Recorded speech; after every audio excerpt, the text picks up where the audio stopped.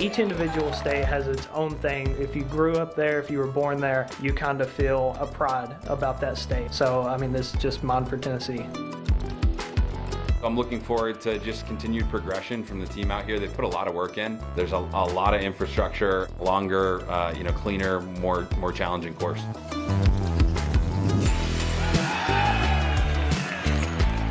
It's open and long and very elevated. The heavy winds that we get out here, if you're off by a little bit, you're going to get exposed. Everything is just amplified out here on this course. For this event, I'm the defending FPO champion. I have to just take it like it's a new event, a new year, and see what happens.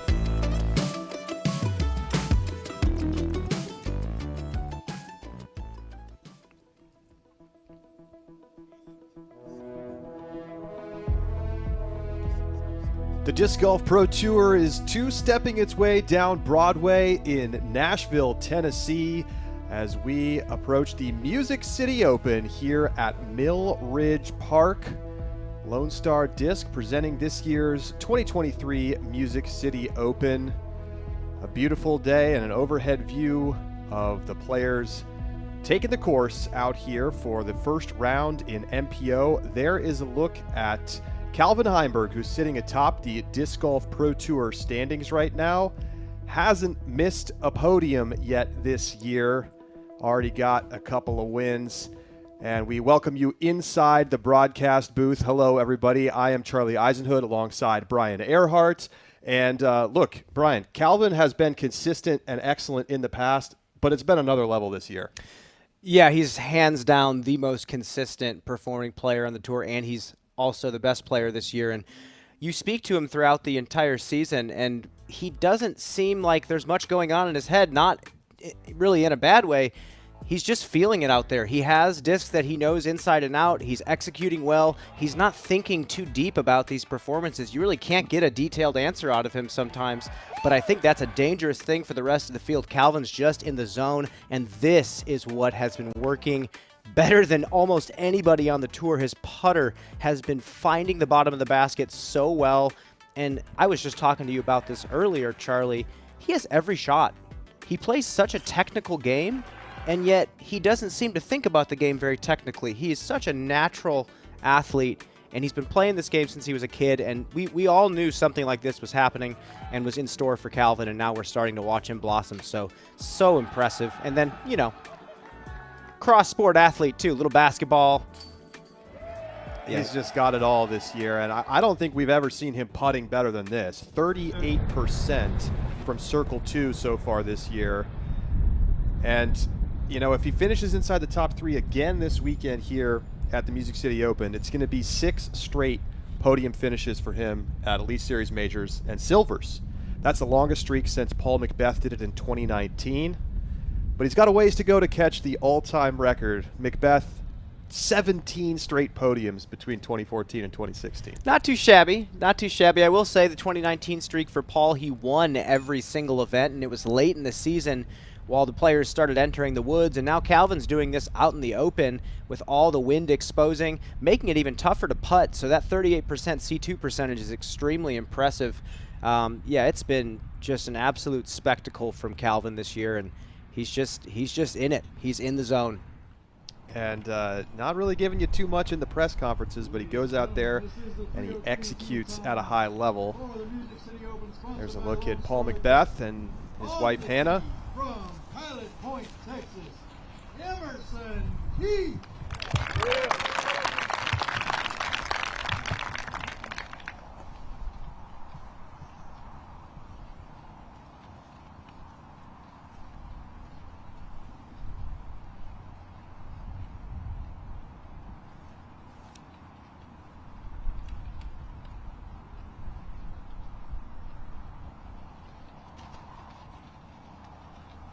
Got to push this opening hyzer as far as you can, but you have to hug it on that left side. You don't want to be too far up the fairway. Your distance comes from pushing the disc left. Not too bad of a shot there for Emerson. On the tee from Huntington Beach, California, Paul Macbeth.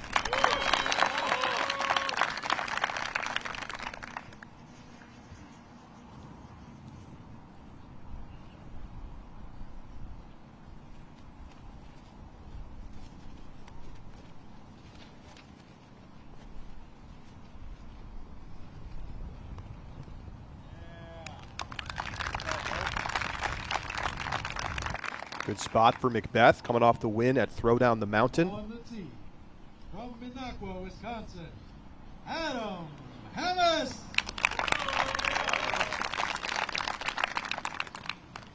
Adam mentioned he really likes playing out here at Mill Ridge.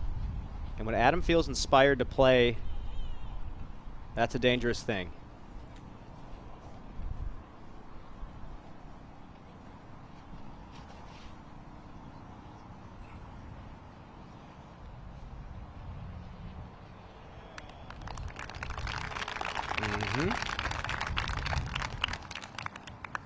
Rounding out our 303 tee time from Hot Springs, North Carolina, Raven Newsom.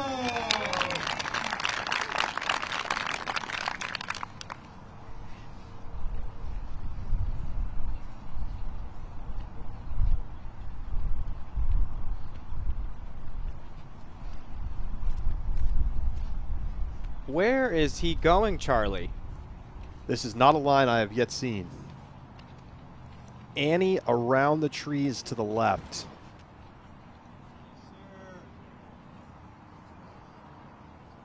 Is it going to find the ground?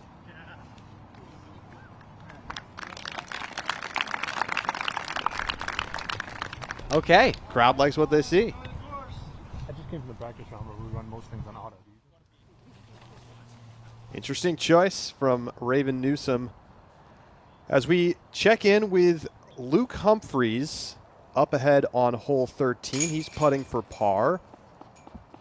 And he knocks it down, and that breaks a 5 straight birdie streak. He is currently tied for first place with Robert Burridge. More on that in a second. First, the course close-up presented by UDisc.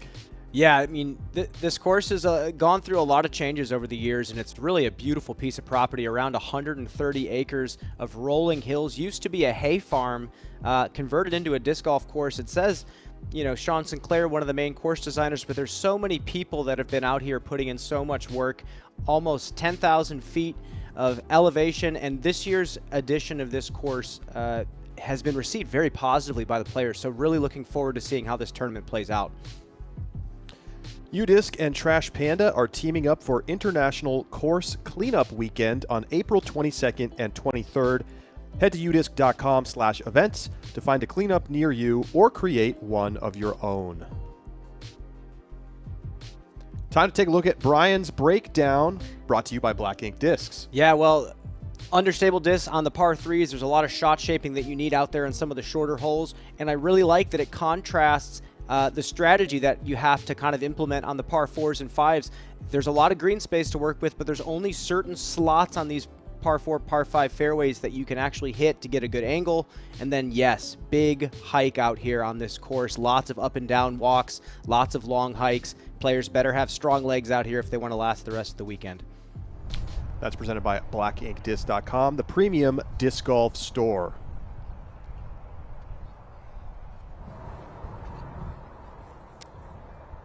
Emerson Keith got a top 10 finish back at the Las Vegas Challenge.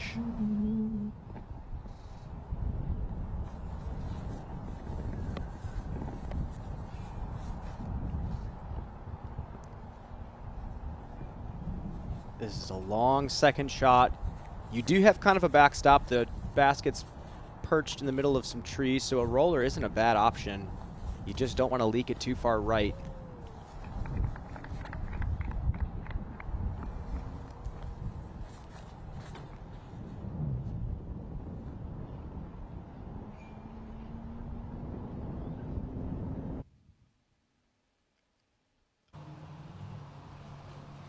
Okay. A little high, but he might have a look from that side.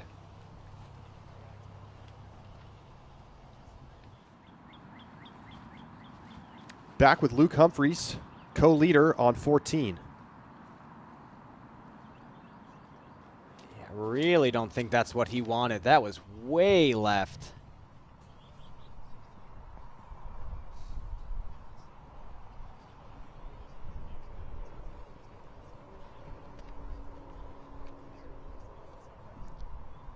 Must have gotten a really nice skip. It sounds like Luke is still putting from where he went. Must have gotten a really nice skip back to the right. Here's Raven. Do you think he was trying to get a max distance shape out of that shot? Really aggressive to start the round. Well, it does keep him on this left side, so more of an angle for the forehand. But I don't know. That was an unusual choice. He still has a lot of distance, and yeah, the forehand is one of his specialties. I know he's been injured because of the forehand. We'll see how it goes. That's a little skied.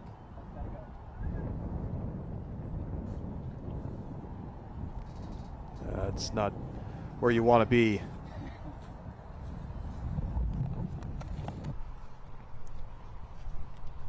Actually, it looks like his Anheuser sent him to the far side of the fairway. I'm interested to see if we see any other players trying that, depending on the wind. Macbeth.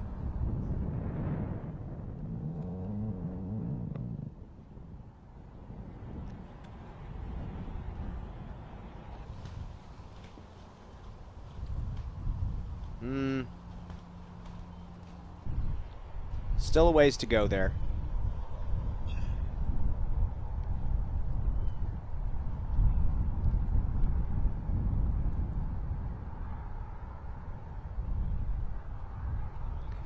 Course definitely a little bit wet, a lot of rain, especially Wednesday and Thursday, holding a ton of moisture. So Seaham is cleaning off the disc, trying to get the good grip for the forehand.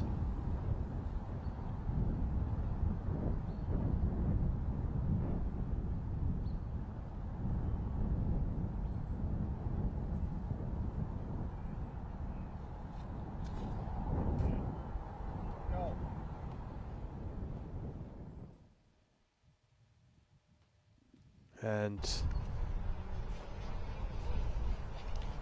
I don't think that was as far left as he wanted it. We'll have to see where that ended up, but some tricky approach shots for everybody on the second featured card. Here's Humphreys.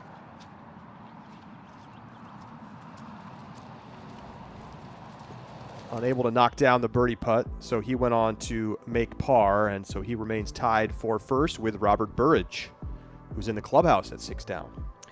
Not bad. I did talk to Paul Macbeth in the field before he played today, and he did mention that he was shocked at how low, as in not great, the scores were. He thought players were going to be well into the double digits, but I think the ground and how soft it is making some of these fairway shots really challenging. So as the day moves forward, as potentially the weather continues to warm up, we'll see how the course plays for these players. Certainly, we saw during the FPO round earlier a lot of tricky footwork and just people slipping and losing their footing. As we take a look at the Canna current conditions, the weather's warming up a bit, but it's still pretty windy out there. Really windy, and it's actually the opposite direction that a lot of the players saw during their practice rounds, and that's going to make a lot of the final 4 holes very challenging, getting towards the top of these hills with all the wind exposing. So we'll see how this finishes up. Adam not in a great spot, making a similar mistake to Raven, just sawing off the forehand, not getting over on it. Oh boy.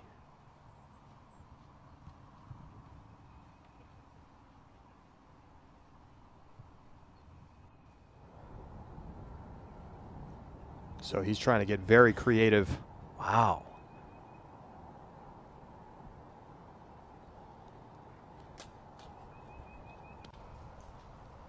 Man, you hate to have to do that so early in the round.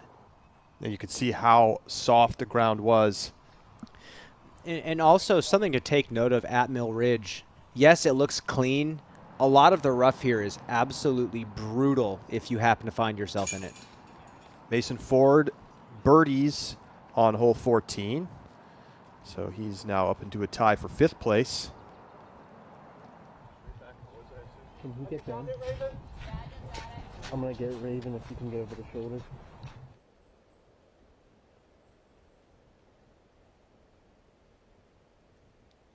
It's been cloudy and drizzly most of the day, although the rain has stopped since around 1 p.m. this afternoon. Welcome to the party.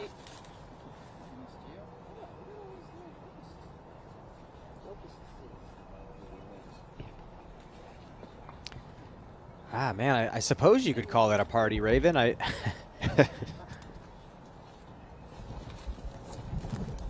But like I was saying, this is how all of the rough is out here. It's very unkept. Almost serves as natural out of bounds if you happen to find it. Coming out.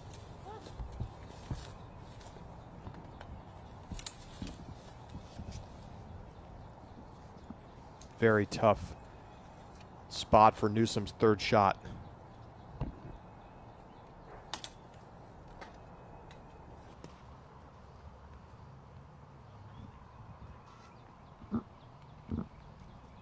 Okay.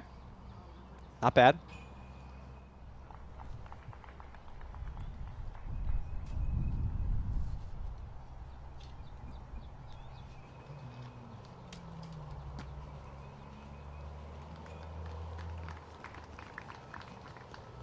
Beth jumping it up to the basket. He'll have putt for par.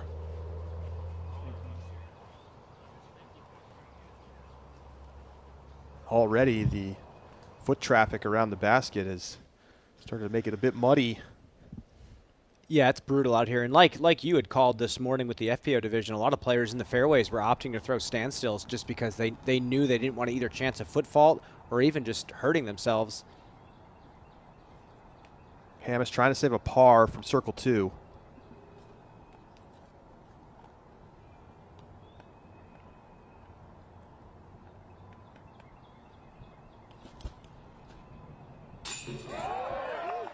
Yes, sir. That's the way to start your round. After a couple of tough shots, he buries the par save. And that is one spicy putt from Adam Hammis. He was liking it the whole way. I mean, I guess that's a way to get your blood flowing before the round actually starts. Take a nice par. That is the spicy shot of the day. The Halal guys strive to delight each customer with unparalleled hospitality and mouthwatering food at great prices. Emerson Keith has a birdie opportunity.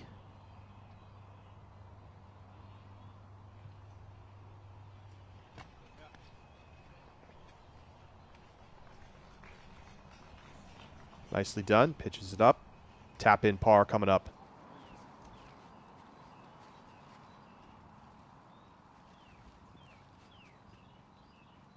Here's Humphreys on the tee of 15.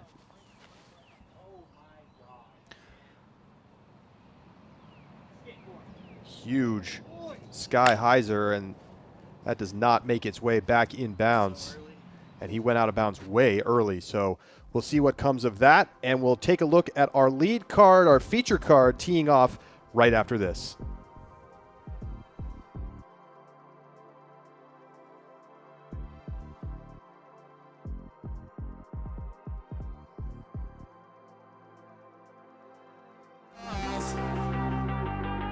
When you're up against the wall and you cannot fall, so go off, go off, go off. Go off, so go off, go off, go off. Go off, go off, go off.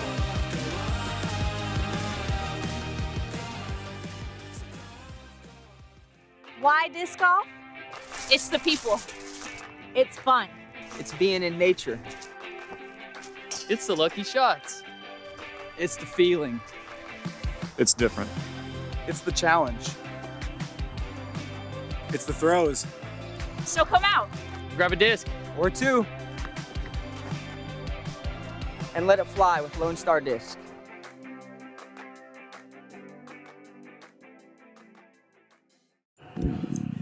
Should have brought some snacks. I got you.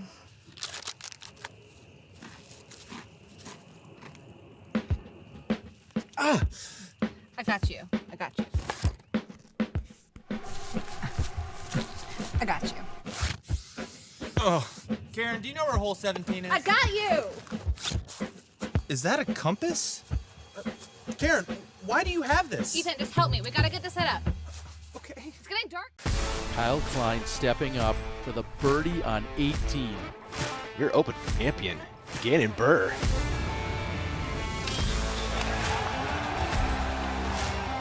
Another record-setting weekend on the Disc Golf Pro Tour. Back-to-back weeks. Winner coming from the chase card. Pretty special stuff.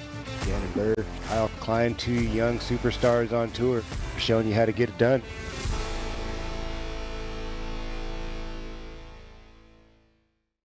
I think this golfing can improve our community in many ways. It brings people together.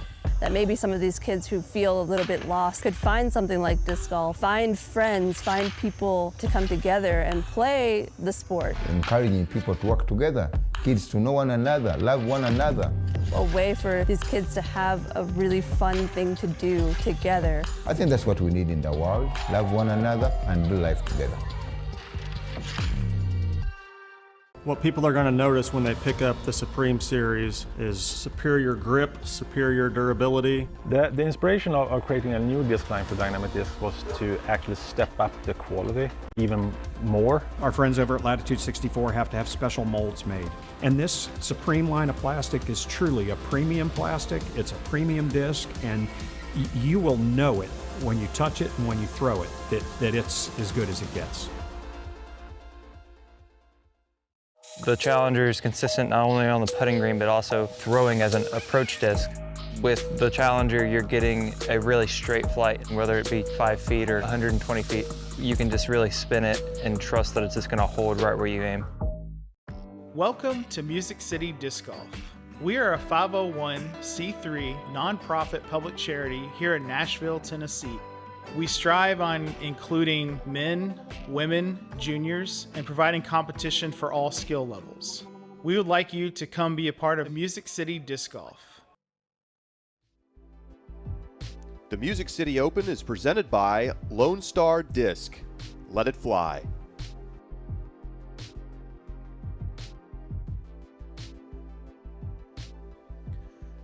Welcome back to Disc Golf Network's live coverage of the Music City Open as we take a look at the current point standings in the DGPT. No surprise to see Calvin up there at number 1.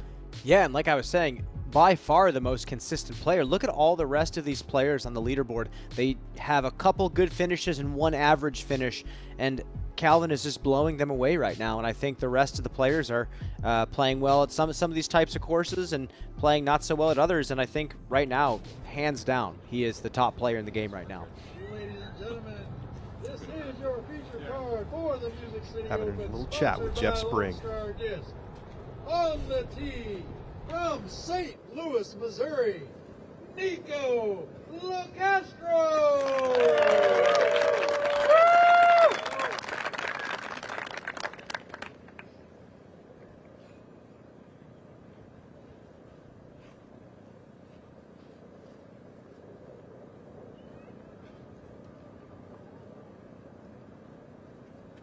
Nico top 20 at each of the tour starts this year.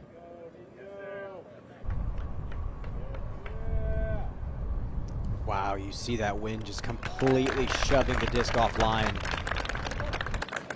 And that is why I think this hole's playing tough, because the wind is pushing you away from the basket. Matthew Oro!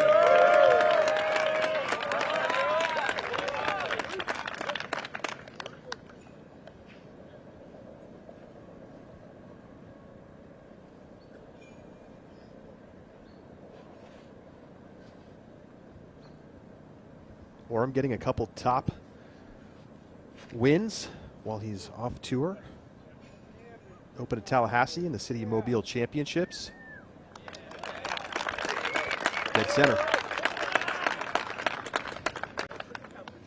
On the tee, from Safety Harbor, Florida, Calvin Hamburg!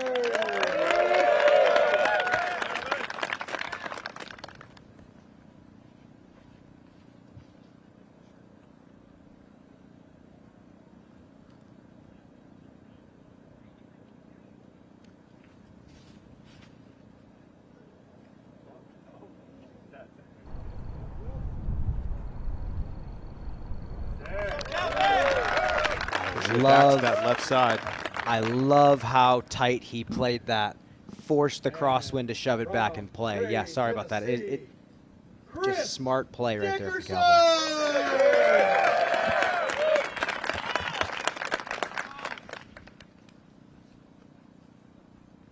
2022 MCO champ, winningest player in the history of Tennessee disc golf.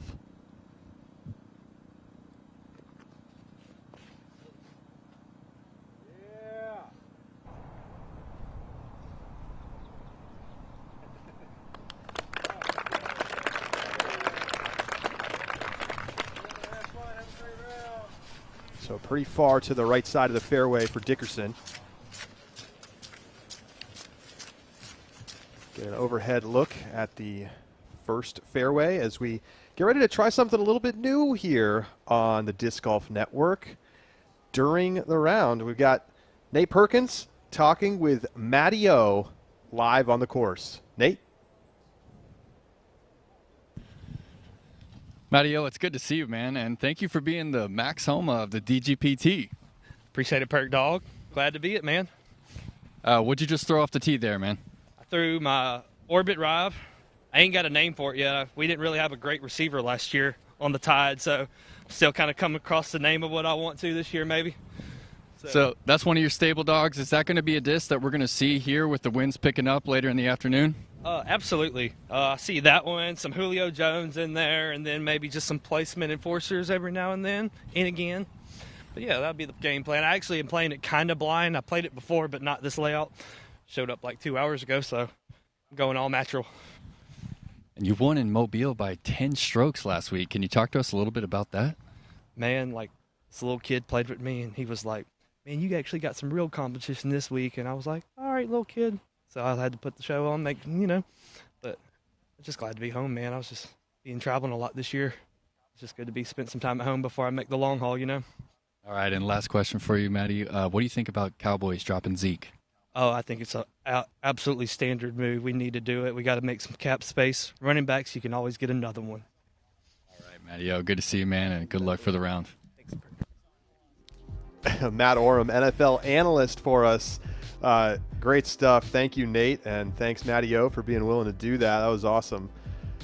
There's a look at the overhead shot of where those discs landed. See Calvin Heimberg way up there and looking at the basket. He might have a view of the pin. But that's what I'm talking about. So that's how tight you have to play that tee shot to get as far up the fairway as possible, because the distance comes from how left you can get your drive. That's why I think this tee shot and the shape of this hole is really interesting. Calvin almost looked like he was going to burn his shot OB left in the rough, and that's actually the optimal play. So really cool to see that.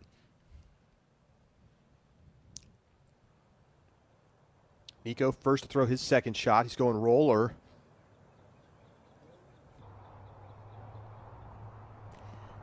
Not optimal. It flipped a little bit too much, and that's what happens when you push your drive too long. You have a really tough shape into the green. Yes, you have a little bit of a backstop, but you really are rolling the dice on this ground this week.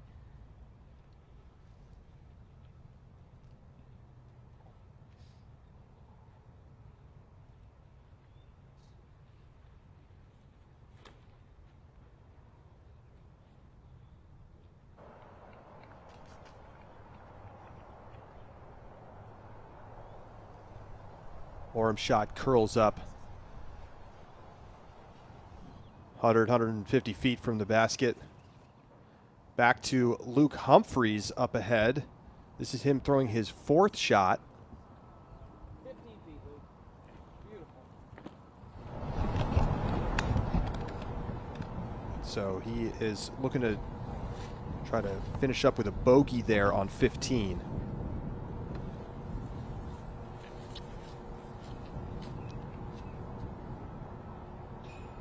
How's the angle here for Macbeth? Yeah, this is a great Paul Macbeth angle. The subtle hyzer, a little bit of flip to it. He's about 3 to 350 from the pin here.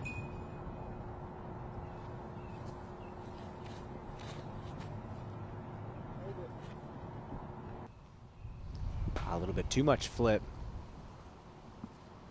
He's in range potentially, trying to knock down a birdie putt.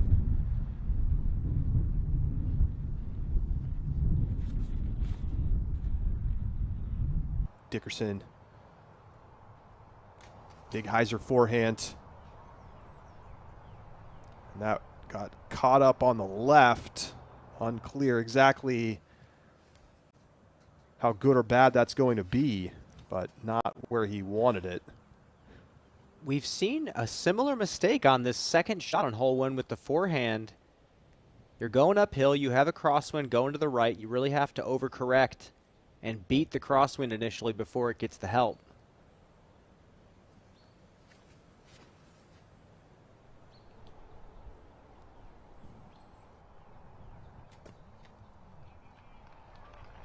The Heiberg shot coming in a little bit to the right as well. You either have to take something really overstable and chop it, or go really like more understable than you're used to. These crosswinds with a forehand are very touchy, and just none of these players got the chop with the overstable driver.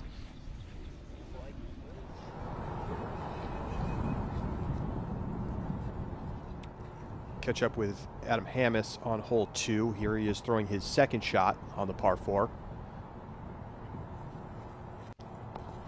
This is a tough angle for a forehand. He's going to try to get this one to pan flat and slide.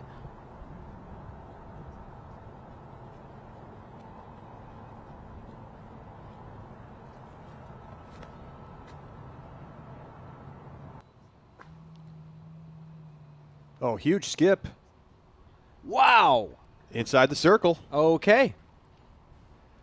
And that's a great shot, but we flashed back a couple years ago. Maybe you remember this one. Adam Hammis at the 2021 Music City Open getting talked into throwing a grenade. Wow. The power of peer pressure, Charlie. So he's never thrown a grenade. And Kevin Jones is talking him into it. Sounds like Kevin Jones could talk Adam into quite a few things. Here we go.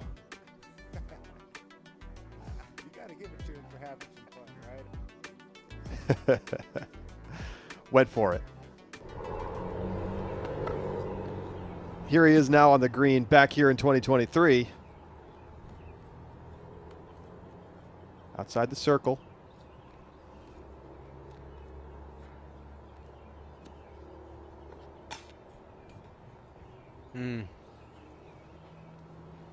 That's a tough forehand to get to the green, honestly. I'm surprised he got that far. Nice shot. Back to 1. Castro going up and over. And he drops that down into the green.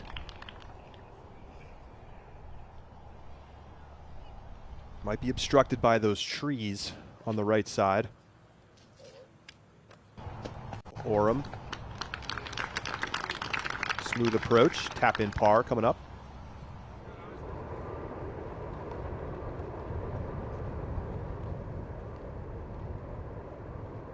Here's Luke Humphreys for bogey on 15. So he's going to drop to 5 under, 1 shot back of the leader. Now Robert Burridge all alone in the clubhouse at 6 down, setting the pace.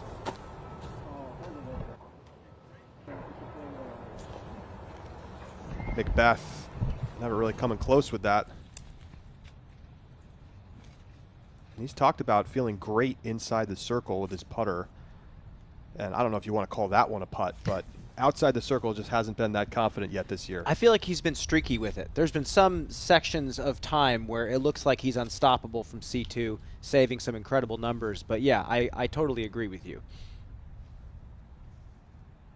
So it's not that bad here for Dickerson.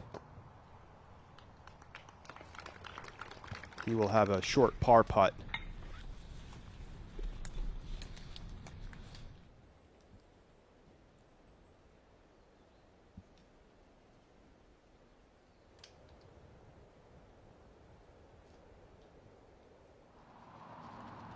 Nice crowd starting to gather for the lead card as we go to 16. Humphreys going to the Spike Hyzer.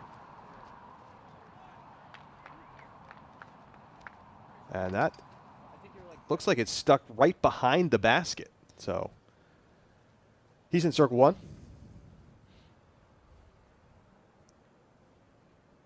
Nico putting to save par.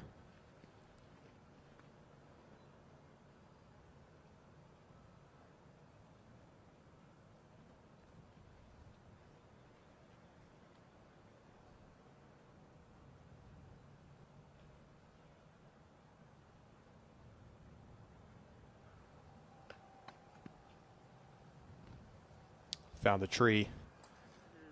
Early bogey for Locastro. I'll try not to bust it.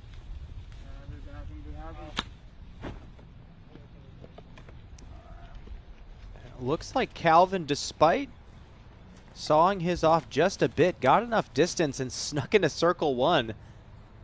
This is a birdie look. His power sidearm has looked fantastic this year.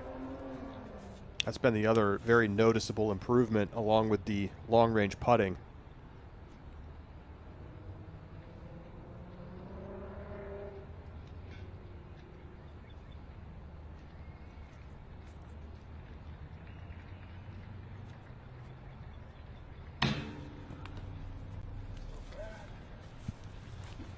Just a touch low for Heimberg, and it's been an area that he's been very strong in.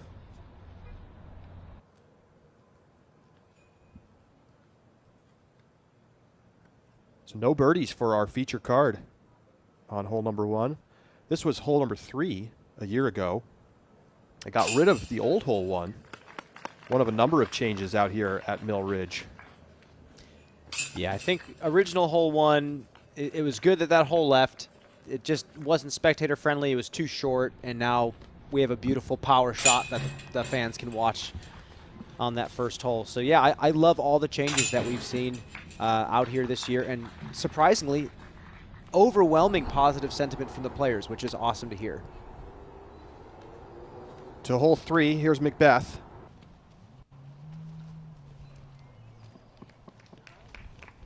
Gets past the first set of trees, but well outside the circle. Back to Humphreys on 16, putting for birdie, and he's in. So he's back up into a tie for first place at 6 under. This is an interesting little hole. Yeah, you kind of have to lean on an overstable driver. Yes, yes, and that's the play that I've been waiting to see a player make all week. For 277, it really makes these players think. You can't really throw a putter on this hole. There's a lot of people a little confused about what they're supposed to do here. There's a look at your leaderboard. Anthony Barella, 1 shot off the lead. Alden Harris in the clubhouse at 5 down. And how do you think this 6 under that Burridge has is going to hold up? I don't know. Again, I talked to Paul earlier. He was shocked that no one was lighting this course up, but soft ground, lots of wind, and it's different from the wind they practiced in. I think people are just going to have to feel this place out today. 6 might hold steady. I don't know if it's going to be the hot round, but it'll be solid.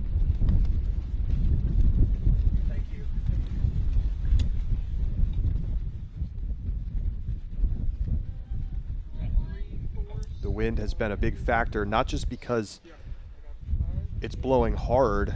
It's very different than the practice rounds, and that caused a ton of challenges for the FPO players this morning.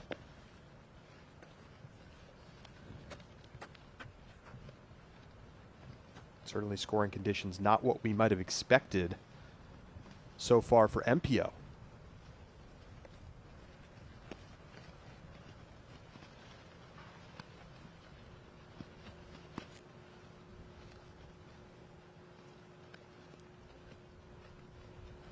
Got to stripe this one right down the middle, 2 left or 2 right, and your angle is a little pinched off.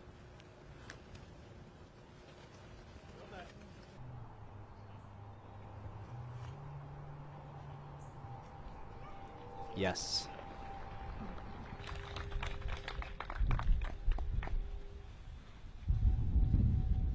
Well positioned by Oram.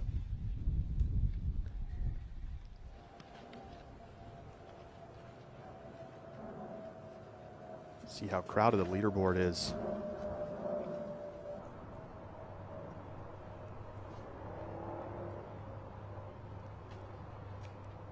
Vinny. Those are both perfect. They're going to have a flat, stubborn disc into the basket, nothing too special.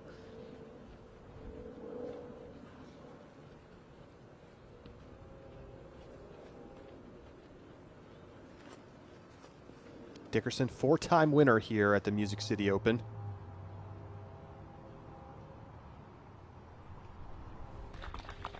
A little bit further back, but good angle into the green. He has 67 MPO wins in Tennessee, Chris Dickerson.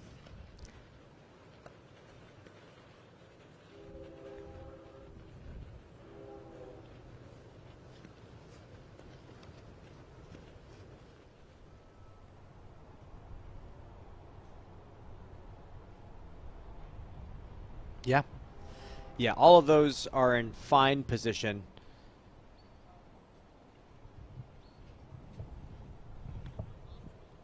So then it's up that gap through the trees to the green as we take a look at what Chris Dickerson's been able to do here at the Music City Open. A lot of wins and some of his best play last year, shooting 10.59 for the event. Yeah, I think it's interesting because MCO has historically been at different properties almost every year, and the layouts are always different. So it's not like he said in the press conference, it's not like he's just amazing at one type of course. For some reason, showing up to this event, he wants this almost more than any other event, it seems like. He's locked and loaded. Yeah, 10.59 average these days with how many good players there are. Not easy to do.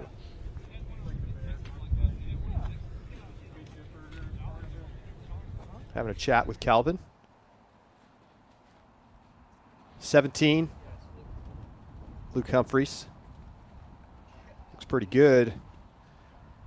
Just maybe a disc length outside the circle.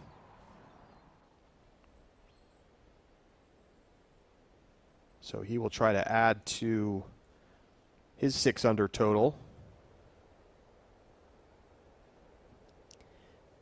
I really like this shape of par 4. I love the bottleneck into the green, forcing the players to have to pick their spot based on what type of angle they really want to throw to the basket with. And Dickerson seems to be in a really nice position, just a subtle hyzer.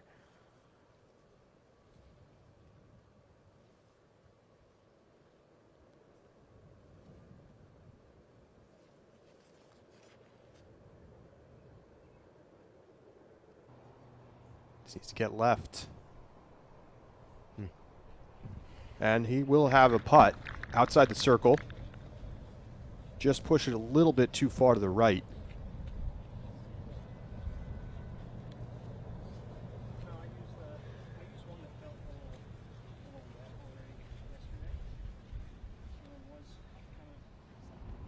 His wife Brittany with him out on the course. Back to 17. Humphreys. He hasn't missed inside the circle. It's 33% from circle 2. And he adds another make, and he is in front all alone at 7 under after that one.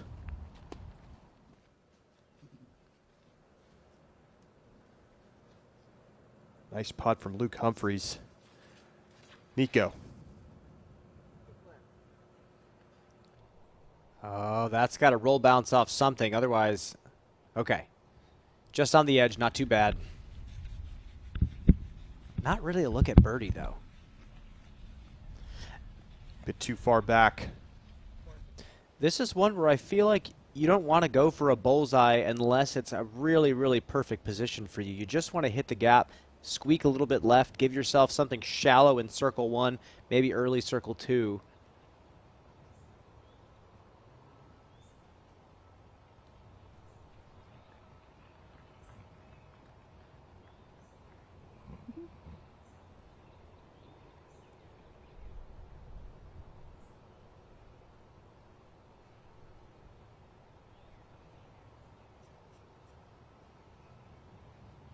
Getting the rangefinder.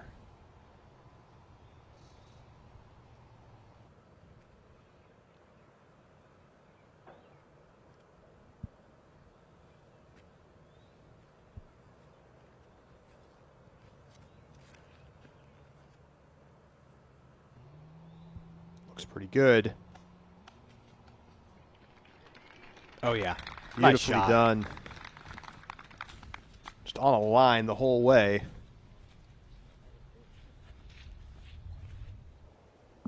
Not that many birdies out here on hole 2, so Chance to pick up a stroke on most of the field. Yeah, in years past, the tee pad was closer up, and players were really able to challenge this bottleneck. I'm glad that the tee was pushed back, and now it forces the players to have to shoot through it.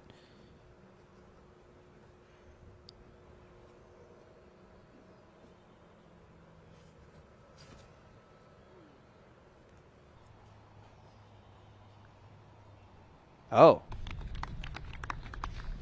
And that one just never really got up to flat. Kind of stayed over to the right. I know. I thought he was going to go something a bit more stable, like a rhino or something, but that was just out of his hand right. And here is your Sunstein patented shot of the day from Matty O. Look at this thing. Straight at the basket. And it hardly varies from its line. And you know what's coming. That's first down right there. Patented first down from Matty O. That's not the last one of those we're going to see today. Yeah, that was clean.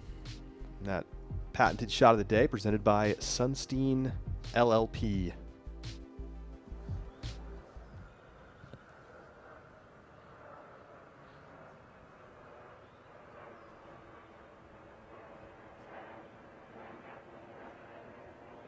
Third shot for Nico.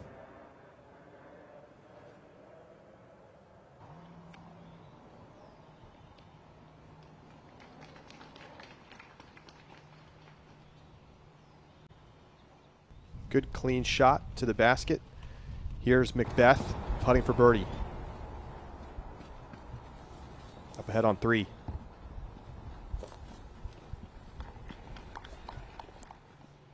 Slow start.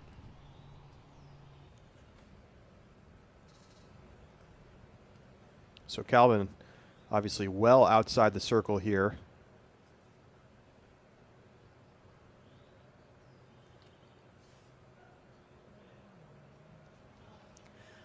Ooh, tried to give it a little bit of a half run. Tap in par for Heimberg.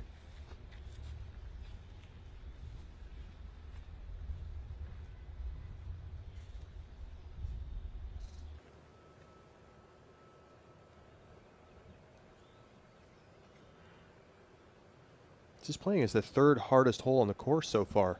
Does that surprise you? It does, but it just shows how well of a designed hole this is. Oh, Dickerson off the band. I just love that it forces some technicality. But it's a fair hole. You're not going to get screwed if you miss a shot by 1 inch.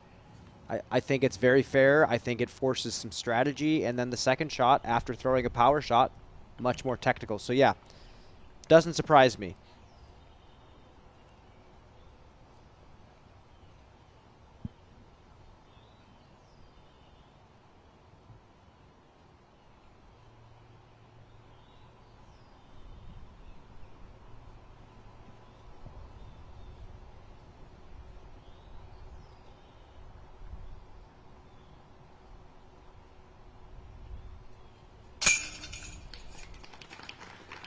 Nico in for par. Always the deliberate putter.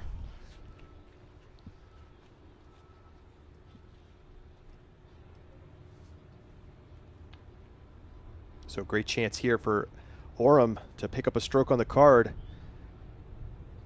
for birdie. Got it. Well played, hole number 2 for Matt Oram. And he moves to 1 under.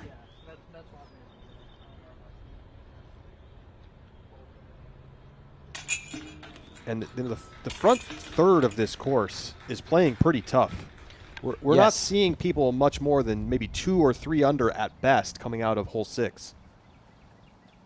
So we catch back up with Luke Humphreys, who's now on the tee of 18. He is your leader at 7 under par. Rocking the boots. Coming back to us now. I think those are DC's, Charlie. Okay, I think he's rocking the skateboard boots this week. Anything to keep your footing dry out here. I think that's number one key. Adam Hammis in for the birdie on hole 3. And let's take a look at hole number 3, and this has been a polarizing hole, to say the least. Well, it's a shot that players are not used to throwing, and they might never have thrown. These trees in the middle, these 3 little trees right here, force you to choose a side. If you go up the middle, you're maybe throwing a backhand turnover that purposefully maybe cut rolls a couple feet to the left and gives you a putt. You can throw a stock forehand up the middle and try to flip something up and push it forward. But what Adam Hammis did is he took a driver on this 277-foot hole, and he just kind of leaned on it a little bit, forced a flex, never kept it flat, and got it to weave around the tree on that right side. It's a weird technical little hole. I talked to the designer. He said he wanted a short hole where the players couldn't throw putter. Spectators, please hold.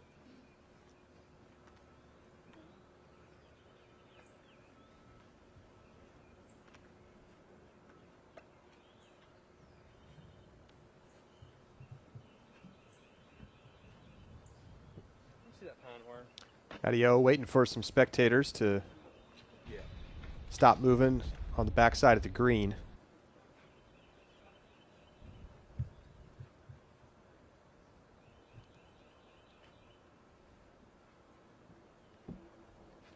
Only 13 birdies here today. He's going up the gut. That is such a tight window to just throw a flat backhand through. It's only just a few feet wide if you want to throw that shot.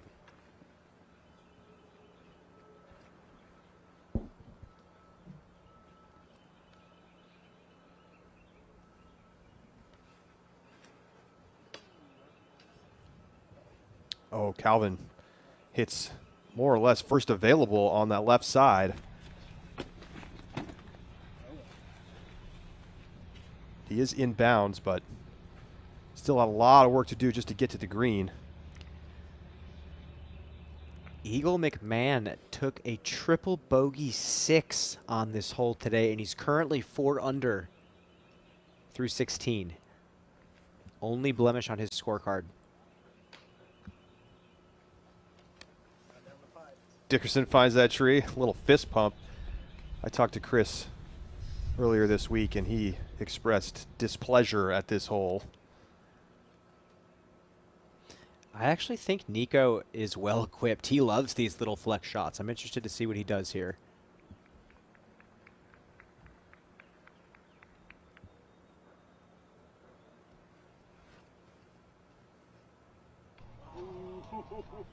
Oh, just clipped the tree. It was looking like it might be on a great line. So he bounces out into the left side trees as well. Just a moment ago, Emerson Keith took a 9 here on hole 3 with 3 OB strokes. Adam Hammis on the tee of 4. Nice conservative shot. It's really nice to be on that left side of the fairway to throw a big flex on your second. Not sure if he's going for the eagle on this one. Tough uphill forehand here for Humphreys.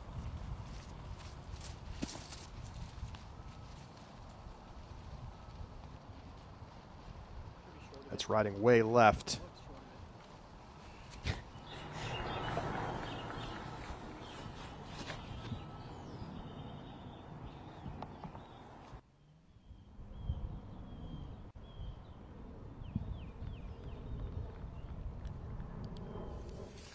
Pretty good. Not bad.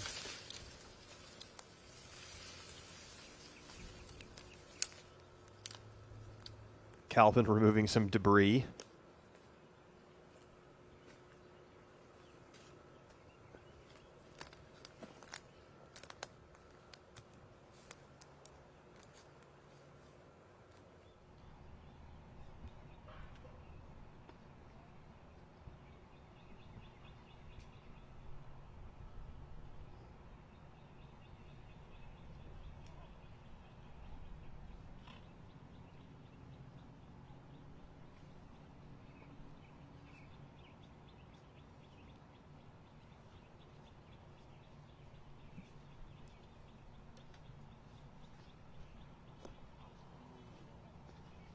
Oh no. That's going to be a 50-plus footer for a par for Calvin Heimberg. That's going to be a tough one. And you never want to take the bogey on the hole that everyone's complaining about. Back to 4, Macbeth. Oh, he didn't like it.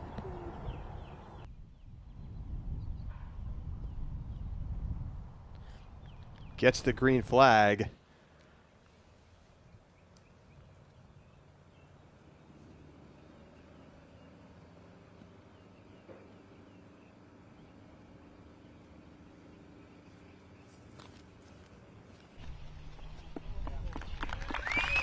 Nicely done by Chris Dickerson.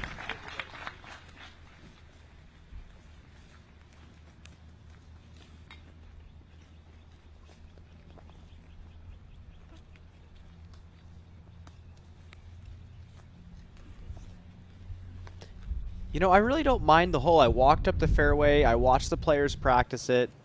I understand what Calvin was saying in that it doesn't really look great on camera because you can't quite see the full line the players are trying to throw. But it's 277 feet. It's not that far.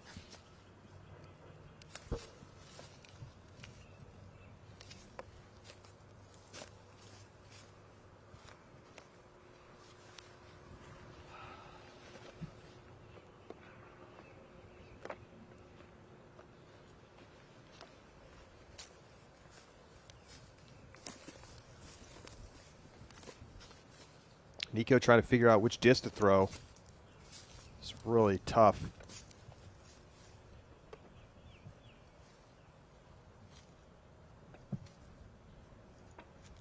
Man, this is an annoying little forehand. He's just got to pop something over stable and let it pan.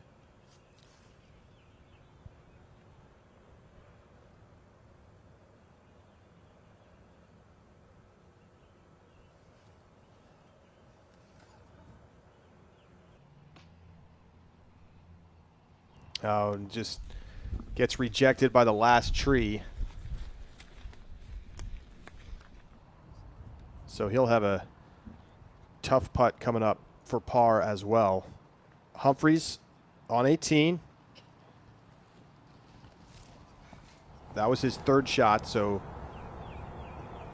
he's got a short putt for par to go into the clubhouse with a one-shot lead over Robert Burridge. A couple other players getting up to 6 under. We'll check in on that. Hammis. Slammed down by the wind just a bit.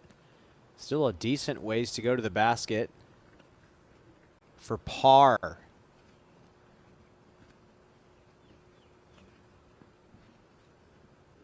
Long range, OB behind.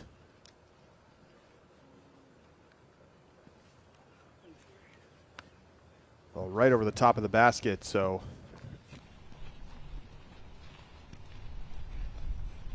Heimberg looking at a bogey.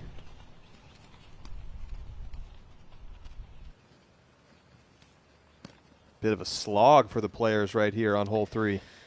And there's been a handful of birdies. There's been quite a few. It just so happens that these players found themselves into some tough spots. This is a really annoying lie. Trying to sneak it through and gets it out. Short putt left for par.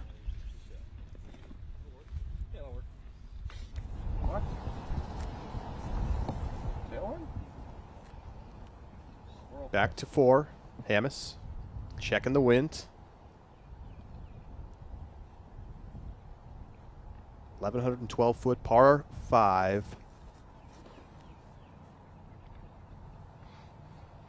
Yeah, still a long way to go, and that is leaking left. I think it's in a decent spot. Still a uphill putt.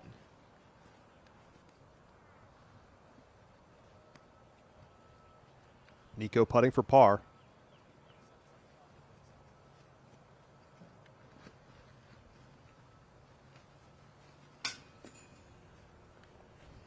Off the band.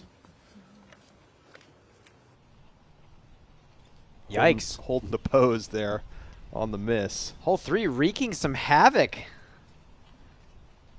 on these players. Bogey coming for LeCastro. Heimberg has a bogey putt.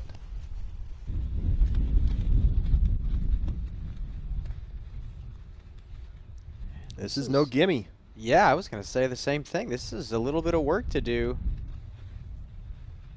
Wind is blowing.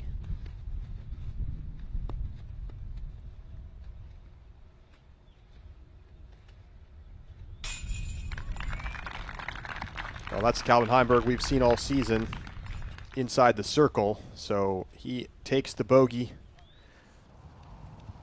Back to 18, Luke Humphreys trying to close out a 7-under round and go into the clubhouse with the lead, and he does just that.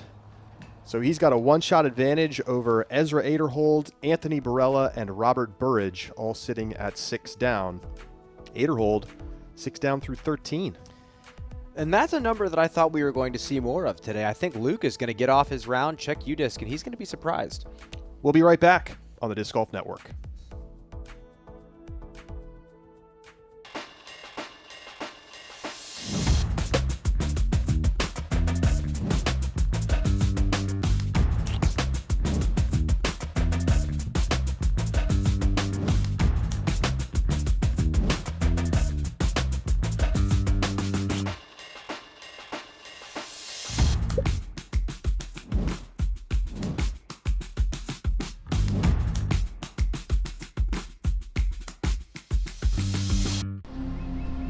Here we are at the International Disc Golf Center.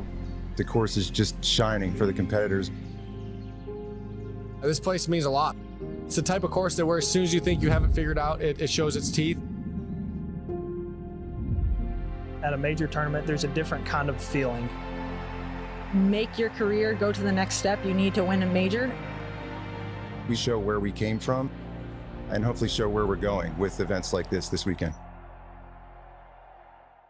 Okay, this is Charger. I heard a lot of good things about the disc. Let's see if they're true, what they say.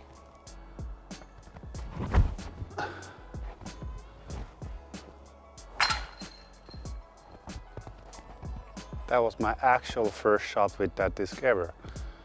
So I have to say, works pretty okay. So just go now and get yourself one Charger. They are amazing. I just think the plastic is very premium. It's a high quality material. The way the disc feels in my hand. I think it's the quality of plastic. It's unlike any other plastic that you'll find in the industry. The quality is better than any other company out there. Again, just consistent plastic. It's something I can consistently trust on every single throw. There's so many discs to choose from, and I guarantee if you tried every disc in the lineup, you're gonna want to put multiple discs in your bag. It's extremely high quality. You can only say so much, they have to eventually just try it themselves and see.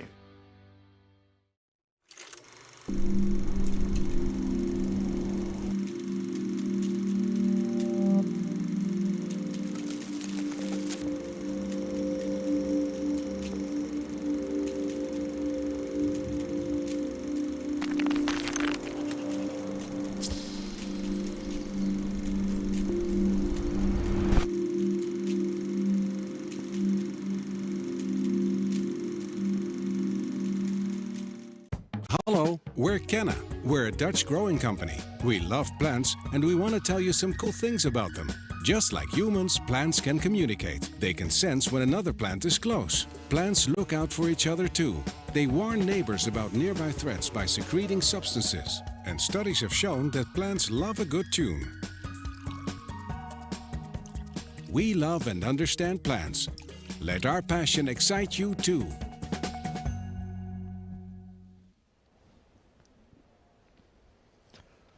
Welcome back to DGN's live coverage of the 2023 Music City Open.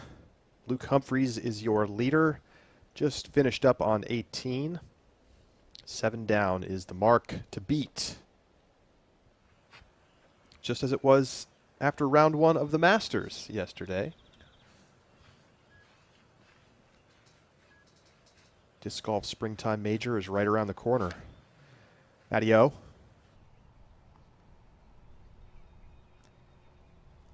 This is a long par 5, 1,112 feet, but you're seeing a lot of the players just throw a standard flat to hyzer. curious to see if anybody wants to go aggressive and get an eagle on this one, but it really doesn't seem like it's worth it with how early you can go out of bounds.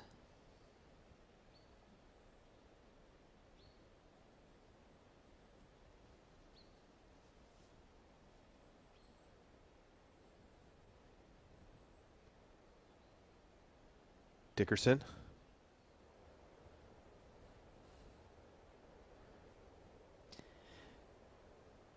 That's pretty good. You want to get a little bit more left than that. Give yourself a little bit easier time getting to that right side of the next fairway, but should be fine.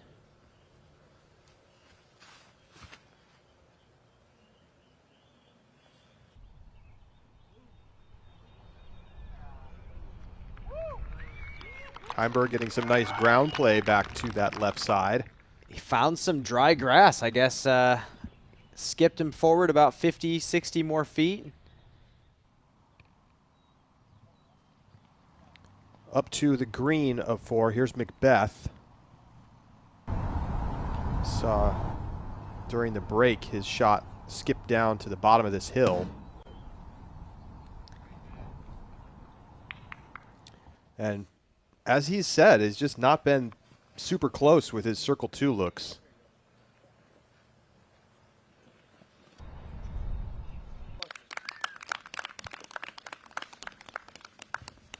Good shot from Nico.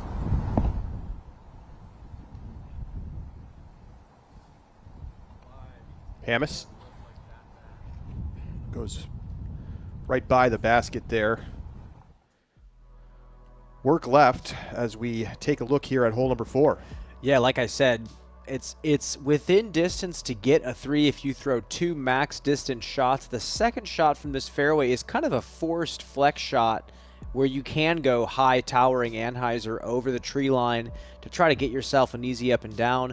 But it looks like a lot of these players have just been trying to push towards that left side OB with something stock, something simple, just to cover 450 feet or so to then give them an opportunity to get in position here. With the ground conditions being so soft, they want to find a flat piece of ground that they can throw from. Because it is still a ways away, but they definitely put the basket in a different position this year, a little bit more accessible. Big, long par 5. Let's set it down to the third member of our broadcast team, Nate Perkins. Nate, how is the wind change on this hole as we navigate across these fairways? Yeah, Charlie, so they're pretty protected back on the green. And this first section of the fairway, there's a pretty strong right to left.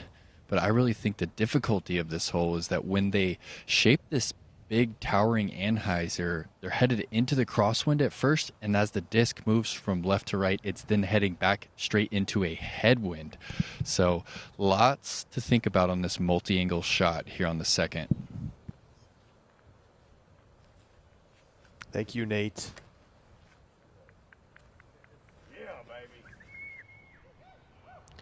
Oh, I love this one, Charlie. This is great. Big shot from Oram. I wonder if that was Julio Jones. It might have been Julio Jones. Adam Hammis for par up on the green.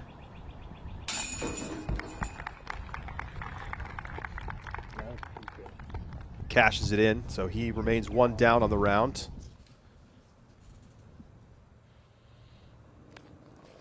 Yeah, so look at the angle Chris has to hit. He has to either go super high or throw a really tight window and hope that he doesn't either cut roll left or fade out left after stalling.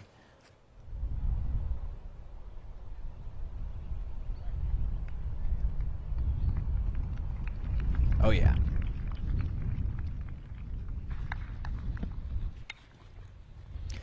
Yeah, plenty of green space to work with, and you wonder almost if they should add another OB line on that right side of the second fairway. Make the players think a bit more. Here's Hammis.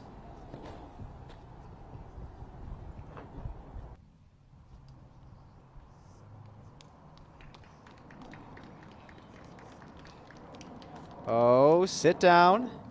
Okay. That's a decent position for Adam. Here's Eiderhold. Yeah, we check in with tied for second place, Ezra Eiderhold on the 15th. This is his second shot on the par 4.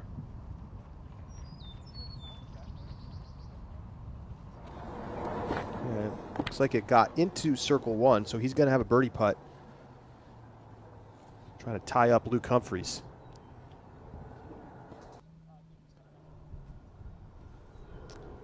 So this is one of those reverse par 4s where the approach shot comes first, the bigger drive comes second. Paul looks like he's in a decent spot. Well, Castro, second shot on the par 5. Wow, you see that crossman just shoving the flight plate down.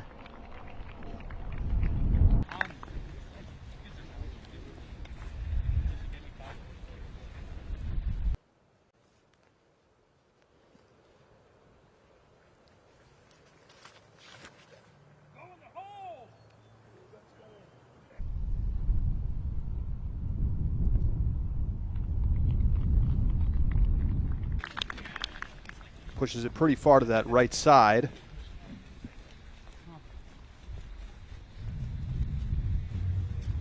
So I think Orem wins the battle of the second shots there.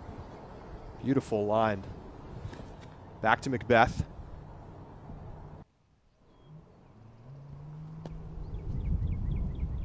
Oh, that was a really nice forehand. Just put it a bit long. 34-footer. Here's Kyle Klein putting from distance for birdie, trying to get to 6 under.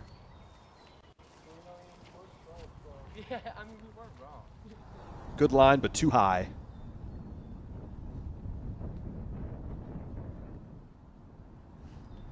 Second shot for Hammes.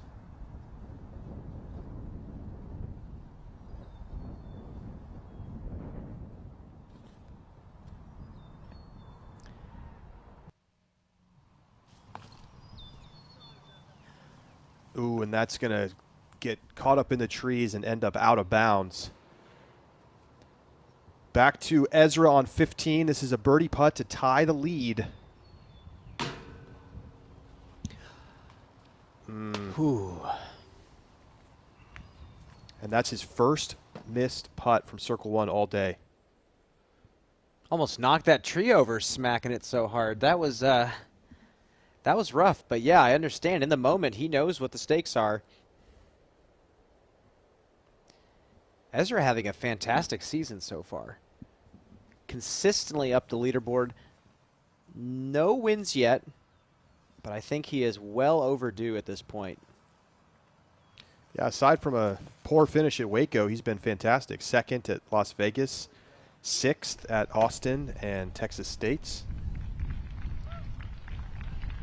Dickerson slides to just outside the circle.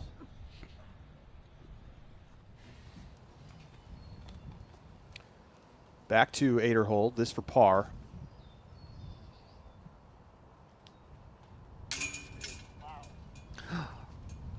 Oh my.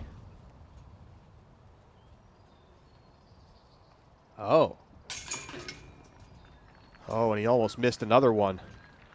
A ugly 3-putt inside the circle for Eiderhold. To say the least, Charlie. That was a severe mental lapse on Ezra's part. Hopefully he can get his stuff together and keep moving forward. He's got a great round going. Well, it only drops him 1 back, so he's now at 5 down in that 3-way tie for 4th place.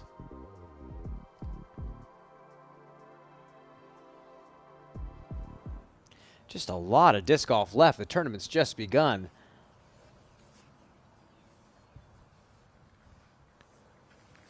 Matty O.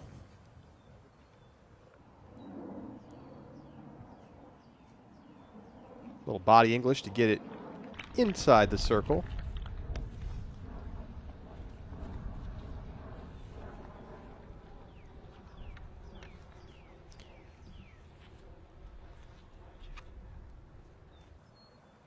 That'll be a birdie putt coming up for Orem as he tries to move to 2 under through 4. Be one of the best starts of the day.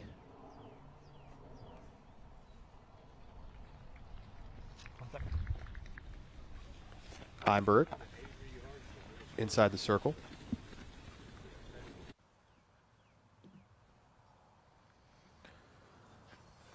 just a moment ago. Nico throwing his approach. Tucks it to about 30 feet.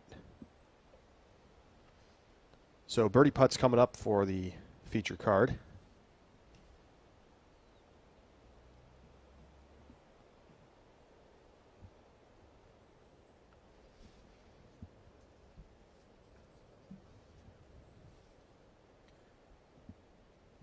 So interesting to see how this leaderboard's going to end up shaping up today. You know, Eisenhood, who had just been on a heater in the back nine, 4 down, gives one back on 15 with a couple of very strange misses. I mean, when you're in the zone and you're playing super well and something like that happens, it's extremely frustrating, and you have to either swallow it or, I don't know, do what he did in that moment. Castro for birdie on the elevated basket.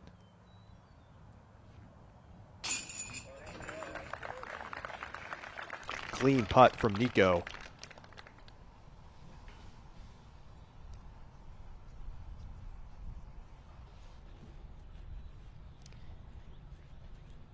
That's Nico's first birdie of the day.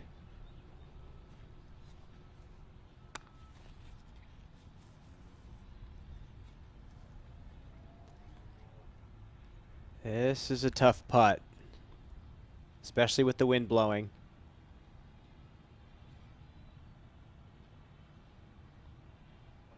Almost have to putt underneath the wind, so to speak.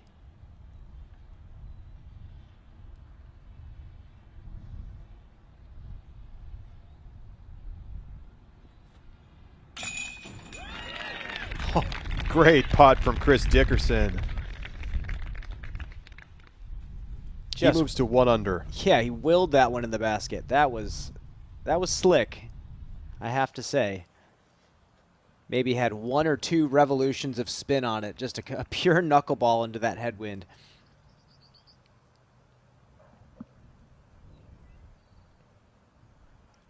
Heimberg to get back to even par.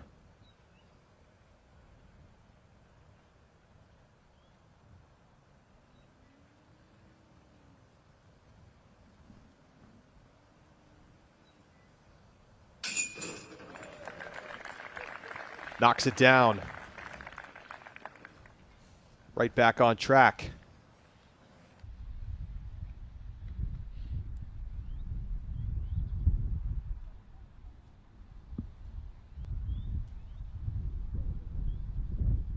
And finally, Matty O to make it a star frame.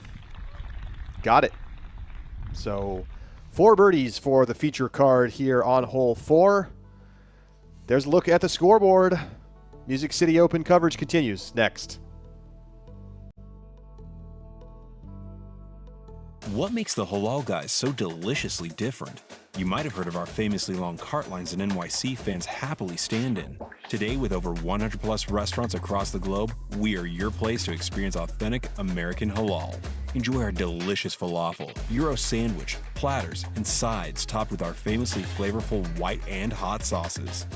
Order online today and taste how we make different so delicious.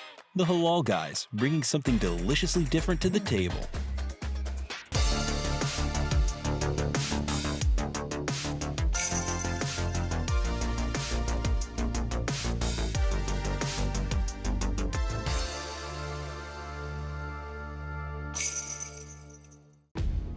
Drama all the way to the final hole.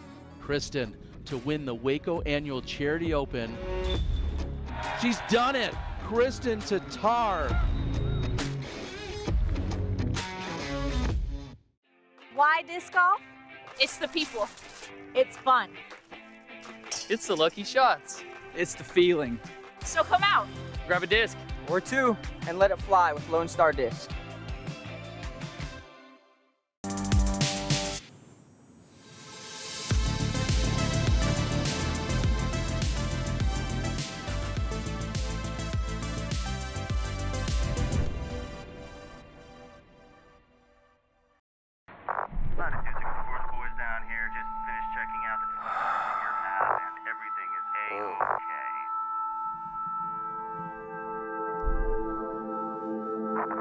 Jonathan, catch.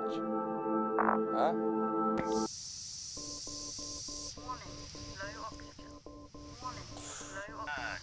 Jonathan, we're getting an anomalous critical failure on your suit. Could you please confirm status? Sorry, man.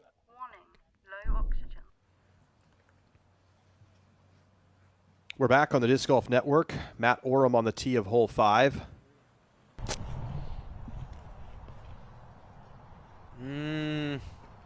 No, too far.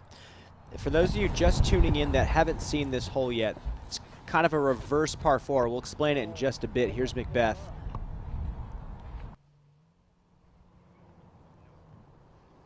That's a little too far to the right side.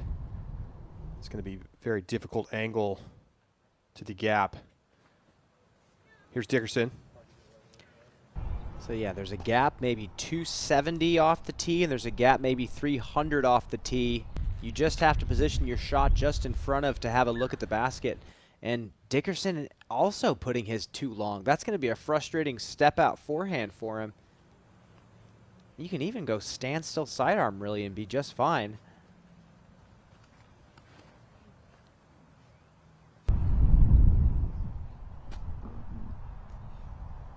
And exactly the same mistake from Calvin. I don't get it. This should be an overstable approach disc. So short. To Hammis on 6.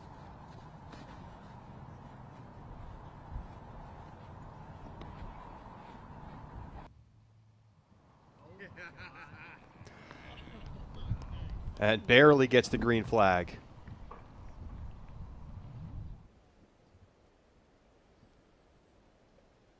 Take an overhead look at hole 5. Yeah, you see there's just little gaps in the trees, and you see the tee pad just right there on that bottom right corner. It's not far to get here. It's a very stock shot that you throw hundreds of times throughout a disc golf season, but then the second shot is a little tougher, a little bit more uphill. You have to hit one of the gaps. So the closer you get to the gap off the tee, the easier the shot is. It's a really interesting little placement hole interspersed through these more power-oriented par 4s and par 5s. Nate, how does the lies look for our 4 feature card competitors? Yeah, Nico set himself up pretty well. He'll be first to throw here, and then the other 3 just pushed it too straight. Matteo might be able to reach around and spin a forehand out there, and Calvin might actually just have to pitch maybe 150 feet up the fairway. Kind of a big miss right here, as Brian's saying.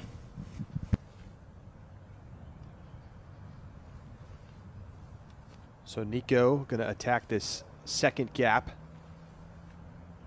with the forehand.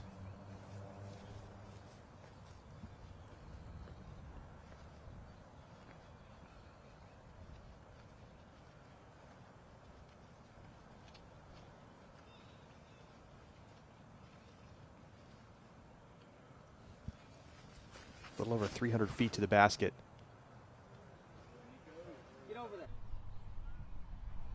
It'll check up. Nicely done. Castro inside the circle.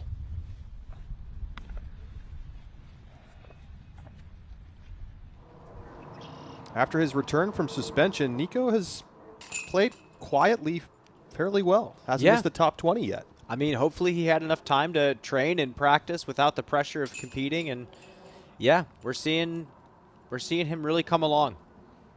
Birdie for Ezra, tapping it in on 16. So he's back to 6 under. Nice bounce back after 15. 1 shot off of the lead. Oh, wow. Perkins was not kidding. This is just a frustrating lie. Maybe there's something he's seeing high that we aren't, but I don't think so. He could maybe get to C2 with how powerful his sidearm is getting. But that branch does not look good.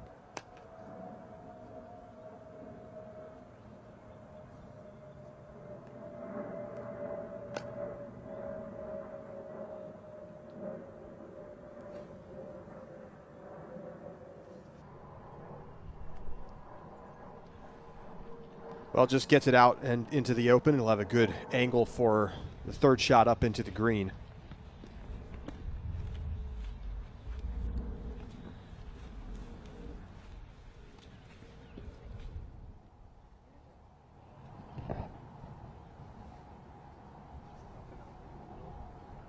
Up to Hamas on 6.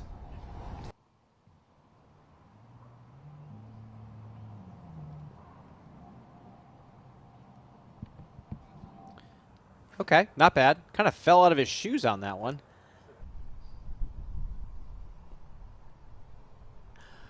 Orem shot checks up short of the green, and the question is, did he slide into the OB? I think he ended up short of the out of bounds.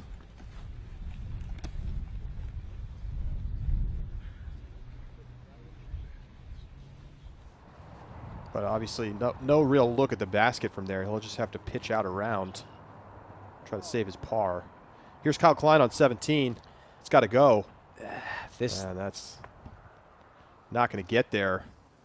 And I don't think he crossed back in bounds on the other side either, Brian. That's a tough shot, and there's a stiff headwind on 17 today. There was tailwind all week in practice. A lot of these forehands are much tougher to throw. So, yeah, tough shot there for Kyle. And we'll see if Chris can sneak something out here. He's got a window.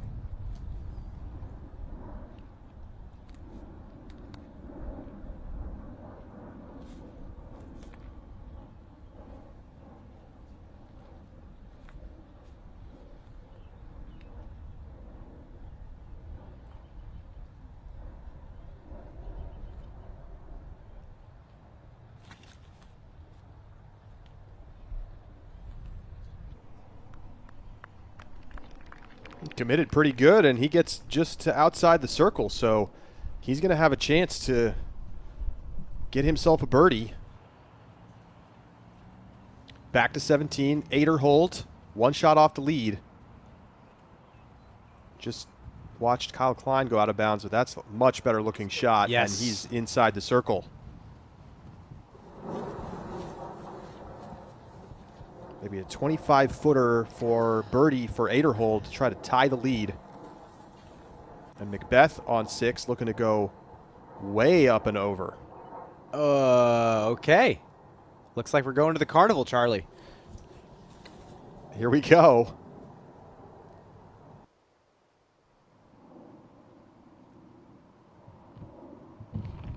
Well, I don't know where that ended up. The fact that we didn't see it in that camera shot is not a good sign for Macbeth.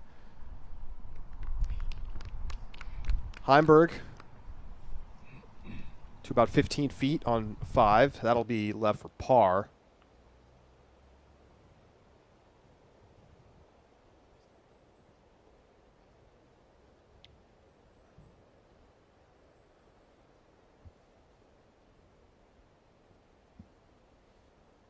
You see over on that right-hand side,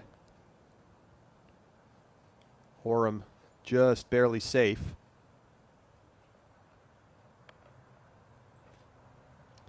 Does he have any kind of angle here? Well, it has him listed in C2. He is in C2 just on the edge, but angle doesn't look great.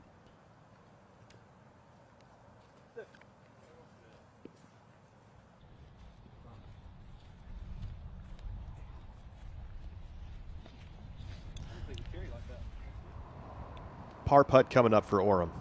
So we go back to 17. Klein, after going out of bounds, throwing his 3rd shot. So he will be putting for bogey from 20 feet.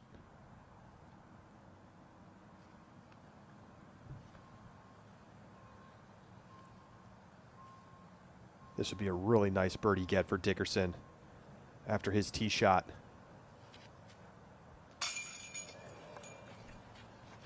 It just won't stick on that left side. These baskets have not been friendly if you miss left. No, speed's got to be perfect if you want to catch in the weak side with these baskets.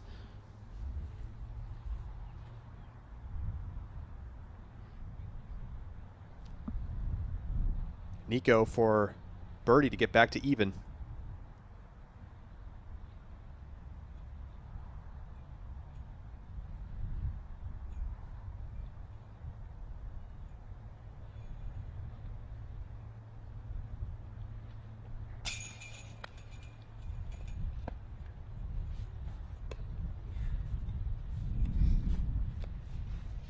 It's just been a problem for Nico for a couple years now. It's like a switch flipped, honestly. I just remember for the longest time he was the best putter in the world and was either in the hunt for being best putter in the world, and then it seemed like overnight we saw this just completely different athlete come out. And it's tough to watch at times.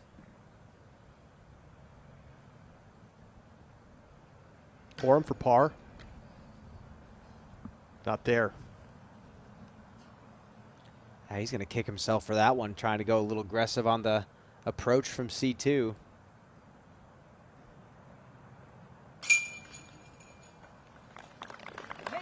Castro salvages the par. Not happy. Heimberg for par.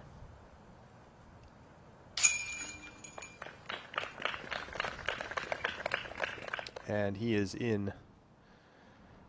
Back to 17. 8er hold. Chance to tie the lead at 7 under.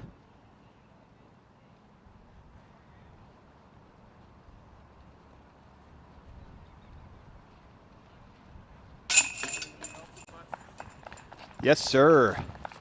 Knocks it down. And he is tied with Luke Humphreys at 7 down. Going into 18. Very birdieable 18, especially for someone with Ezra's power.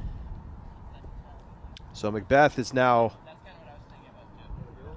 going way back because that disc never came back in bounds.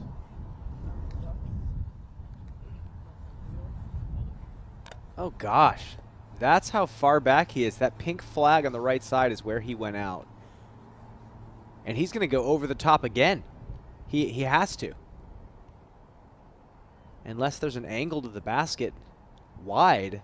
I don't think there is. So he's lying 3. This is his 4th. Wow. Towering shot, and you see it spike down inside of circle 2. So he will have a chance to salvage a par after going out of bounds, going over the top, and then getting it to circle 2.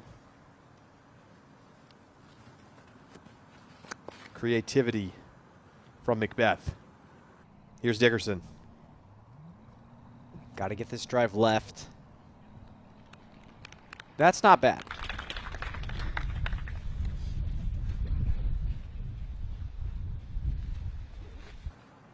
A little bit more left is better so you can attack the angle to the basket straight.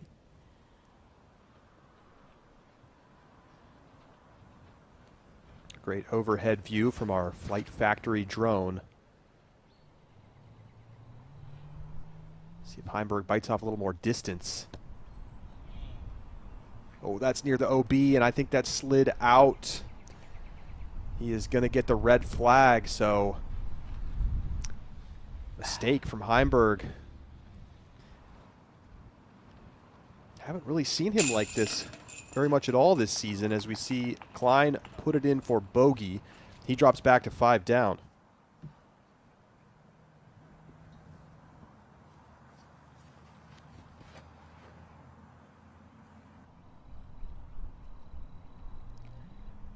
That needs to hook up now. It's just not far enough. They're going to have to throw a long, tough flex shot on that second. Calvin was 5 feet away from the absolute perfect shot on the hole, but that's the whole point of a lot of these par 4s. You have to kind of play chicken with the out of bounds if you want a decent angle.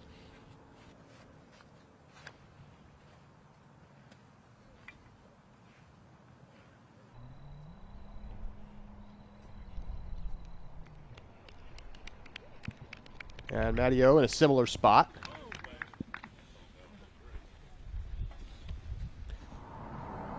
Let's go up ahead on the fairway of 6. Adam Hammis throwing his 3rd shot.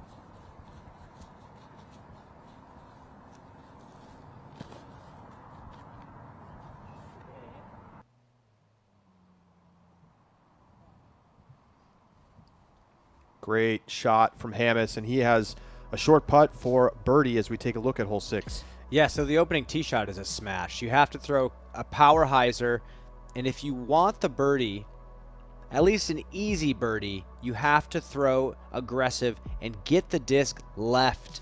Right as this OB starts to bend off to the left side, you want to push it as close to that left side OB as possible to have a straighter look at this angle. We're going to watch the drone now fly around into the right side fairway where the players have to yet again throw another power shot into these bunkers of trees. Try to slide one up here. I think an eagle is possible. They're calling this one a par 5 at 976 feet. I think if an eagle is gotten, it's going to be from shallow left circle 2. And like I said, Calvin was almost in position to do just that. Pretty good risk reward on this hole with that OB tight to that edge. Yeah, I don't think the birdie is too daunting. I don't think it's crazy to get a birdie here, even if your second shot is just a stock forehand hyzer that drops to where those spotters are. It's a pretty average up and down for a birdie, but 20% of the field taking birdie so far. And that's a pretty good number. That's a solid number for a par 5.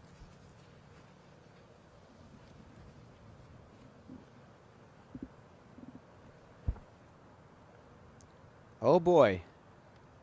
Roller? It's pretty steep Anheuser angle. Going big either way.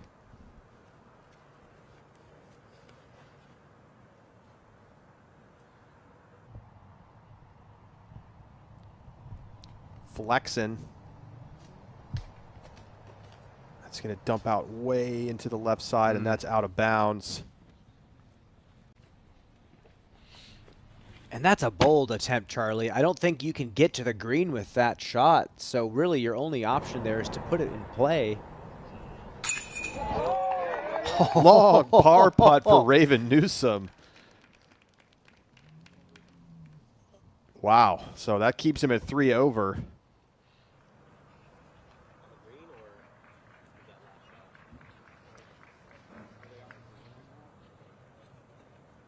You know, we've seen in years past on this hole, sometimes the flex shot gives you a spectacular lie, but the way it's laid out this year, it just doesn't feel necessary, so to speak, if you're not in perfect position. And Dickerson, to be in perfect position, that's 50, 60 feet diagonal left.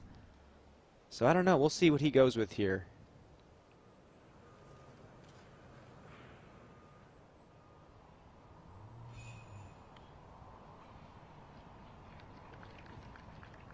Was kind of just a pure Anheuser.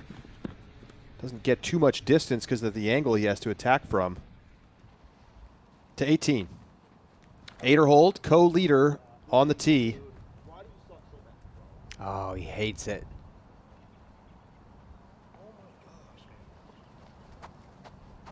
That is way wide, burned over right. That is not out of bounds over there, but that's going to be tough to birdie from that position.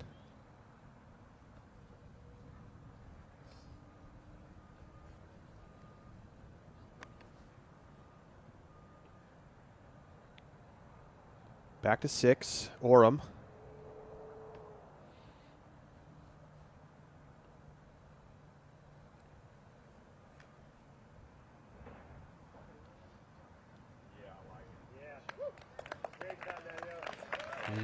Yep, that's all you got to do.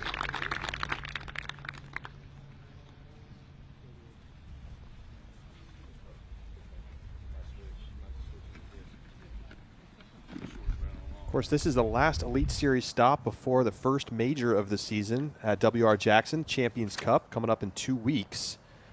And of course, players thinking about that already. But how much do you think this tournament tells us about that tournament? I don't know if a lot, because there's been so many tournaments in a row. Some of these players like Calvin have played almost every single one of them. I think the major is going to be more of a refresh for a lot of players. I think right now it's easy to feel a little blah, so to speak. going into a tournament again like this, but you got the major coming up. I think players are going to kind of find new life, and I think that's what we would see halfway through the season before we had a springtime major. So I'm super looking forward to it, super excited. Springtime events coming your way. Well, before the Champions Cup, we've got another silver stop, the Innova Blue Ridge Championship at North Cove, where the college championships are taking place this weekend. And then, of course, the Champions Cup, and followed by the Jonesboro Open and OTB. We head all the way back across the country to California. And, of course, you can follow all of the coverage right here on the Disc Golf Network. Just saw Calvin nearly compound his mistake, but he barely stays in bounds.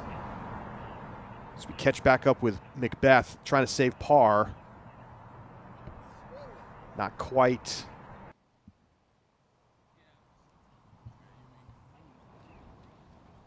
And can't believe it. So now back to Eisenhood, who threw his tee shot all the way out into the spectator area. He's up by the food trucks. But it's not that bad a spot. I mean, he can approach with this forehand. Oh, but he turned it over. And he's going to have to settle for par. I mean, from there, you almost want to just throw it as high and far as you can. You don't even need to go with something special. Here's Adam. Hammis in for the birdie. So he gets to under par.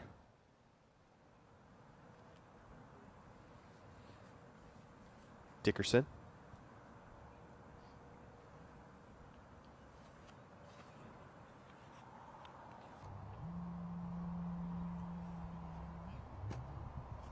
That's got to sit. Great shot. 30-footer for birdie.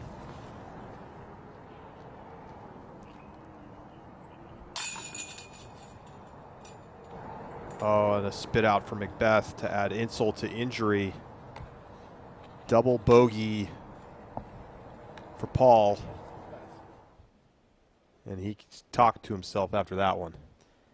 Extremely slow start here for Paul Macbeth. He's 2 over with no birdies. Just can't find his spots. Matt's third. Perfect.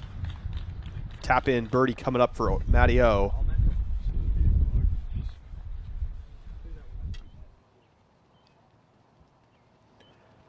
Here's Eisenhood's third on 18.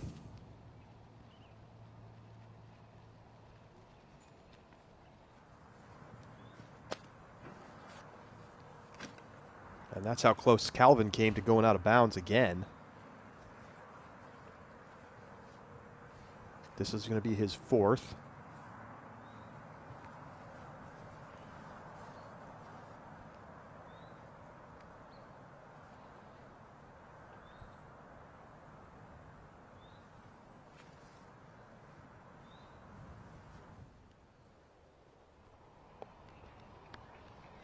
Good shot from Heimberg.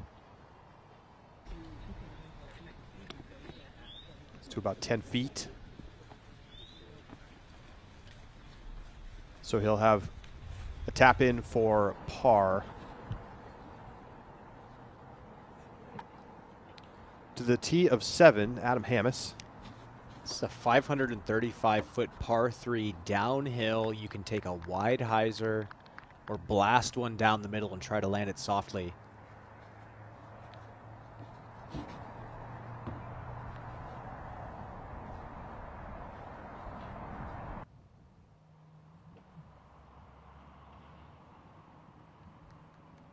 Green flag. Well outside the circle. Back to 18, Kyle Klein throwing his third shot. That slides up to the elevated basket.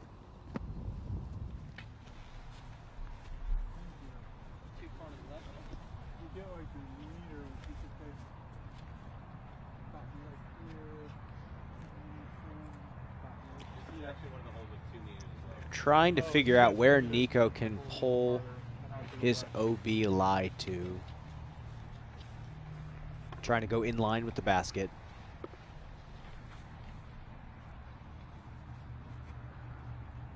And he's looking left. This is, I don't know if he can get to the basket too easily from this left side, but he looks confident. I guess he has no other choice.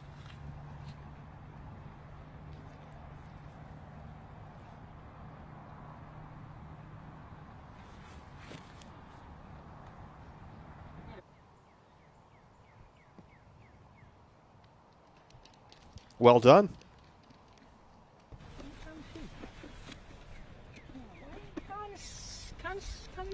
So he'll have a par putt.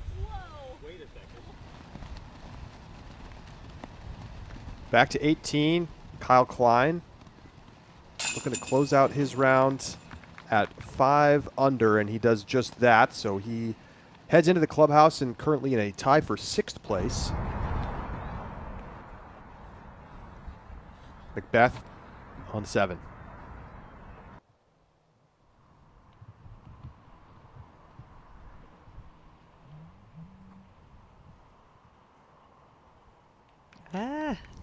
Not great. I don't think he's going to have a putt from there, unfortunately. It's tough to swing it out that wide. Eiderhold in for par and into the clubhouse in a tie for the lead with Luke Humphreys. So we take a look at our current top 10. I mentioned a lot of those names, but we haven't talked about Elijah Bickle. Simon Lizotte sitting there 4 under through 12. Nice round going for him. Yeah, I mean, that's a great pace. And James Proctor consistently shooting fantastic this year. He has another opportunity for a birdie on 18 to tie the lead. 7 under, still holding strong. Our feature card, best score right now is 1 under. Make it 2 under as Dickerson puts in the birdie. Matty O's also got a birdie putt coming up to get to 2 down.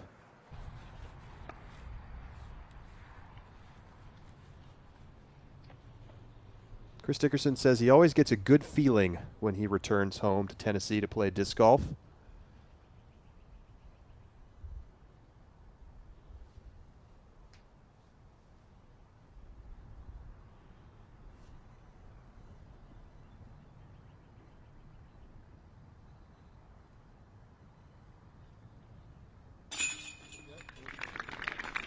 There it is for Nico.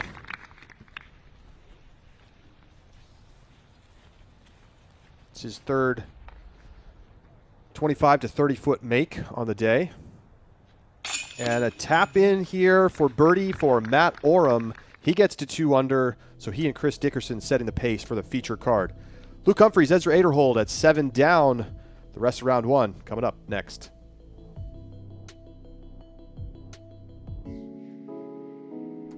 Are you sick and tired of browsing through countless online stores for your disc golf equipment only to come up empty-handed? Look no farther. At Tintin Discs, we have a vast selection with pictures of each disc so you can find the exact one you need. We offer a wide variety of top-quality brands at affordable prices, including discs, bags, accessories, and much more.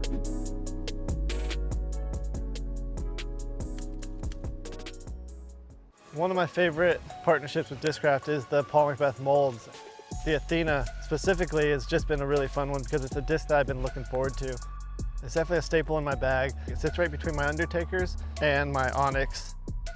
A little bit blunt nose so it can fight and handle the wind, it can handle some torque, and it's just one that I can throw at all powers. That's what I really like about it. I'm just glad that we're able to make this disc, have it in hand, and have it as a stock disc that anyone can get.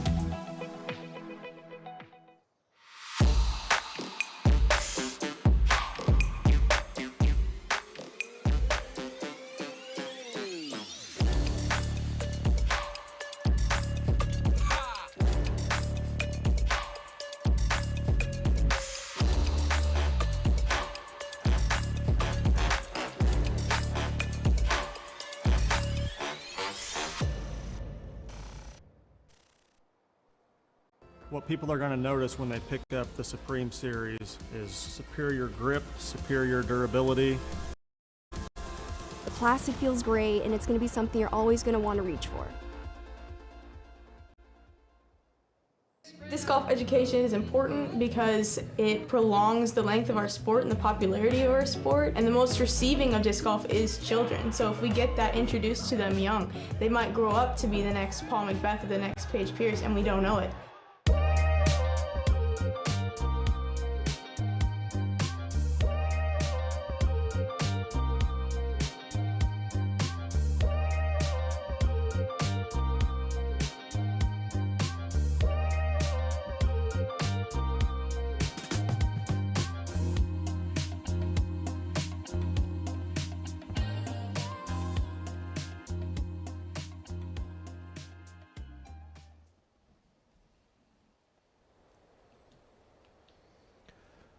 Welcome back to the Disc Golf Network's coverage of the Music City Open.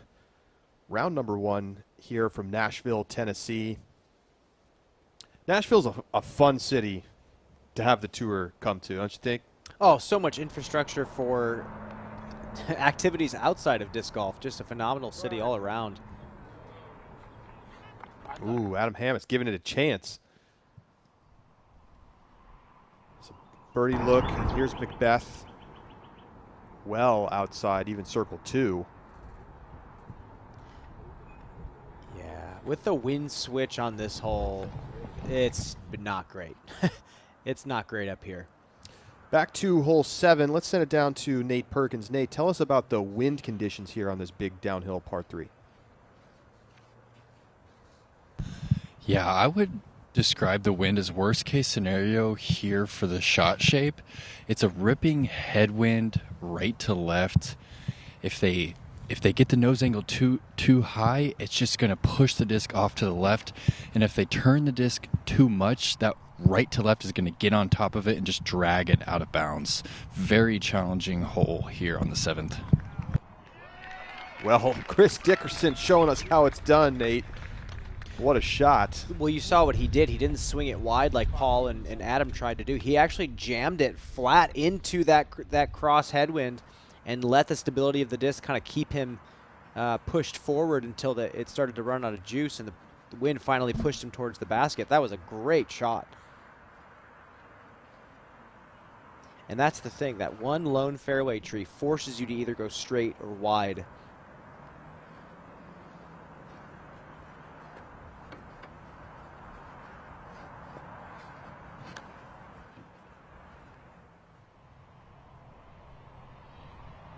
Wide shot from Oram. Wow, way short.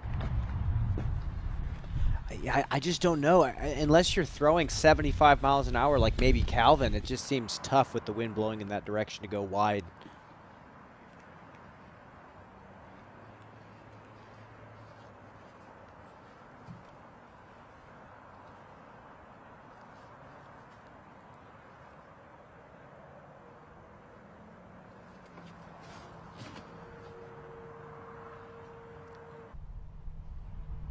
Calvin with a huge hyzer crush, but even he doesn't quite have enough power to get all the way up there, but just outside the circle, sneaks through on those trees. I was going to say that was really high out of his hand for it to keep pushing forward. That thing was spinning. Here's Hammes.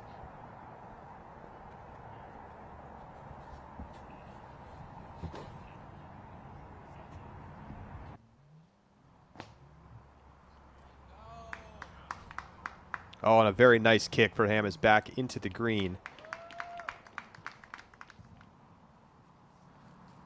And here's our first look at Simon Lizotte, currently sitting at 4 under, tied for 10th.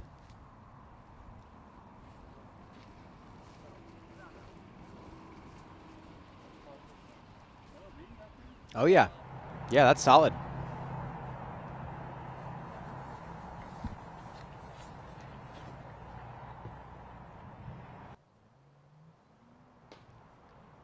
McBeth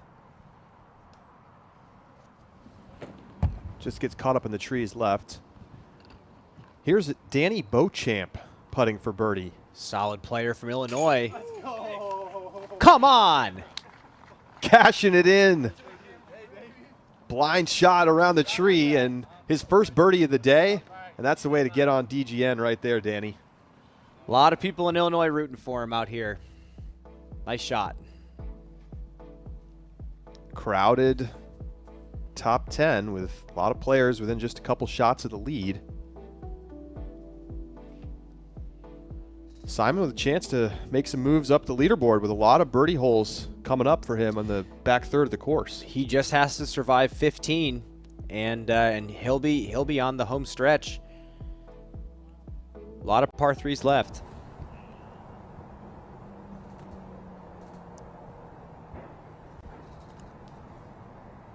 Another tough lie.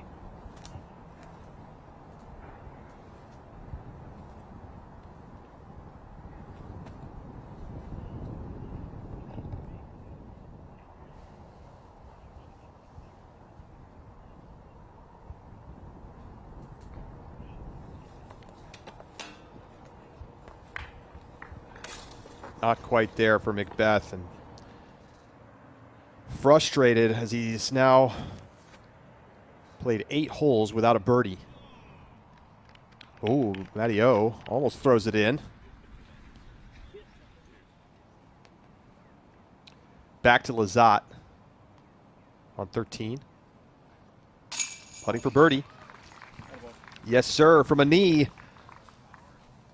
5 down now. Simon creeping up the leaderboard into a tie for 6th. I mean, he's got another par 3 coming up. He's got a 1 par 4 he's got to survive, and then he's got a lot of opportunities to keep that score going. And the gallery is starting to creep in.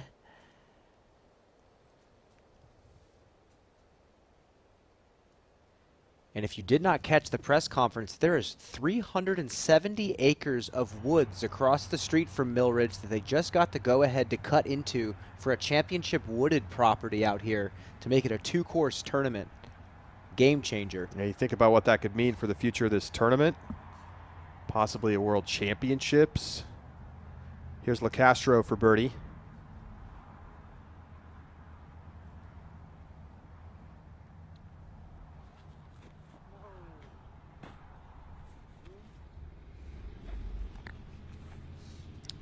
Offline left.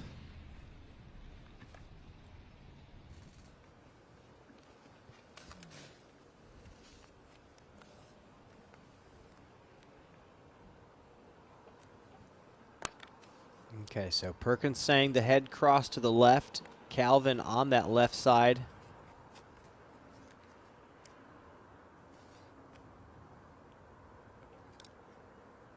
Don't see the branches blowing too much on this part.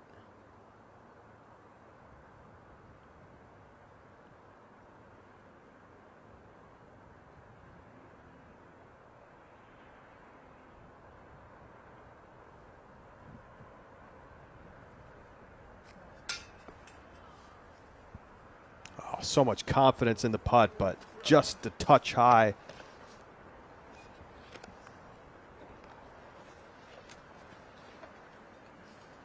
Now 0 for 2 from circle 2, but that's closer than the last one.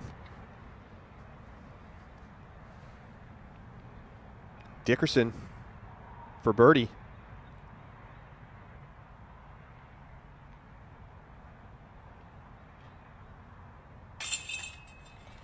Wow.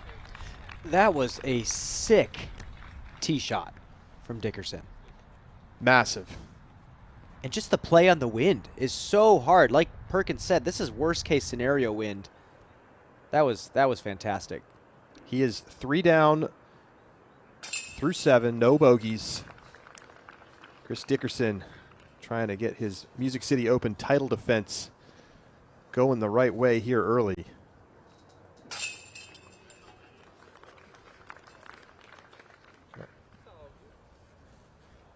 Just 6 birdies here on hole 7, and one of them's from Chris Dickerson with this drive. Yeah, going inside, and he had to throw that with pretty steep hyzer to let the headwind flip it, and now it finally gets helped at the end. A few more feet, that would have dropped right in the bucket. Jeez Louise. Masterful play in the wind there from Dickerson. Tons of confidence to throw that type of shot. Something in the water here for Chris. It's like Popeye eating spinach. I know, and you watch him play sometimes, and you know when he's locked and loaded, and you know when he's, you know, the switch is flipped off, so to speak. But man, he looks good today. Hammis on 8. Putting for birdie.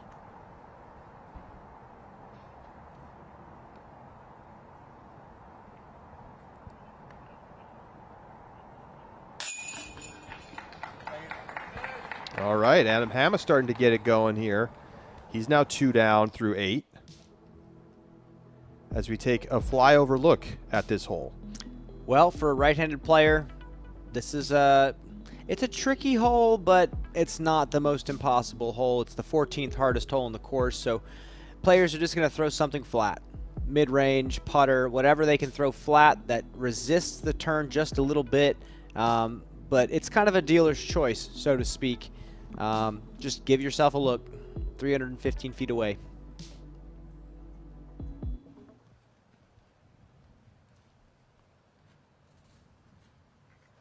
I've seen forehands. I've seen flip-ups.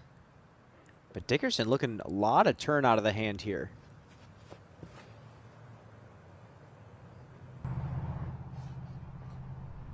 He's got to get a little ground action and get stopped a bit short.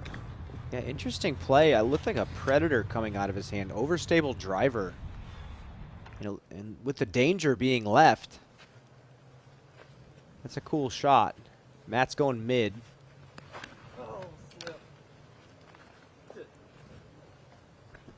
Ah.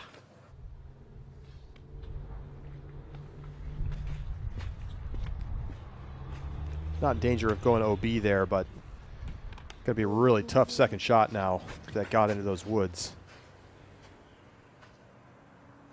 And on these turf tee pads, with how much mud there's been on these fairways, players really got to look at where players are tracking mud on these tee pads. They can get really slick when they're wet and muddy, almost worse than concrete at times.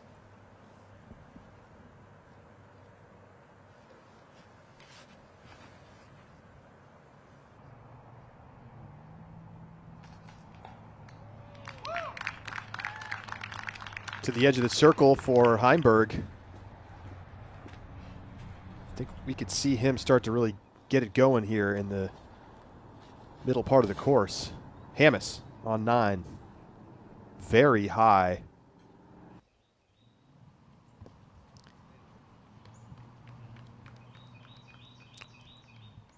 Oh, there he's spiked it into the ground just outside the circle. So Simon Lizotte coming off a turkey, trying to keep climbing the leaderboard. He is bogey free today.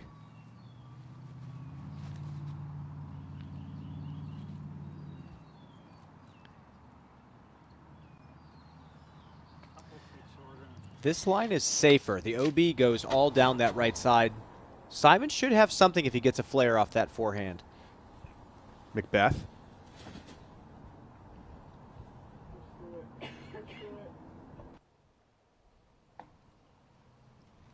Oh, he found the tree. It's a tight window you have to sneak that forehand through. Here's Mattio's second. Yikes.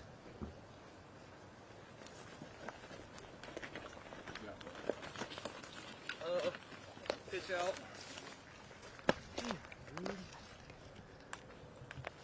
Just really not good here for Mattio.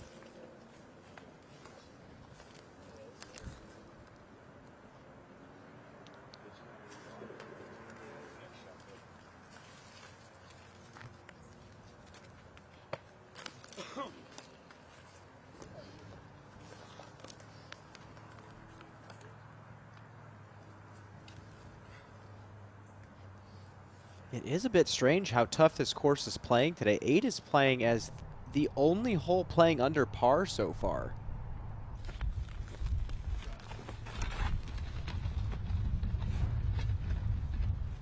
So Oram just has to pitch out. Painful to take a bogey on 8. Macbeth, second shot. Man, he looks dejected. He looks bored out here. So many annoying circle 2 looks. We've all had a round like that, but that's tough.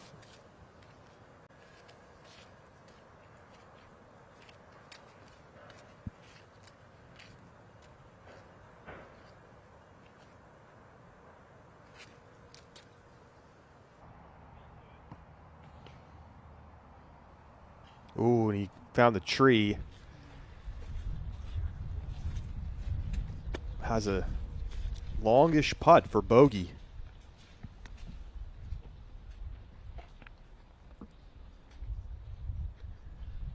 Nico throwing his second shot.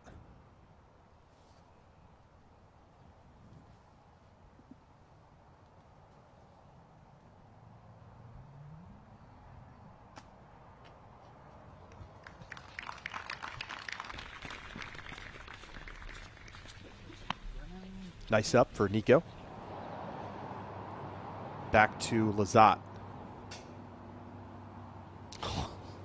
So close. From the knee, not bad. That would have been for a 4th straight birdie. So he'll have to settle for a par, but he's got a great round going. Hammes.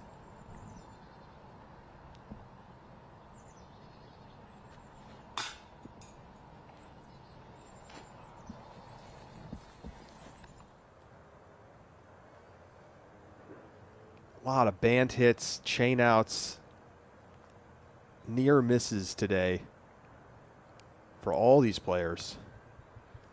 Dickerson. Pretty safe run.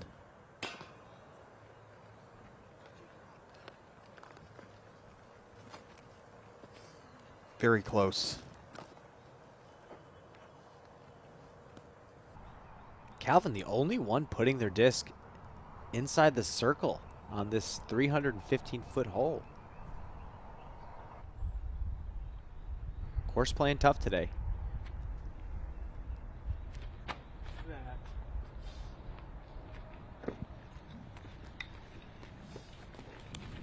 Yikes. It's going to be a double bogey for Matt Oram.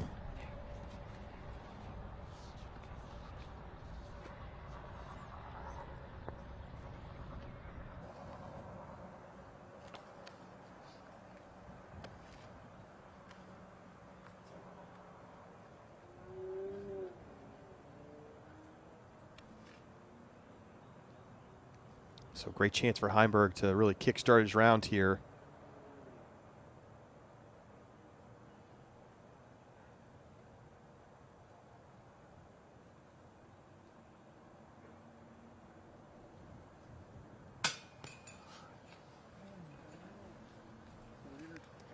Wow.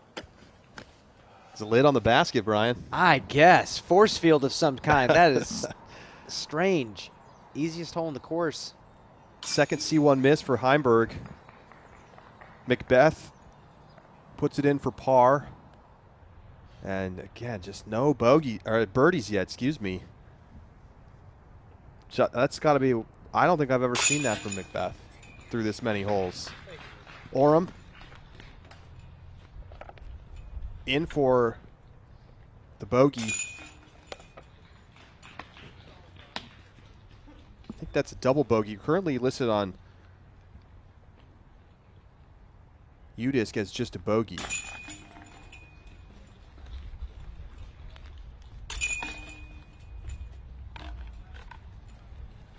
So Heimberg taps in.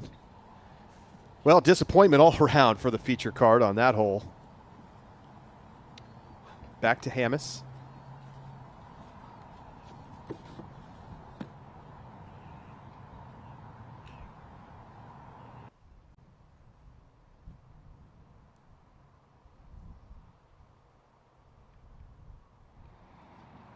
Long birdie look. Lazat for par. He is in.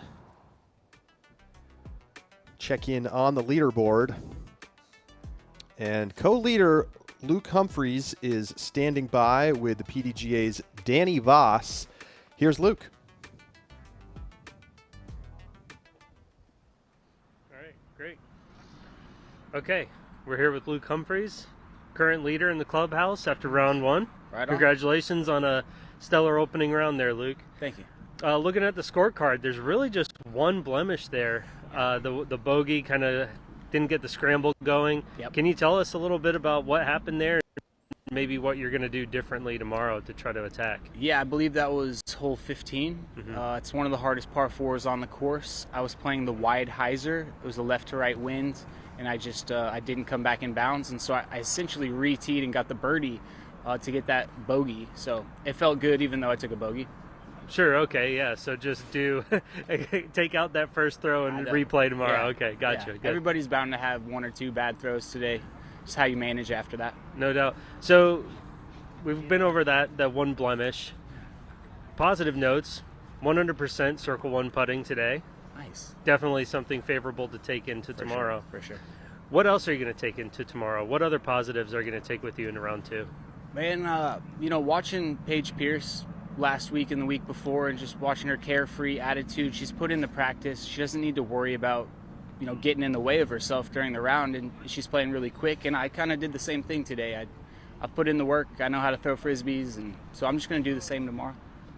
All right, and I just got one more for you. They were talking about your footwear in the booth, Charlie and Brian, and we got to know, what's the secret here, man? Yeah, here, I'll show them to you guys.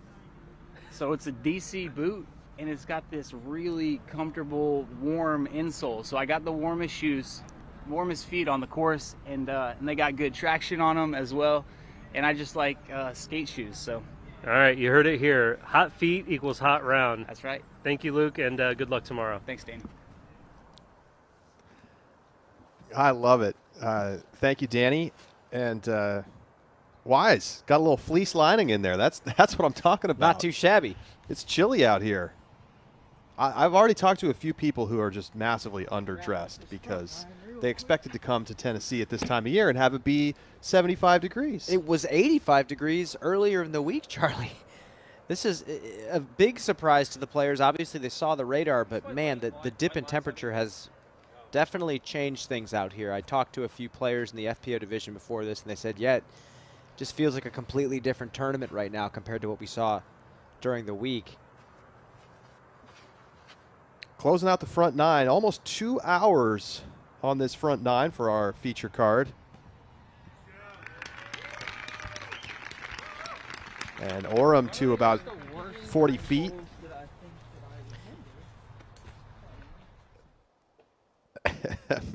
Matt complaining about the front nine. Macbeth still hunting for birdie number one.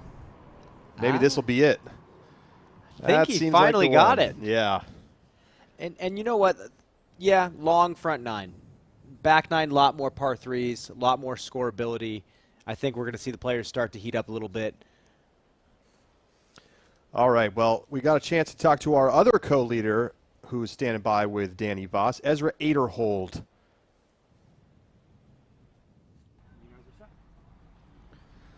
All right, we're here with Ezra Aderhold.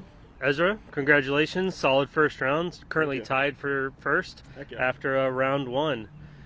So let's talk about that round. How did it feel out there? How did you deal with the weather, the wind, and the cold, and all that? Yeah, I mean, I'm pretty comfortable on this course, so I like the way this course suits my game. The weather obviously wasn't ideal. You know, it's pretty wet out here. This course doesn't handle water too well, so you got to kind of, be careful on some of the footwork. And then it was pretty windy as well, so try to stay in bounds as much as I could and limit the bogeys, which I didn't do a super good job of, but luckily I had enough birdies to kind of counteract that, I guess. Yeah, there was a little bit of a blip there towards the end of the round, but, putting that to the side, is there anywhere else that you're really looking to improve on for round two? Yeah, I mean, I made some simple mistakes. I had a couple of kind of shanked forehands that I think held me back a little bit from having a pretty great round.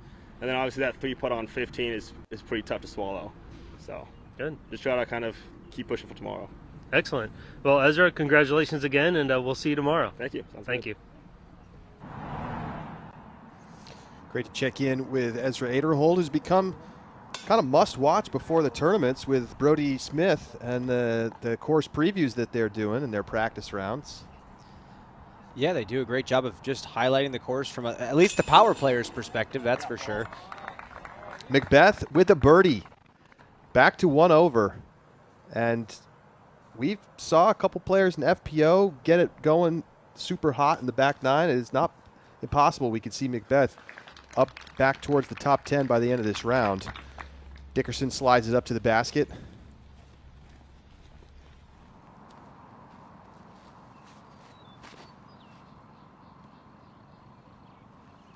Simon. Yes, he played that one much tighter. Like Luke said, tough left to right wind that you have to deal with. So, great shot.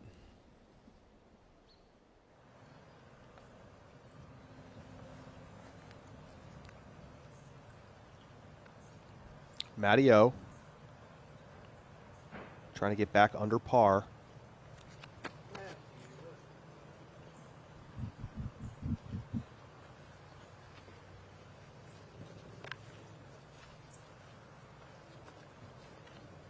I like the Alabama, winter hat with the sunglasses on it. That's the key. That's the key. Stylish but chilly. Got the vertical stripe shirt, the horizontal stripe hat. Well, he knows the Tennessee weather. We could get 90 degrees tomorrow. He's ready. He's ready for anything. Sun comes out. Knocks it in for par.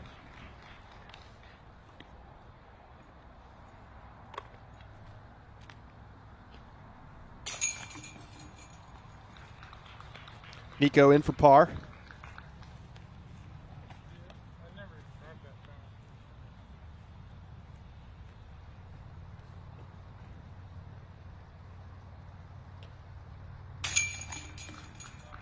Dickerson in for par.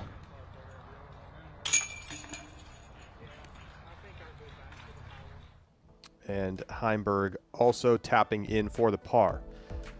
First tee time of the day, Ricky Wysocki.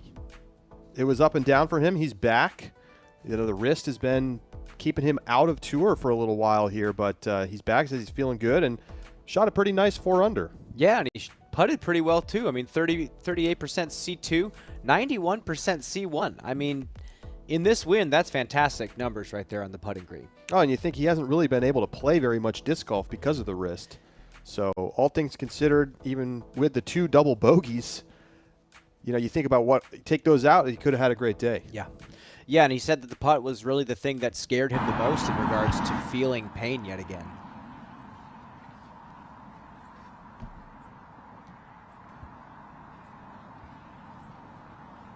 Macbeth on the tee of 11.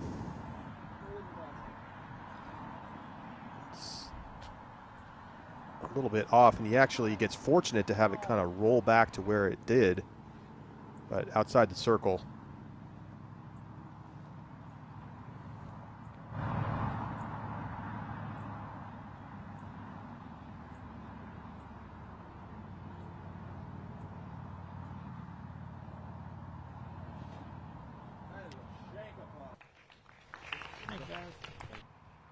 Did not like that one.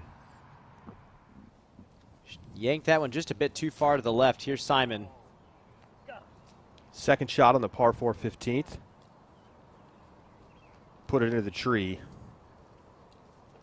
That's not a bad kick, though, to put him right in the middle of the fairway, honestly. That stuff on the left is awful. Should be a nice pitch up there after a great drive. Ah, he wanted that one, too. He was feeling it.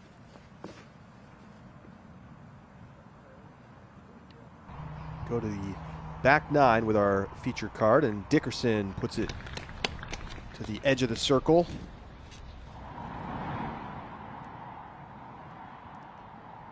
Macbeth for birdie. There it is. He hasn't had it all round, but finally converts from circle 2 back to back. I mean, he's getting his circle 2 practice, that's for sure. Oh, Calvin Oh, brutal cut roll to the left. Yikes.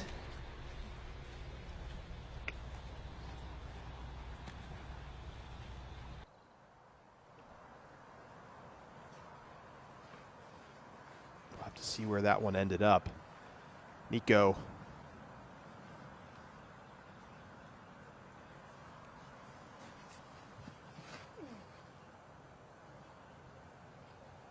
Keep going. Get past.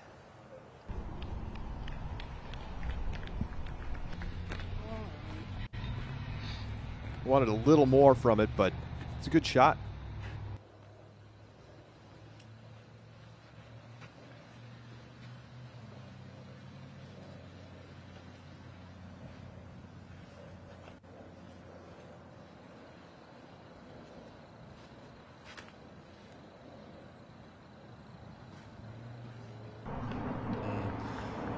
Not high enough, not enough angle to get that thing to ride up to flat.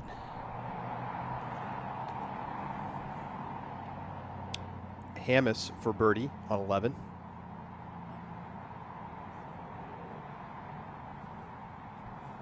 Knew it right away.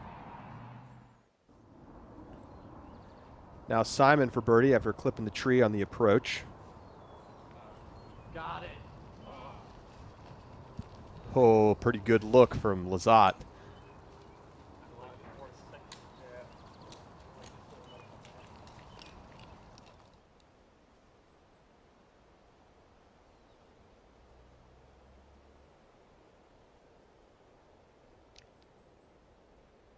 This entire property is being developed on all sides. Just the course area is 130 acres. There's actually a water park being built on this side. There's an amphitheater being built nearby as well on the same property to have, I believe, 1,000 seats for music concerts. Sounds like there's a concert in mind to be held at the Music City Open in the future. Like you said, if the World Championships can come to Nashville, the spectator experience will be spectacular, especially if they let all this infrastructure build itself out. The 370 acres of woods across the street. That's a blank canvas. Man, I cannot wait. And I cannot wait for more disc golf specific private properties to start popping up. Obviously, we need to play on traditional golf courses sometimes. There's no way around it right now where our sport is. But we're hearing all sorts of talk.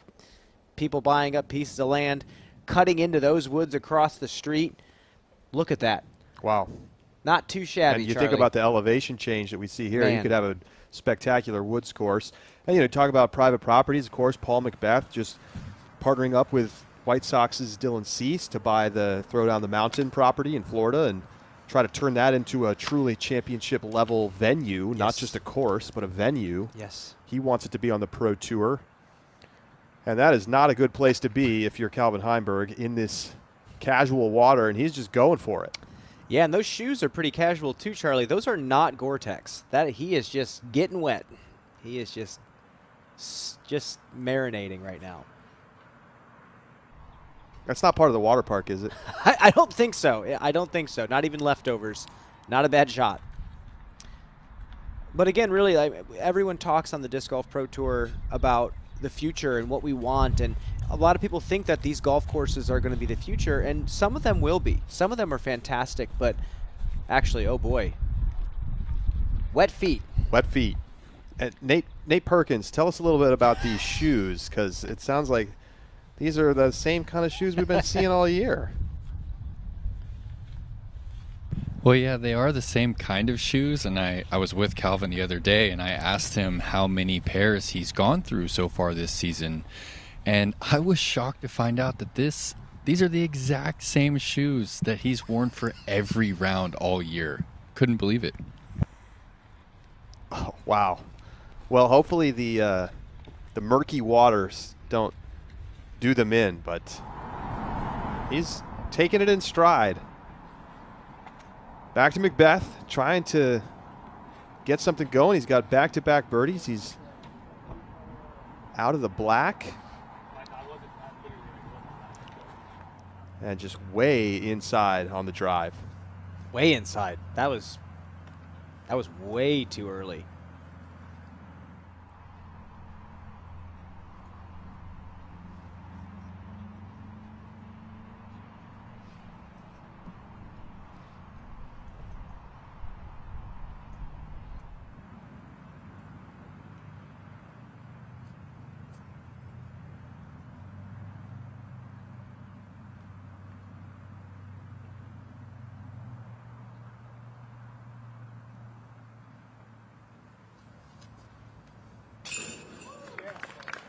There it is for Nico.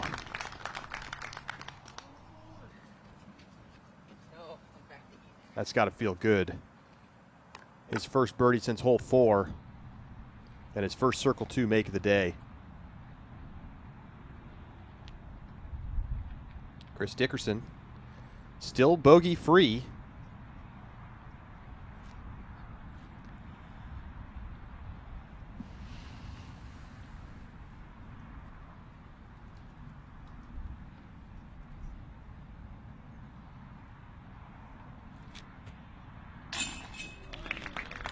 Yes, sir, Chris Dickerson. He puts the birdie in. He moves to 4 under, and that gets him moving up into a tie for 15th. Just 3 shots off the leaders.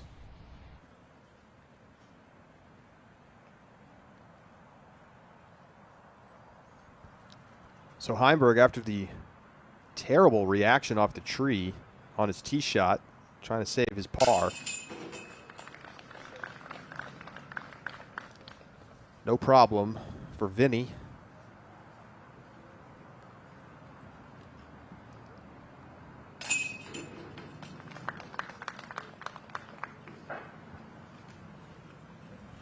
So Oram in for the par.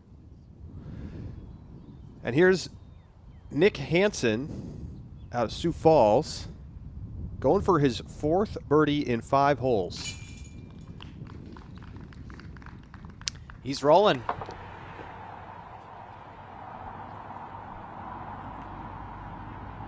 That gets him to 5 under through 15. Hammis. You know, interestingly enough, I saw him flip that one over in the field warming up. So I wonder if that was just an overcorrection. Here's Hansen, 16. Gatekeeper Media's Nick Hansen does a little bit of everything for them. He's got 7 birdies on the day and a double bogey. Oh, it's going to be 8 birdies coming up. I mean, he had a great round at Austin as well. Nick Hansen is no slouch. He's also the polecat world champion out in California. So the reigning best polecat thrower in the world as well. That's no easy feat. That's quite the title. Some heavy hitters at that tournament. Yes, there was. Simon puts it close.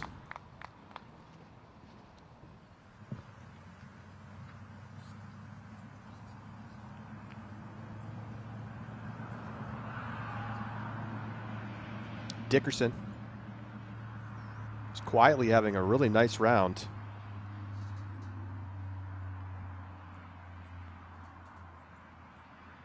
It's kind of what he does. Just chips away, doesn't make a lot of mistakes. Pretty good line if he can get through the trees. Ah, but he just finds a tree trunk.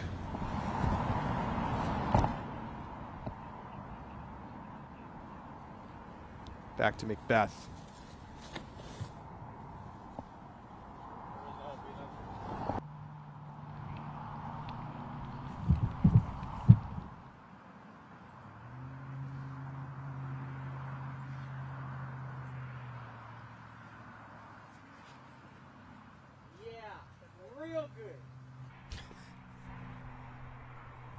I'm not sure Nico liked that one so much.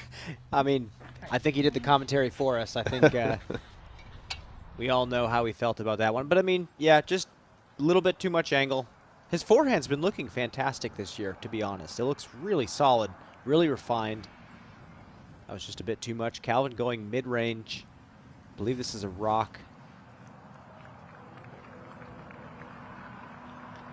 Did he get over it enough? Oh, it's just a brutal kick again. He's still over that first shelf, so there's going to be something for him. It's just either going to be low ceiling, obstructed, just not quite comfortable.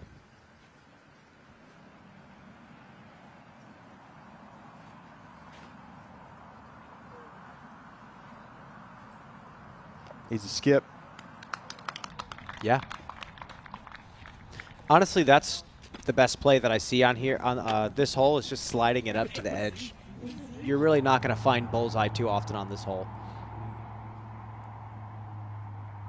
Yeah, you can get more of a routine birdie look doing that.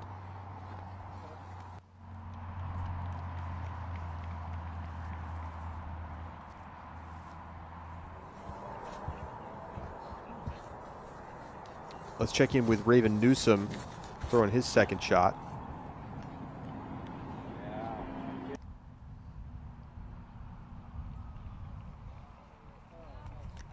Yeah. Nice shot. Hammis.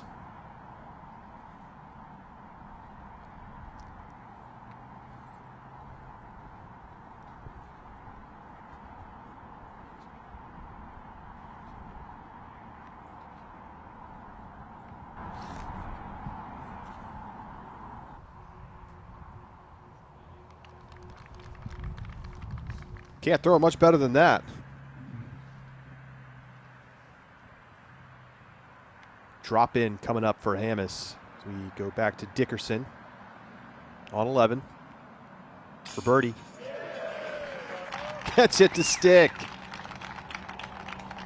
It thought about falling out the right side, but Dickerson continuing to climb the leaderboard. He's now 5 under with no bogeys. I mean, it pays to have perfect speed on your putts, too. I mean, that was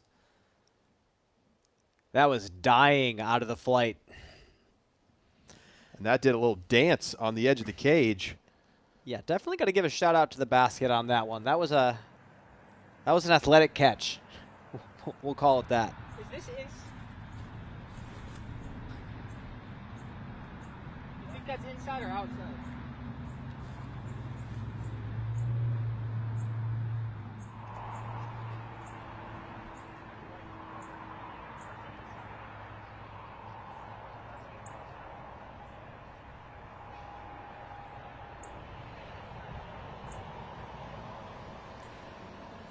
You wonder why he's asking if it's in or outside.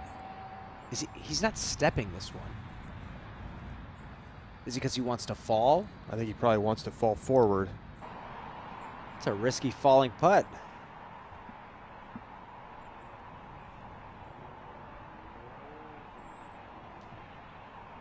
For birdie.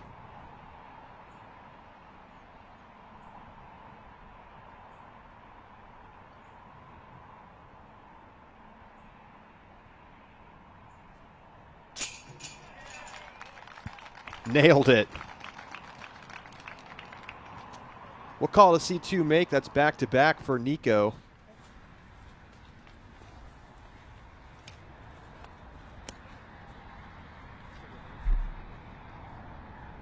He's now 1 under. And nobody has caught 7 under par yet. We're still waiting on that. Dickerson looks like he has a decent chance. Simon still has a chance. Hansen still has a chance. But man, wasn't thinking that was going to be the score to chase. Gannon Burr is 4 down through 14, so maybe. Heimberg for birdie. Pizza delivered. So he gets back under par.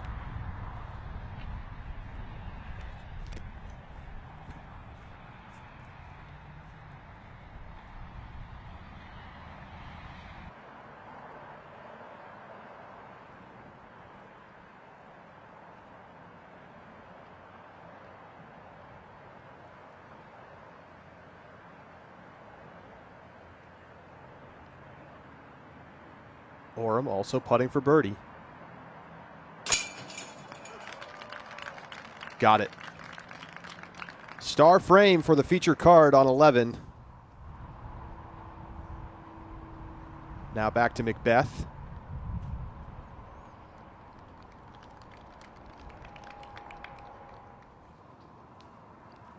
Nice control on the Annie. Here's Simon for birdie on 16. He gets to within 1 stroke of the lead.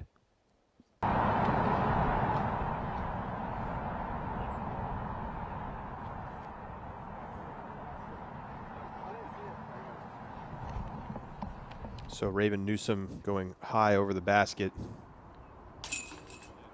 Hansen in for the birdie on 16 as well, so he is also at 6 down.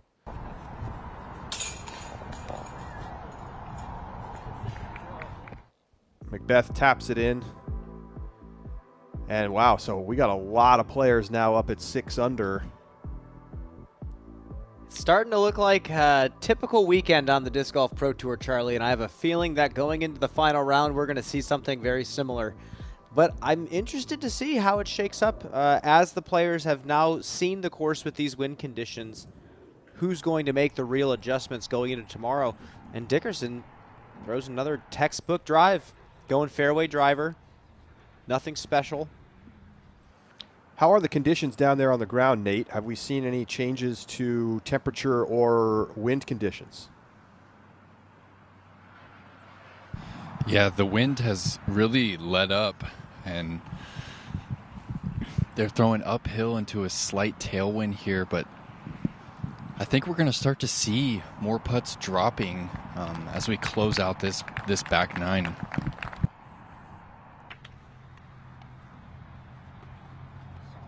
All right, so players starting to get some friendlier confines here in the back nine.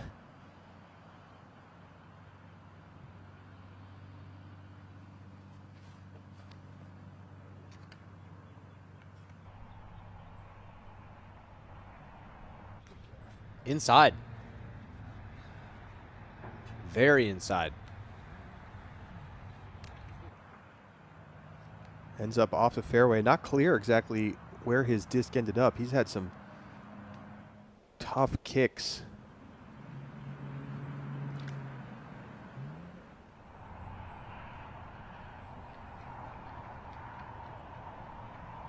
Yeah. Yeah, that's the shot. Just a stock hyzer.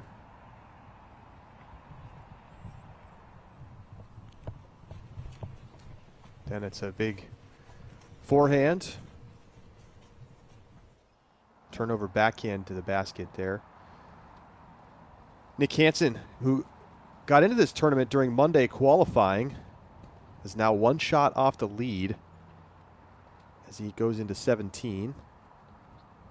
Did that get down quickly enough? No, he gets the red flag.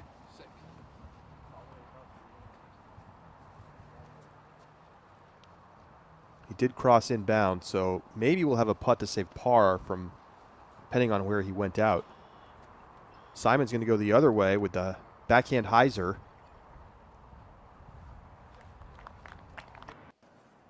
Green flag.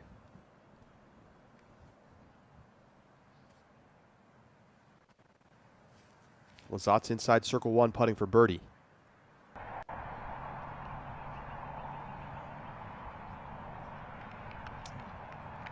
Okay, just outside C2. We've seen him hit a couple of those recently.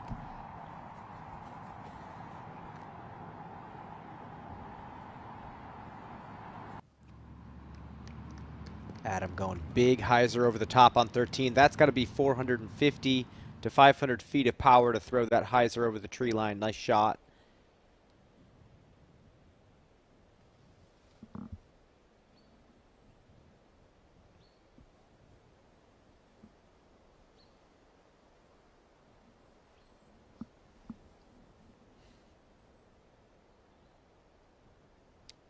Love this aerial coverage from our Flight Factory drone.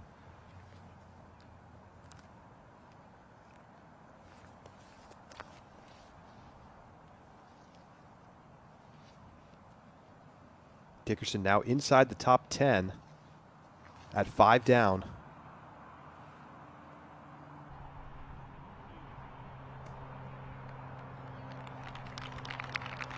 And his forehand leaves him just a little bit outside the circle, about 45-footer.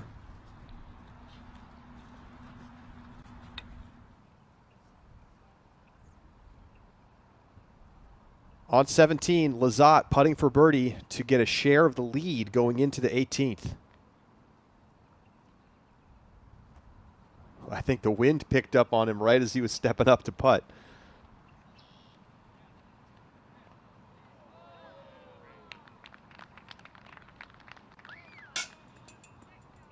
Oh, just that little bit of lift.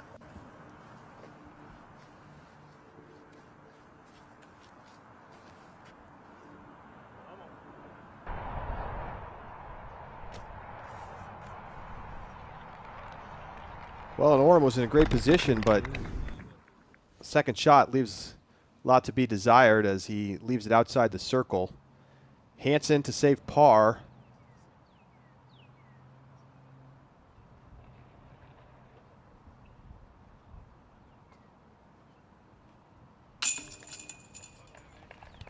Got it.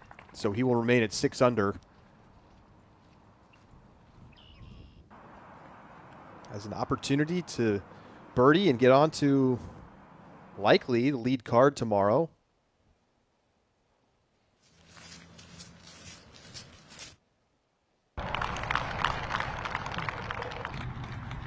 Very nice from LeCastro.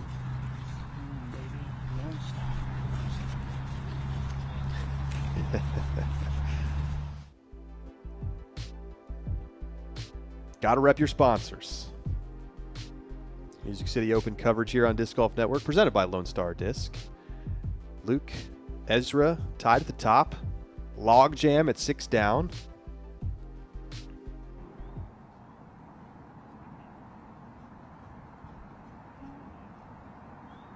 Hamas. Second shot on the par 4 13th. That thing has been a joystick for him for such a long time. I feel like that zone has been in his bag for years. Nice shot.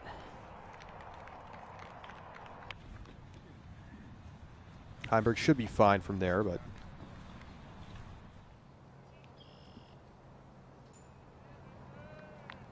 to 18, Hansen teeing off, looking for a share of the lead.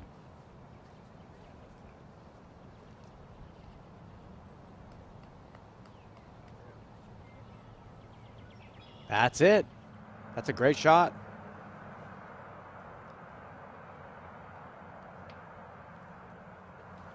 Dickerson for birdie. He's got back-to-back C2s. Trying to make it 3 for 3.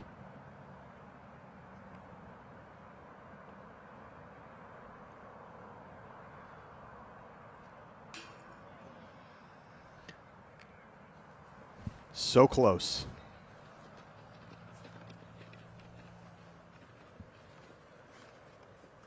And I talked to Chris. He didn't really play up to his standard to start this season. And he said he was having trouble with his distance. He couldn't really figure out what was going on. But when he had a little time off this last 2 weeks, he was able to adjust his reach back angle and said he's worked it out, and now he's throwing his regular distance again and feeling good about his game. And I feel like we're seeing that here today. Yeah, I mean, he's thrown super far. I always thought he could throw far, but there were times that I would consider him close to that upper echelon at a certain point. So it's risky to make a swing change mid-season, but it's great to see it pay off for Chris.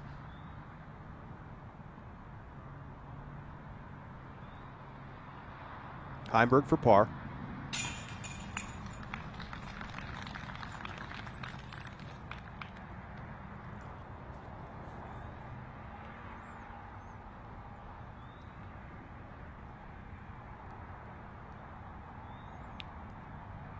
Nico trying to make it 3 straight birdies.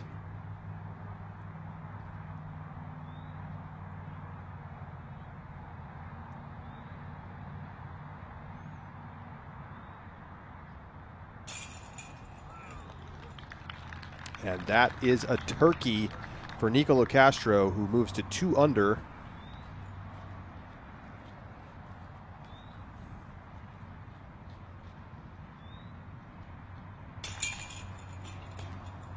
Dickerson will just have to settle for a par after nearly canning the circle 2.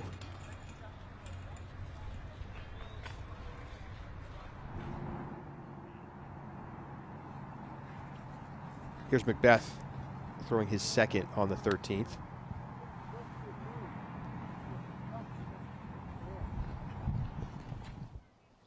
That is way off for Macbeth.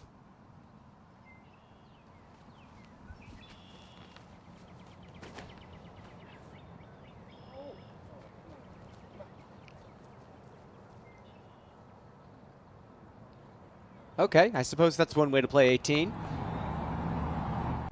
600 feet uphill. Macbeth, rough second shot. And this lie looks brutal.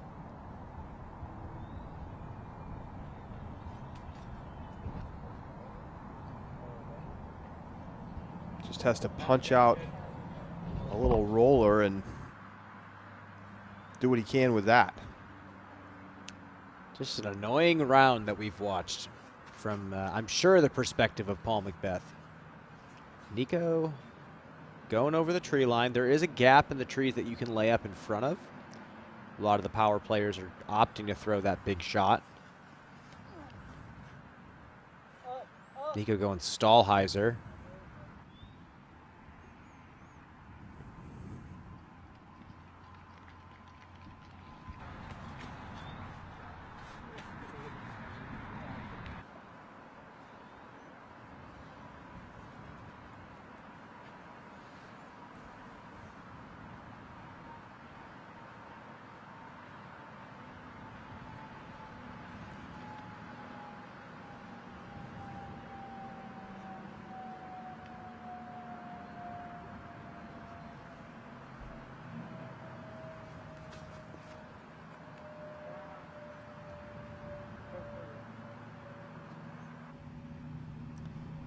And it looks like he cleared it. That was close.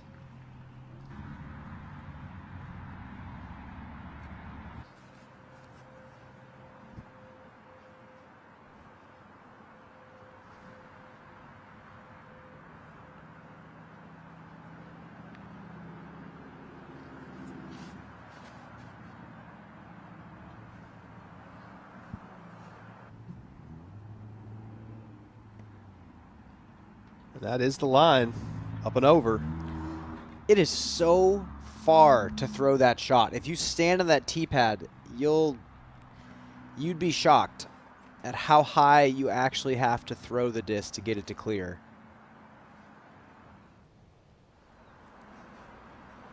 And it's not like you're shaping the disc 450 uphill. You have to just accelerate the disc to that point.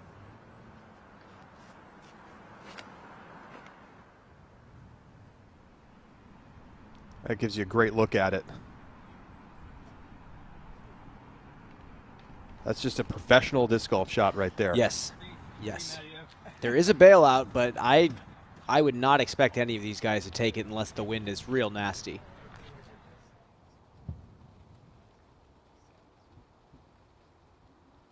Nick Hansen on 18. After that prime tee shot. Leaves it a little short. He's making his Disc Golf Network debut, and you can make your own. Go over to discgolfnetwork.com. Get yourself a subscription if you're joining us on YouTube this afternoon. You can scan the QR code as well. Disc Golf Network got so much coverage coming up this spring. Champions Cup just around the corner, first major of the year. Can't wait to see those wide wooded fairways at W.R. Jackson. DGN, the home of live disc golf.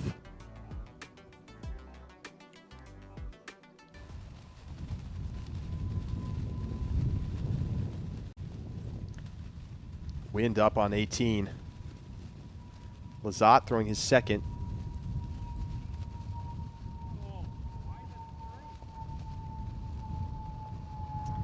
You know, I think we saw Ezra Aderhold throw his tee shot to the same spot and make the same mistake on the second shot. He just let that crosswind push it down a little bit too straight.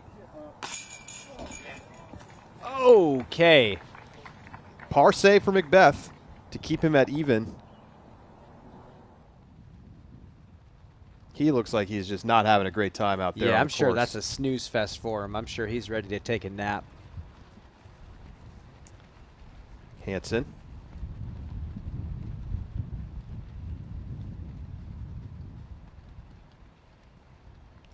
I mean, he's got the Millennium hoodie on, but we'll see. Maybe he'll switch to a polecat.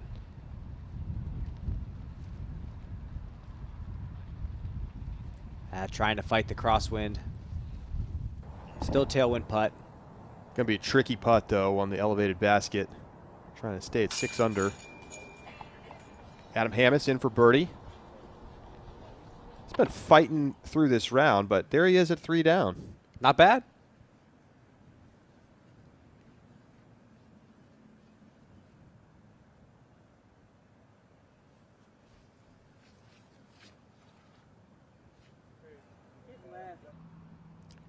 Ooh, same mistake as Macbeth. There might be some wind kind of pushing the discs off in that direction.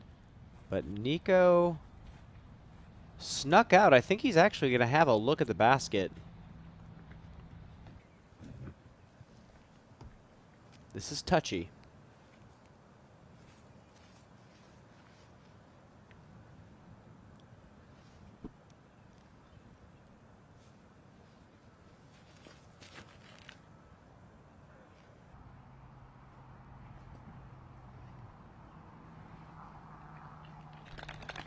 Edge of the circle for Dickerson.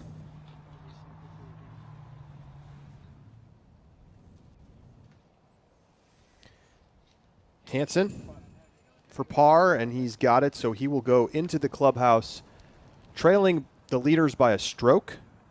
Nice day for him.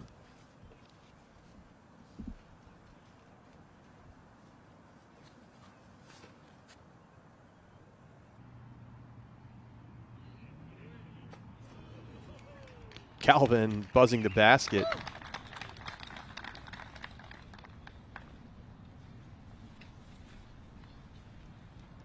Birdie putt coming up.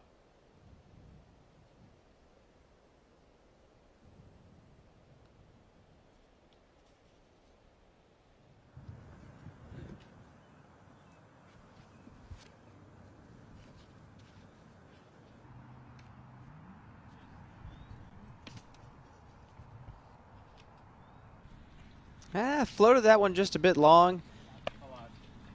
I believe that's his more finesse-oriented putter. That was a touchy shot he tried throwing. Here's Hammis on 14, going forehand. I don't know about that one. That was burnt out of the hand. Simon will drop it in. He will also be at 6 under.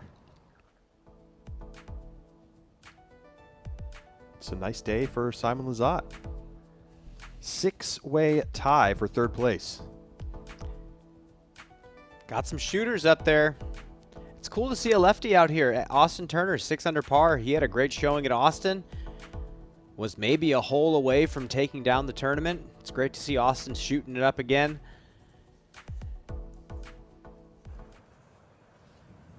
Gannon Burr's got a birdie putt on 16. It could get him to 6 under into that big log jam at 6 down. And this for birdie for Dickerson to get to 6 under.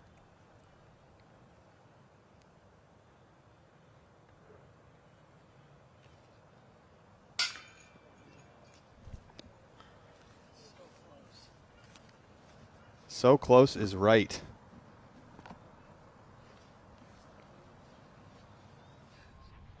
Can hardly miss by less. I mean, 2 inches lower, and that's 6 under par for Dickerson. I mean, he still has some opportunities left. And like Perkins said, the wind is looking like it's not as consistently strong as it was earlier in the day.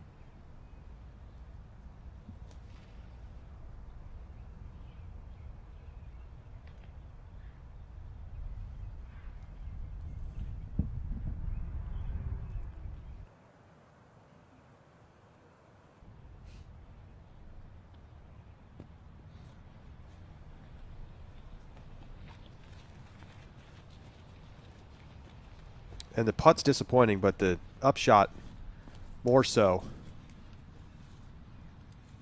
Par look coming for Oram.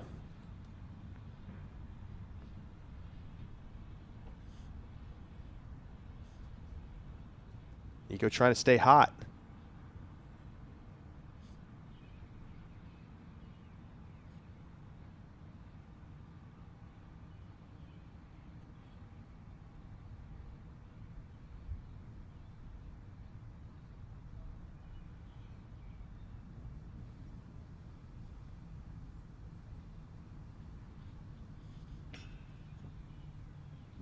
Oh, just misses it left. Had the height.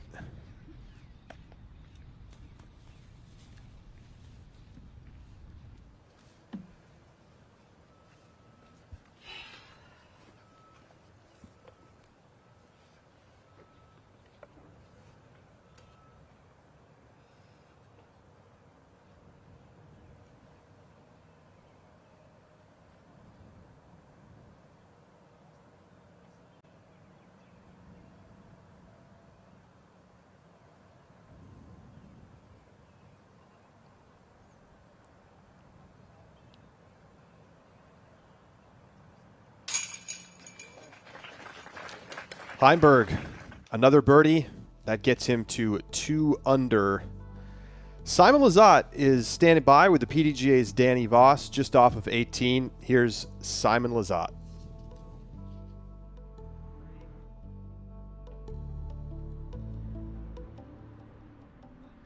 All right, Simon Lizotte. Hello.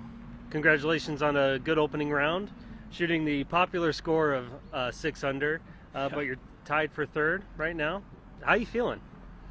Feeling great. I mean, bogey free, OB free. It might be a first in my career, and that feels really good, and I'm proud of it. Yeah, I wanted to bring that up. So far, you're the only player finished with their round that's bogey free. Chris Dickerson is still out there right now, no bogeys, but you're the only one that's made it through all 18 without a bogey. You mentioned like that might be a first. What does that mean for your confidence going into round 2? Yeah, I mean, in the conditions like these, where it's cold and windy, it's not a fun combination for throwing frisbees out here. There's a lot of OB lines that are very tight on this course, and after every tournament where we have a lot of OB, I keep telling myself, dude, if you would just keep it in bounds, you would have a chance like every time. So that was my mindset before the round, and I'm glad my mindset finally worked also for the first time ever. Good, yeah. Keeping those free strokes to yourself is always helpful. All right, in one word, what's going on tomorrow? What's your attack plan? I think it's going to be less windy and a tiny bit warmer. Sunday is going to look really nice. So weather obviously is a huge factor for us, and I'm just going to keep riding this weird train that you try to avoid your first bogey of the tournament. Hopefully I bogey hole 1 tomorrow, so that's out of my head. It might be an issue. But no, I'm just going to keep playing, see what happens. All right, positive attitude's always taking you a long way, Simon, and we're all happy to see it, and we'll see you tomorrow. Thank you. I don't know if I've ever heard somebody say, I hope bogey hole 1 tomorrow. It could be a great strategy. I understand what he's saying. Yeah. And funny enough, that might work out for him, but bogey free, OB free anywhere on the Disc Golf Pro Tour is pretty impressive these days. And the only other person, there's 2 other people bogey free. Garrick Earthy, who's in the clubhouse at 2 under, and then Chris Dickerson, who is sitting at 5 down. And he's got 5 holes left to play.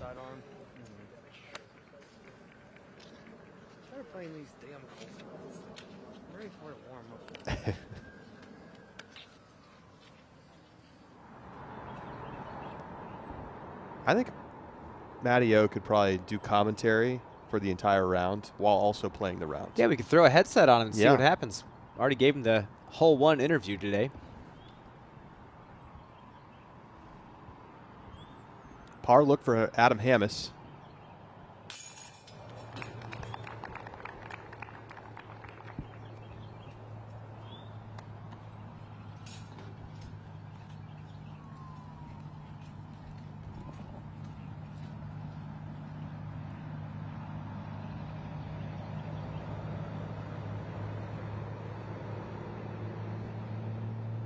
Emerson Keith putting for par. He's actually played pretty well outside of hole 3, where he took a 9. That's 6 over on 1 hole.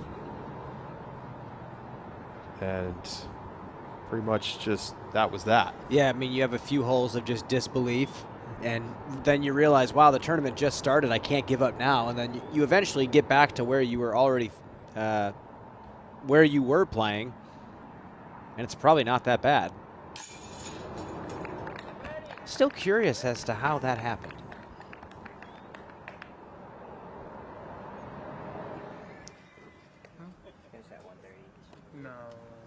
They finished later than that, didn't they? Or was it 1:30? I thought it was a little later than that. It's only like 3.5 of them, I suppose. Yeah, past the 5 hour interview, I must have I thought they were a little later than that.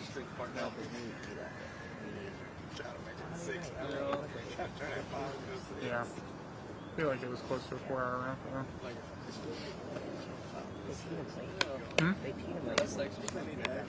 I don't know. Yeah, I think they were like almost 10 or something was last week. Oh, it was 10:20. Dang.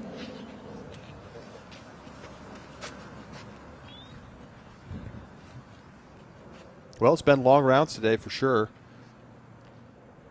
That is to say the least. I mean, this course is just a hike. It's just an absolute hike. There's tons of long walks uphill.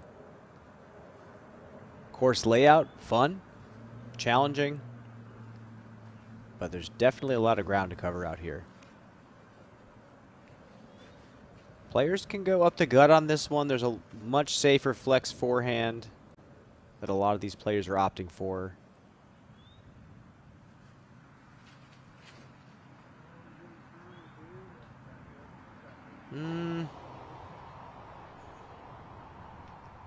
Yeah, not enough flex on that one. You really have to get over on the disc and move it left intentionally before it comes back.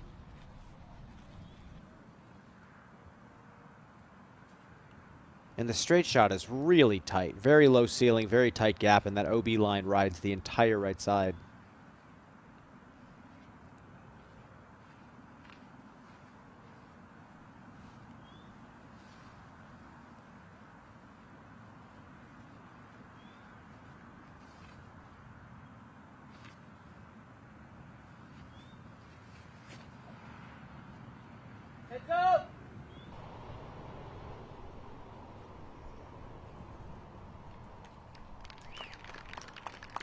Edge of C2. Not terrible.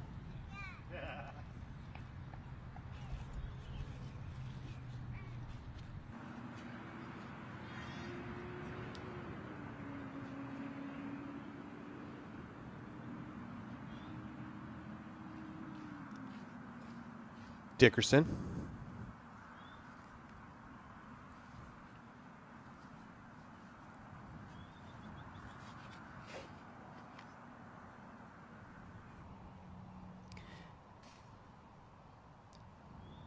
I've seen this mistake from a lot of players.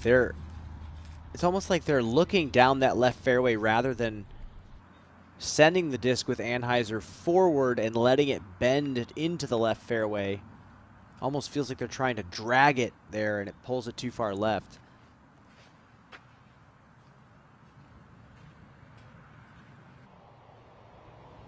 Better shape from Oram. Lands a little bit deep, but he'll have an uphill putt for birdie.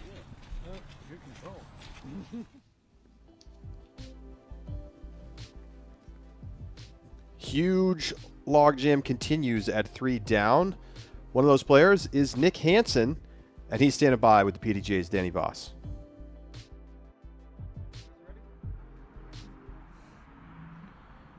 We're here with Nick Hansen, 6 under.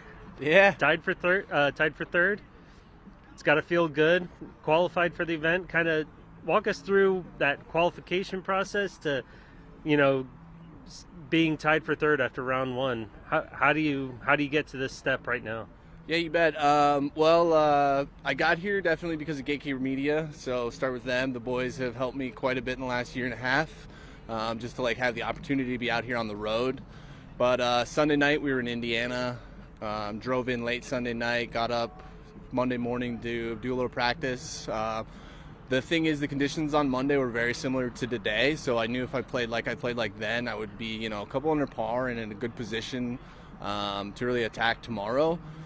And so today, on hole 2, I threw it out of bounds off the tee and, just kind of said, it's not the end of the world, and just kind of kept fighting, bounced back with 2 birdies, and found myself in a position that I was fighting against Simon. And if you're ever in that position, you're playing well and you're in a good spot. So I kind of just tried to keep it toe-to-toe with him the rest of the round and had some OBs, but always bounced back, and just happy and grateful to be here. That's great to hear. Yeah, I mean, double bogey early, but then kind of erasing it right away with 2 back-to-back birdies. As far as tomorrow goes, can you kind of sum up quickly, what your approach is going to be? What are you going to take from today into round 2?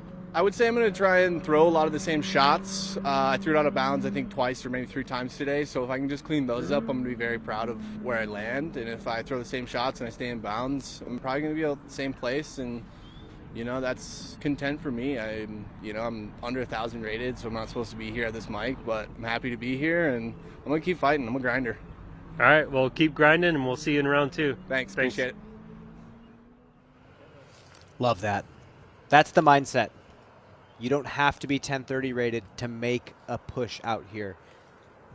So many players started touring sub 1,000 rated. Eric Oakley, I believe, was out here on the road when he was 950 or 60 rated. Luke Sampson was around 970 rated when I played with him in Connecticut for the first time.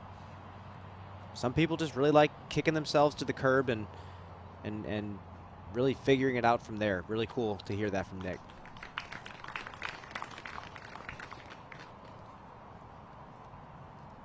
Big holiday weekend. If you're celebrating Passover, hope you're having a nice weekend, and happy Good Friday to those who celebrate that. Easter right around the corner.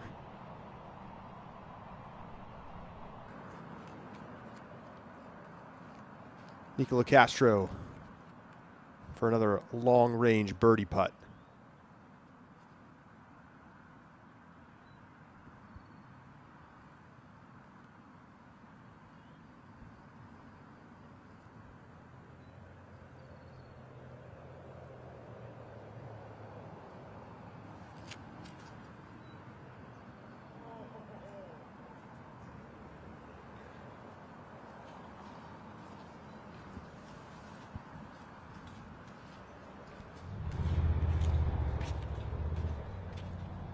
He'll throw long-distance putts in a lot of different ways. See the low light lasers and the high drop-ins. Obviously, the OB here may be changing his approach. And it could also be that the ground is really muddy and you don't want to do one of those step putts, risking the slip. Yeah, I've seen him putt a million different ways. I've seen him throw a million different ways. He goes through phases, and it's kind of interesting to watch.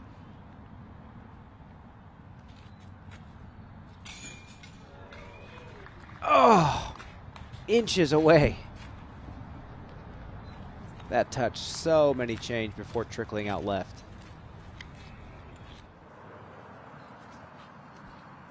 Yeah, that was weak side, but that one drops more often than not. That's definitely a coin toss. Those are coin toss putts right there, and he just so happened to lose it.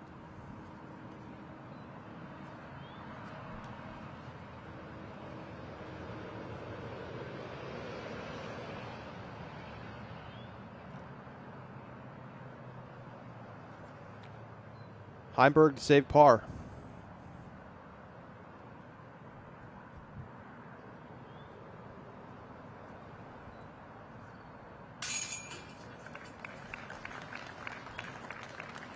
And he's right there.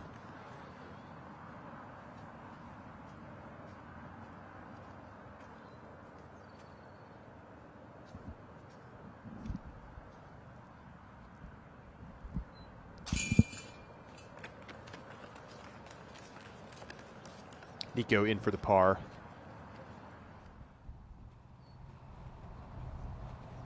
Let's go to 17, where Gannon Buhr is putting for birdie to get to 7 down. He birdied the last 2 holes. Can he make it 3 straight?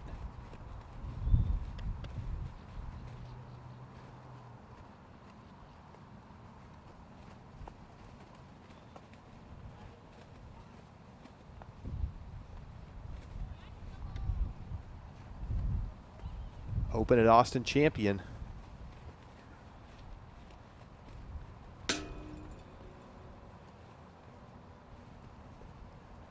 Leaves it too low. And he's talked about, he has that really aggressive nose down approach now on his putt. He doesn't like it. He feels like he's a little too nose down, and you see him miss putts like that one. Yeah, I mean, like I was trying to say earlier in the round, sometimes when you have a headwind, you have to almost try to putt underneath the wind to intentionally get it to lift. Or if you are a nose-down putter like Ricky Wysocki, just aim a little bit higher. But when you're that steep, it's really hard to trust what the wind's going to do with your disc. Adam, kind of a misfire there. So Burr tapped in for par on 17, and now here he is set to tee off on 18. Wind is way down now. You can still see a little blustery up on the ridge.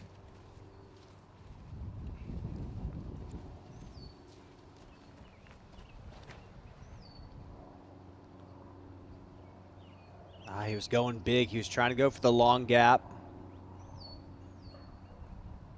That's okay. It's high side. Didn't get the full flight he wanted. Here's Macbeth. Second shot on 15.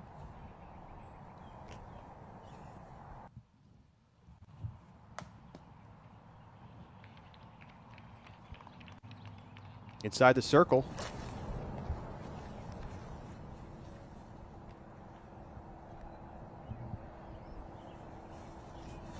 Third shot for Raven Newsom.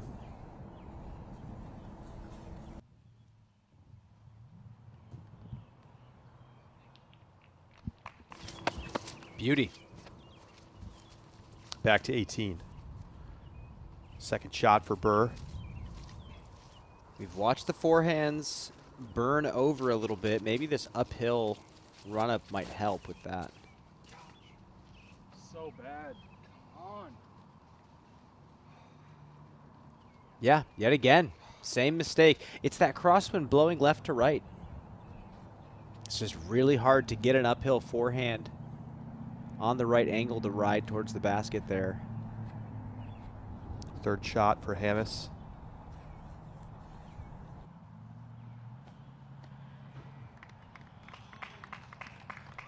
Well executed.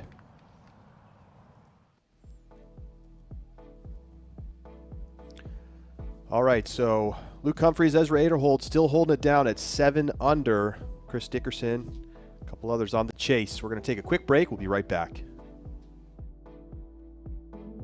I just think the plastic is very premium. I think it's the quality of plastic. It's unlike any other plastic that you'll find in the industry. It's something I can consistently trust. You're going to want to put multiple discs in your bag. You can only say so much where they have to eventually just try it themselves and see.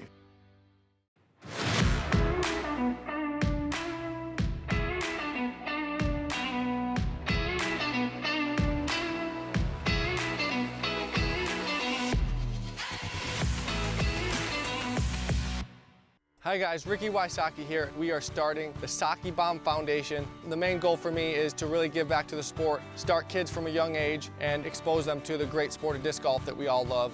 We got a website going, sakibombfoundation.org. There's lots of different things you can do on the website. I've heard the older generation of disc golfers saying, I wish I would have started disc golf when I was younger, and now I'm able to start these kids off at a young age through my foundation. It really means a lot to me, and it means a lot for the sport. To donate and go to the website, Saki Bomb Foundation. And we are back at the Music City Open. Brian, we've had a chance to take a look at this leaderboard. Those sixes keep getting lower down. I know. I think it's just showing what players are capable of out here today. I think this is a decent score to start out with, but I think tomorrow they're not going to be able to get away with that and move up the leaderboard.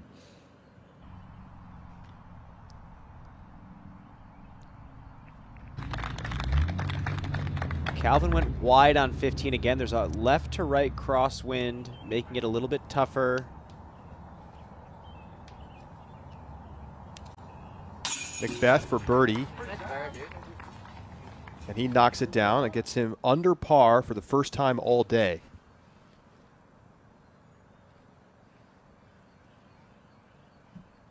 Sure, our official data analytics partners at StatMando can look into the last time it's taken him this long to get under par on a round.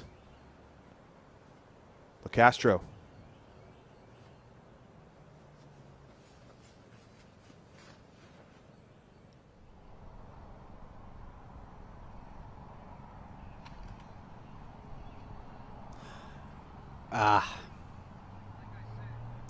It's a tough hyzer. It's a tough hyzer. It's easier with this left to right crosswind, but that tree that Nico hit is very conveniently placed to be sarcastic. And he does end up out of bounds off the tree kick. And he went out of bounds pretty early too, I believe. I don't think where he hit on the tree was in. It's almost like you want to go something slower and crash before it.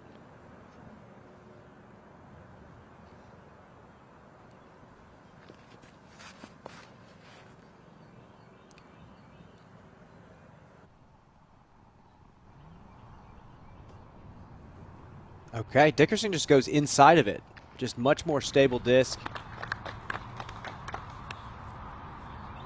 Great shot.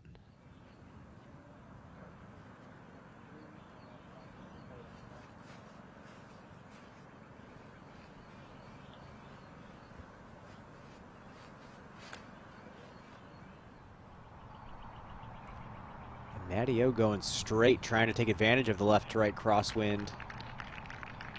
And that's beautiful. That's a great shot. See Calvin's disc down there, over 50 feet up the fairway. He has been doing that all season long, and you ask him about that, and he has no explanation. You ask him about his forehand distance. No explanation. He's just continuing on with what he's doing.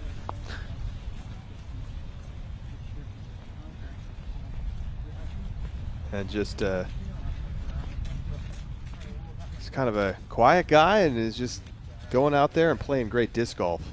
It's a great athletic mindset, honestly. You're not thinking too deeply into it. You're just trusting your body's natural mechanics and the skill that he's built up over decades of playing this sport. It's tough to maintain that mindset when you reach the level of success that he's reached. You're always maybe wanting to tweak something to stay on top, or it's impressive to say the least. Third shot for Burr.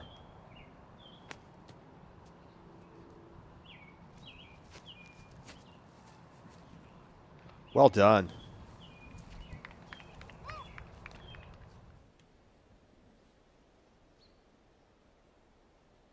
So Burr will have a short par putt to remain one shot back of the leaders. And really the question comes down to, can Chris Dickerson chase down that 7 under number? He's got 4 holes left and a couple very birdieable holes. Especially with the wind dying down. Perkins earlier said that the wind has dipped below 10 miles an hour at certain points. Nate, can we throw it to you now? Is it still like that out there? Yeah, it's pretty calm, and 15 is kind of just like blocked from the wind. The trees that make the left rough are big enough that it's pretty calm right now. It actually feels pleasant for the first time today, and Nico has a really tough little hyzer here, pinched from this second tree right up against the OB.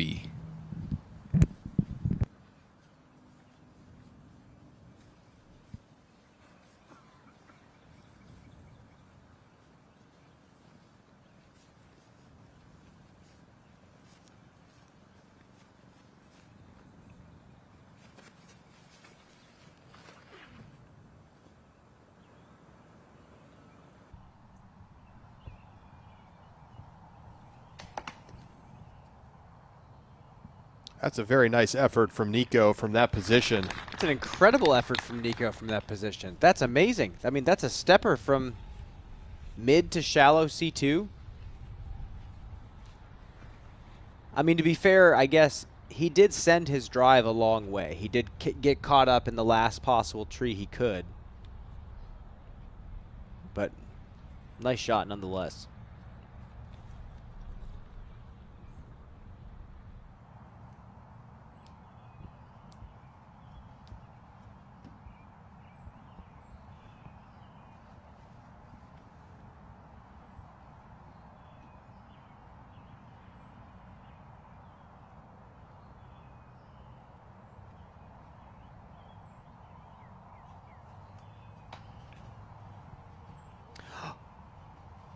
Oh, very fortunate for Calvin after hitting the OB trees.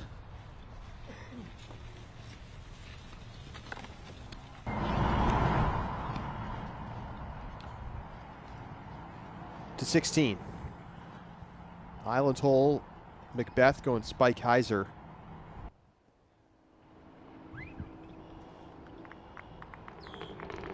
Green flag.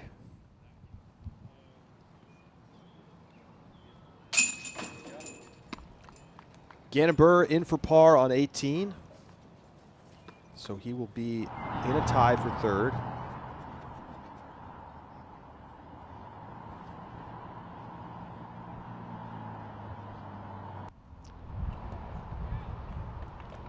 Hammocks get enough? Oh, yes. With the direction of this wind just being a gentle tail, this is just lawn dart season for these guys.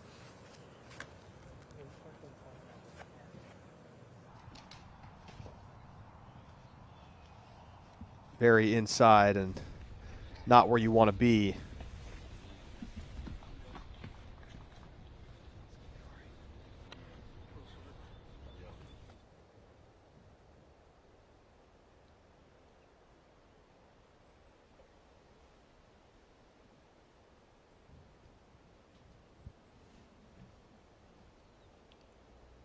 Been an interesting day of disc golf.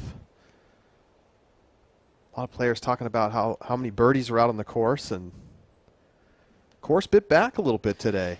It did, and I think the wind has, and conditions in general, has a lot to do with it. I think this big number of, sixes and fives probably says that there's a handful of holes out here that played extremely challenging because of the conditions. So the players shooting these numbers played pretty well, but just tried to manage on some of the tougher holes to birdie. I'm interested to see if the wind can shift in the other direction. Holes like 16 are going to play so much tougher. And 15's tee shot, for that matter, would play tons tougher if it was a right to left like they had in practice.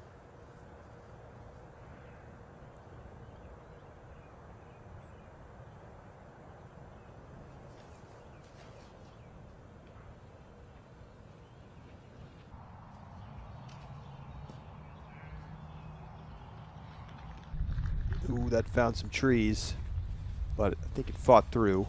Yeah, green flag, safe, still a little ways from the basket. So let's take a look at Brian's keys for closing, presented by Black Ink Discs, the premium disc golf store. And I think this finishing stretch of 15 through 18, a fantastic set of 4 holes to finish this course. Trusting the wind on 15, 16. Today's wind, easier, much easier to trust your discs. But if it switches, they have to really be careful. And then 17, when the wind is down, it is a must-get birdie. There's players that were even throwing lefty backhands on it in practice when the wind was down. But then 18, if you want an easy second shot like we've seen, you have to get really aggressive on the tee shot on 18. So just a great finishing stretch. I think coming down the stretch, we're going to see some drama for sure.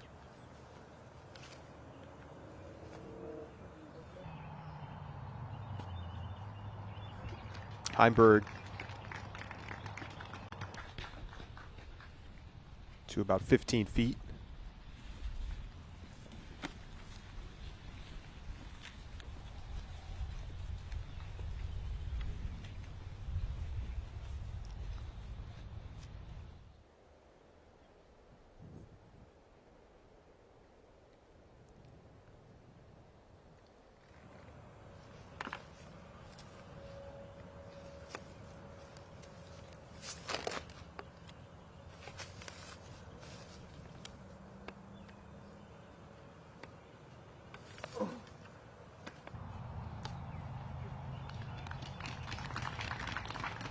No problem there.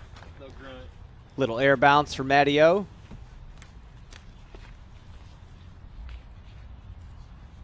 It's got to feel good to go back to your hometown during an off week and win a tournament by 10 strokes.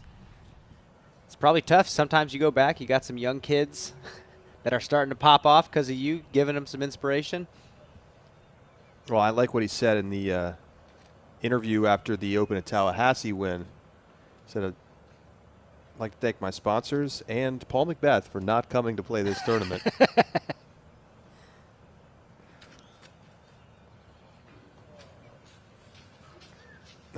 Dickerson doesn't put that one on line.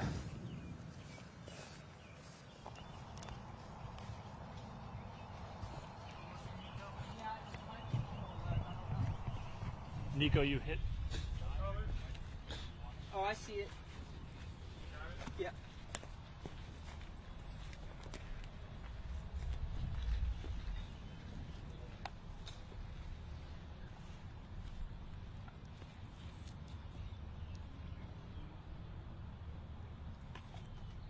These little drainages run throughout the course. We saw Calvin in one earlier. Nico going to be able to keep his foot dry. Is this a makeable putt? I mean, if the spinner's working, I think it is, but it's not stable footing.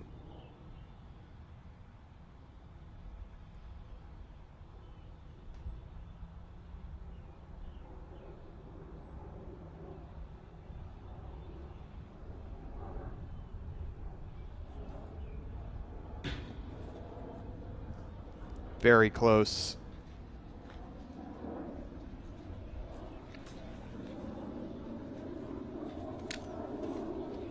And Nico very upset. I mean, I don't know why. I feel like that's a good effort from that spot. It totally is. And I mean, the shot was short left, and being short left in that hole is going to put you out in the rough on the left side. But again, he had a pretty good stretch just a couple holes ago.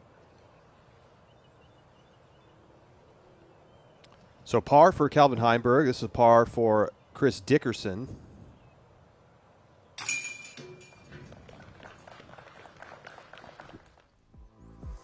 All right, so Chris Dickerson still trying to hunt down the leaders. He's got 3 holes left to do it. We'll see if he can get to 7 down after this.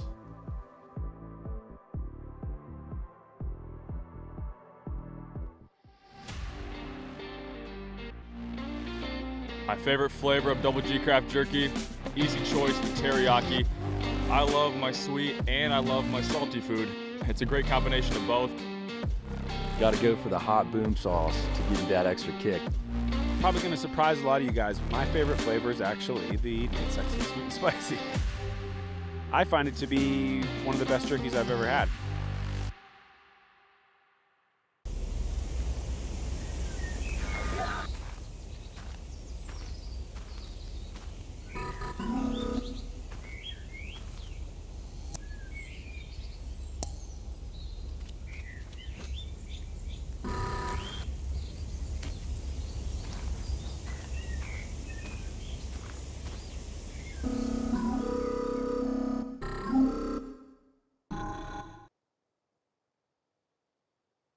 Hey Disc Golf Network fans, I have great news for you. Discmania is dropping my new 2023 Cloudbreaker next week. I love how the new Horizon plastic feels. You can get the ultimate distance driver next week on the Discmania store or at your local retailer. Thank you so much for the support and keep on dreaming.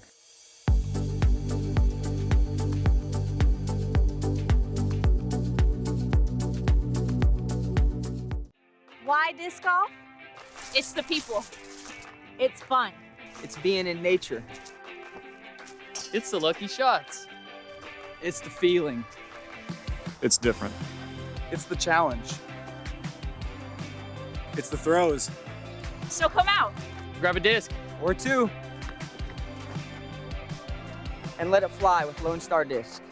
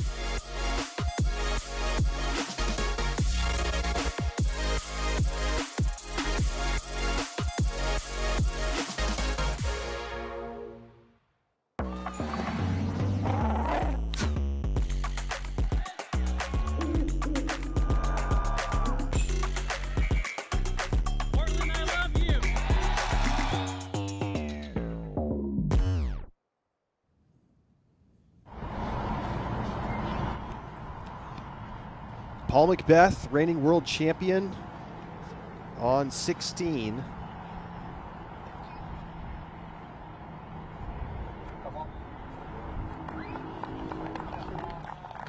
Pin high and about 20-footer for birdie. On 17, Adam Hammis.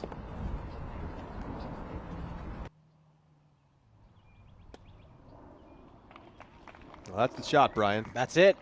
Especially when the wind is down. This is, like I was saying, a stock forehand hyzer. Way to capitalize on that.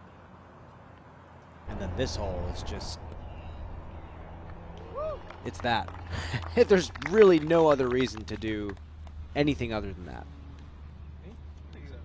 Calvin making it look easy. Hole does get very touchy when the wind flips and it's a headwind off the tee. Then a lot more players are going down the middle gap. And like Juliana was saying this morning, it feels like you're throwing a dart at a dartboard on this hole if you go middle. Looks like Dickerson might be going for that. Keep in mind, if you ring up an ace, you win a custom Gibson guitar. Oh, he wants it. This is the ace line. Ooh. Beautiful control from Chris Dickerson. That should get him to 6 down.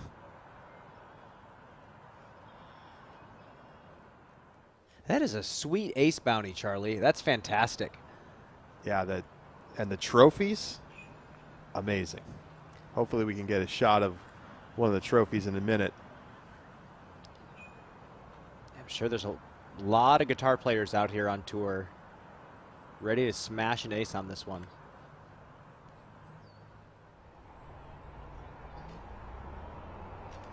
Oh, Matty O finds the tree.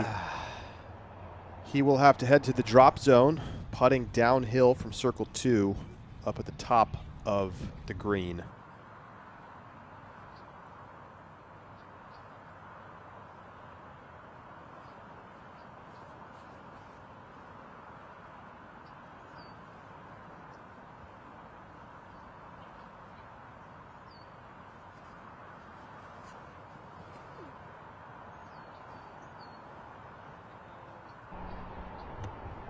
Nico taking the wide hyzer and putting it inside the circle.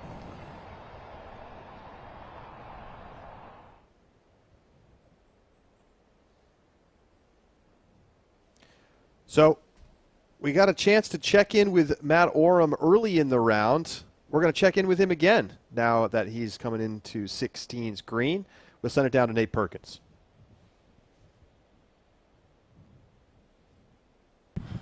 Matt, thanks for talking to the fans at home, my guy. And I wanted to get your thoughts on the course after playing it for the first time in a couple of years. I like it. I definitely like the changes of the course. Definitely some blind shots out here. Definitely some sucker gaps. But I can dig it, though. I think they made some good improvements for sure. Definitely. Yeah, and how do you think it was playing today, considering the wind conditions and the 50-degree temps? Well, I definitely think it's harder. It's like it's just not as easy to throw sidearms when it's colder, so some of the sidearm lines are just a little trickier, just physically, I guess you would say. And honestly, just some of the mud and some of the wind, it's definitely a little tricky. And I looked at the scores before the round. They weren't that great, so it's definitely playing tricky out here. Well, tough break here on 16, man, and we're looking for you to jam this this spin putt here from drop zone. Thanks again, Matty. Thanks, man. Dimebag Daryl. Next time.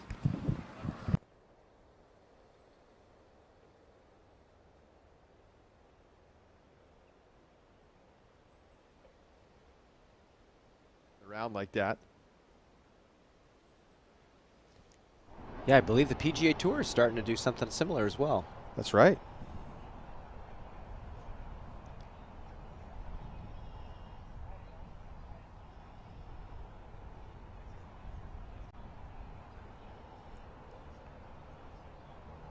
So as the feature card approaches their lie on the green of 16, check in with Paul Macbeth, putting on 17 for birdie.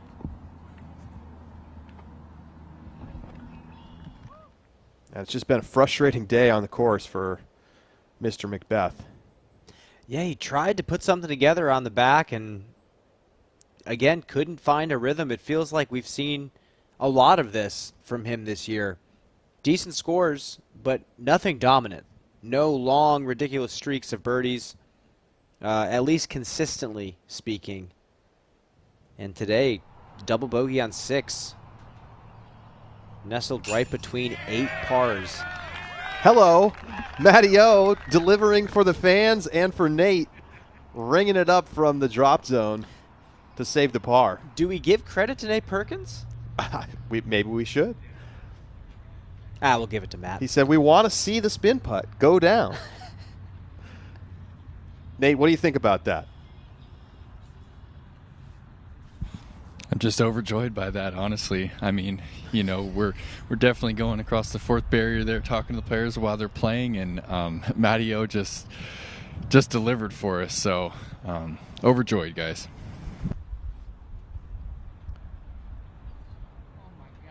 Nico for birdie. Oh my goodness. Well, he's fortunate he didn't go straight out of bounds. Totally missed.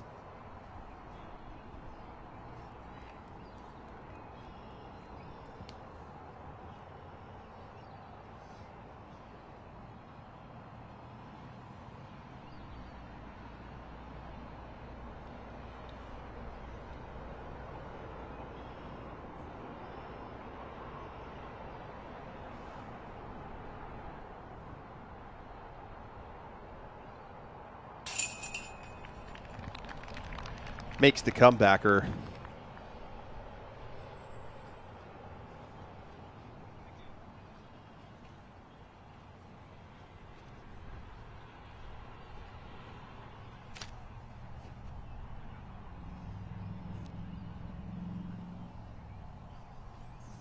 Well, Calvin has this short birdie putt. This is going to get him to 3 under.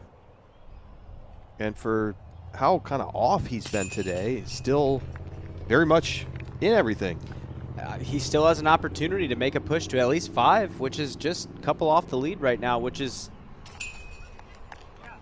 I guess you could say, surprising. He seemed like so stale for so long during the round. I mean, he was, I guess, for the first 10 holes or so. Well, and here's the guitar. This is the MPO Champion Custom Gibson guitar with the Music City Open logo on it. That's a beauty. I'm hoping a guitar player wins the tournament and gives us a video of them shredding it afterwards. The trophy game keeps getting raised. You can't just give somebody a disc anymore, I don't think. I mean, if Gannon wins this, he has a full-fledged country music artist outfit. He's ready to rock and roll. Put him on stage. Cowboy hat. Gibson guitar.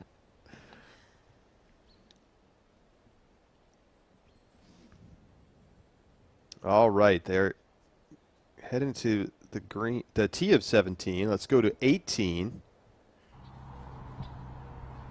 Adam Hammis on the tee.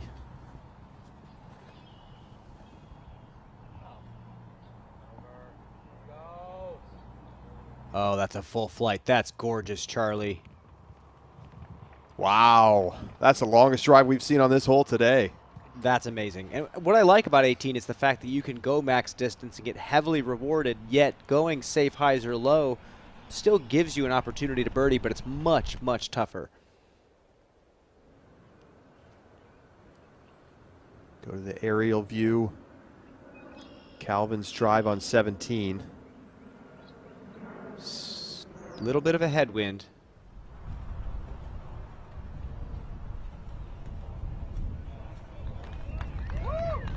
Perfect.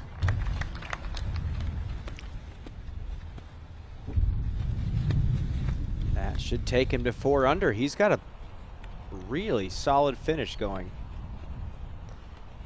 He has not missed a putt since hole 8. And he only has 1 bogey. Dickerson is still bogey free. He's now at 6 under. Chance to tie the lead here on 17. I like the line.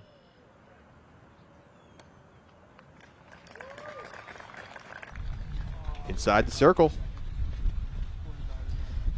And this is a tough forehand with the headwind, too. You have to carry the disc high and wide left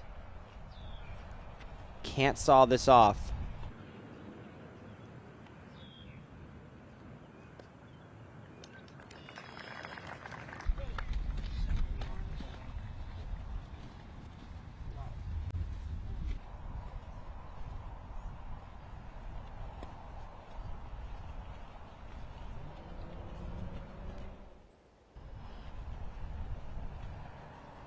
Saw Nico throwing lefty backhands in practice when there was a tailwind and put a couple inside C1. Not today with the headwind.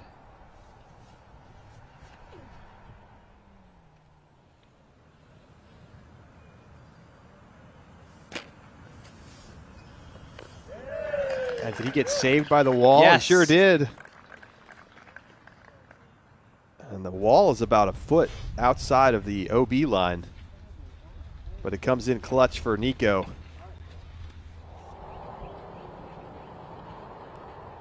Back to 18, Macbeth, second shot.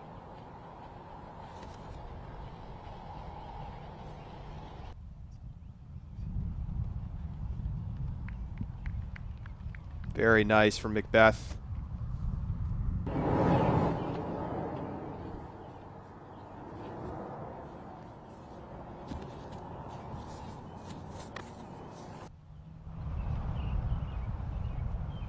And after just an amazing drive, Hammes finds a branch and leaves his upshot outside of the circle. Still a birdie look, though, for Adam Hammes.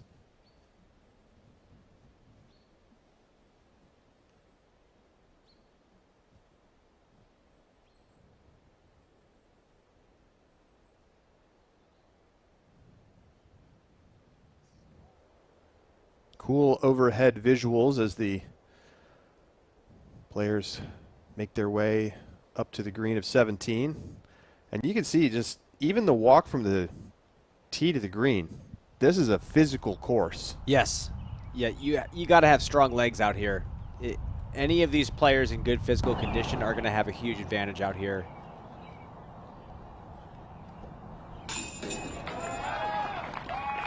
Adam Hammes closing it out with 3 birdies, and look at that. He's in a tie for third.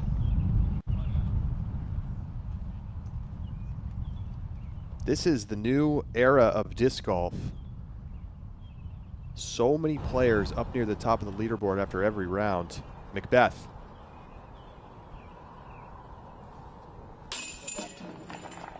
You bet. Great back 9. 5 down in the back. And even though it took him all the way until hole 15 to get under par, that's the longest for him since round 1, hole 15 at the Des Moines Challenge.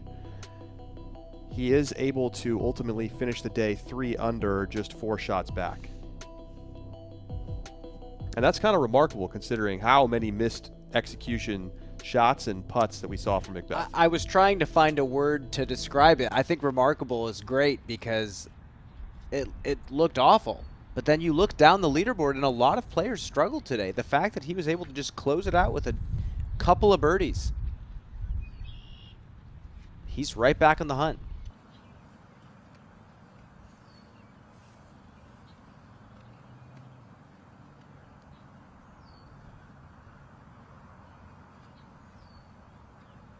Nico trying to do the same.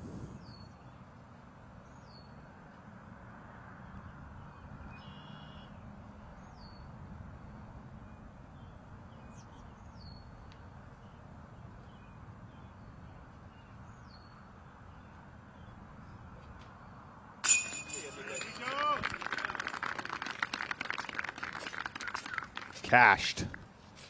2 down now for Nico.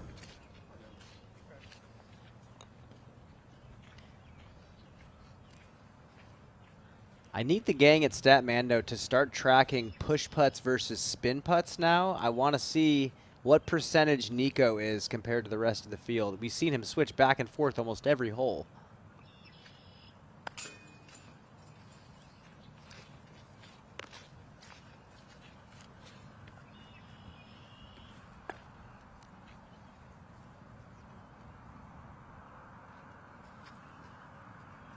Okay. to tie the lead.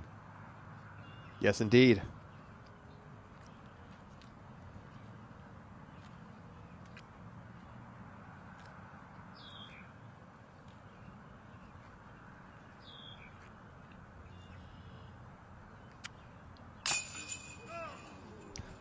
Oh, my. Sit down.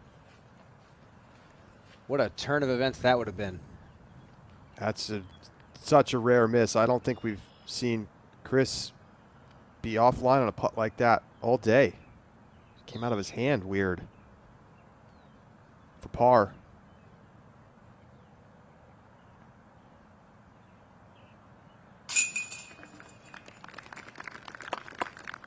So he sticks the par.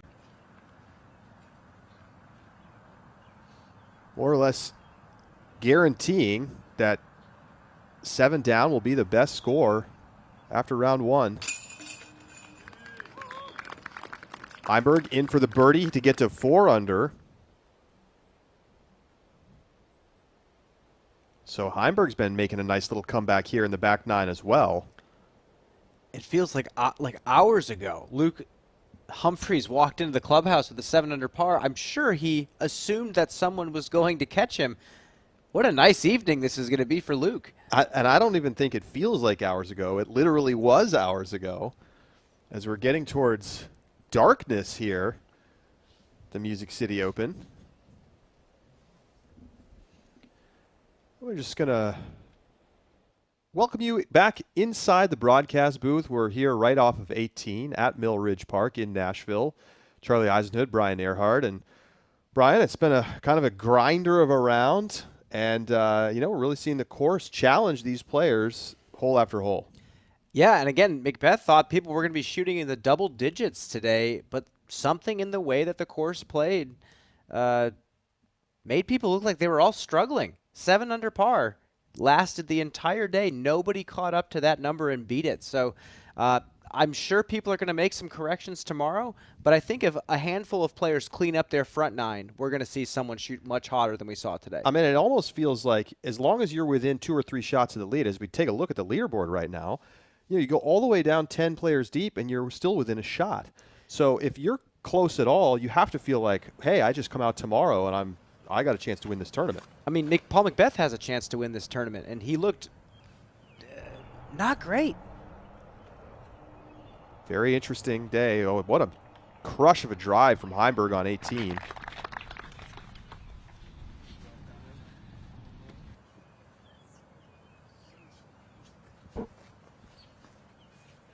Nico looks like he's going high.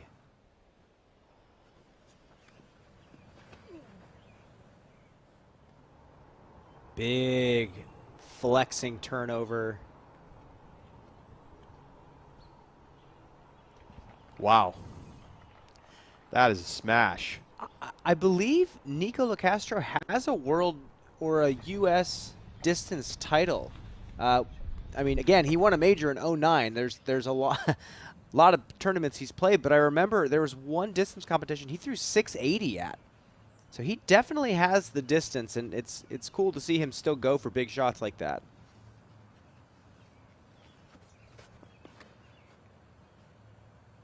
I believe he won the distance showcase in 2016 with a drive of 621 feet at USDGC.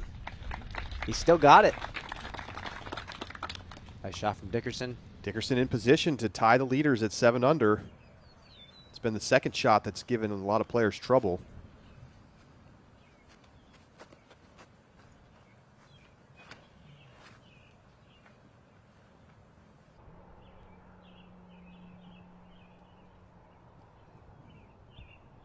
Okay, playing a little bit more conservative, but that did not pay off for him. Well done. Yeah, he knows it. That's going to be a tough scramble.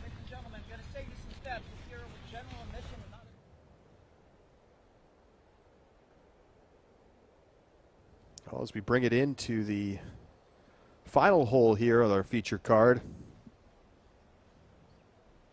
we can take a look at this hole 18.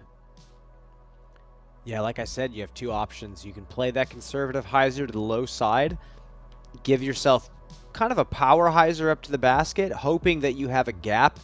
There's a lot of clusters of trees and bushes that'll make it really challenging for you to access the green from there. But what you'll see, like Adam Hammes did just a little bit ago, you can go for a max distance smash up the hill, playing to the right side of the far right tree that we're flying through here, and give yourself an easy forehand into the basket. But as we've seen, the angle to the basket is not standard. It's not a stock shot. You have to be very intentional. You have to clear a low ceiling.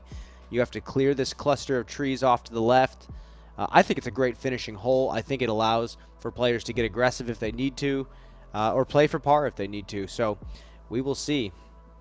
Playing somewhat challenging today.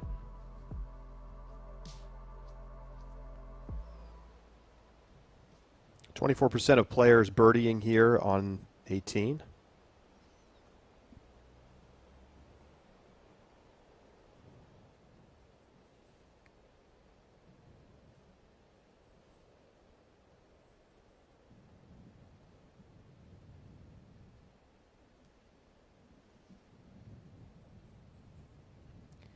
I think a Jonesboro Jr. is a pretty decent nickname for this course. That's what Paul called it earlier today. Adam Hammes said it's very similar. I love this kind of rolling hills, open pasture style of, I guess you could call it park golf almost.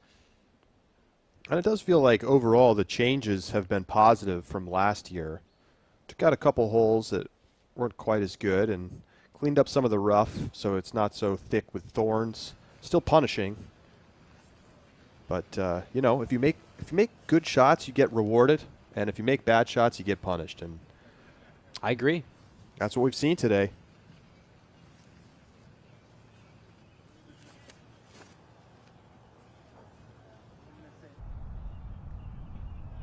Looks pretty good.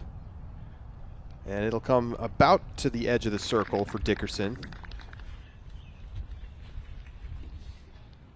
So we'll have a 35, maybe 40-footer to try to get a share of the lead heading into Saturday.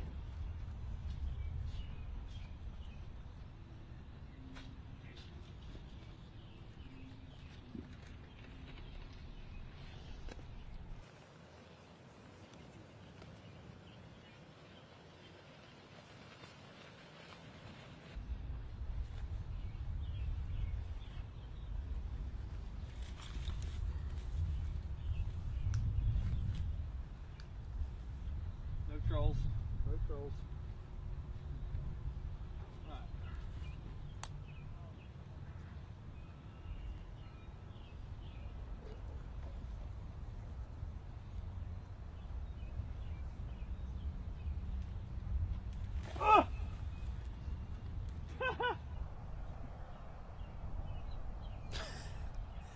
Made himself laugh with that one.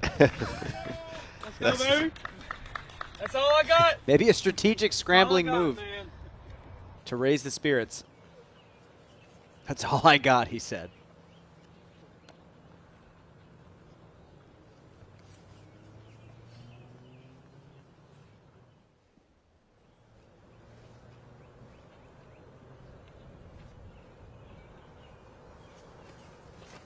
Heimberg in great position.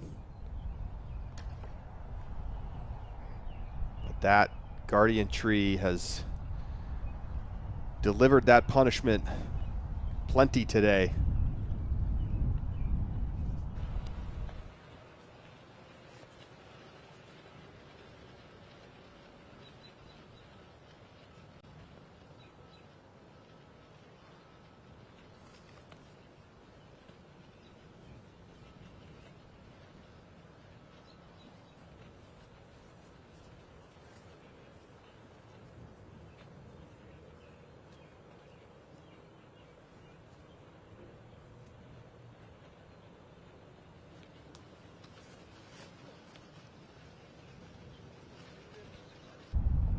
Sneaks it around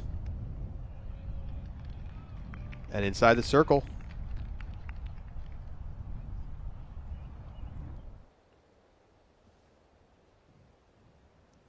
Plenty of positives today for Nico.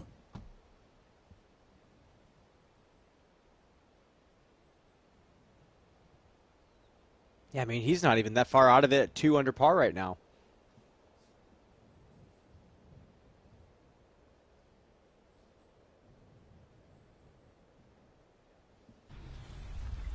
grabs himself a birdie, goes down to 3. He's right in the hunt, just like Paul.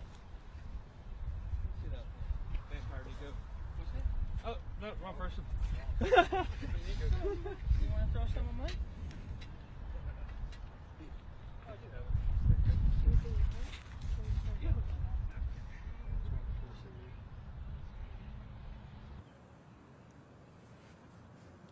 So Matteo throwing 3.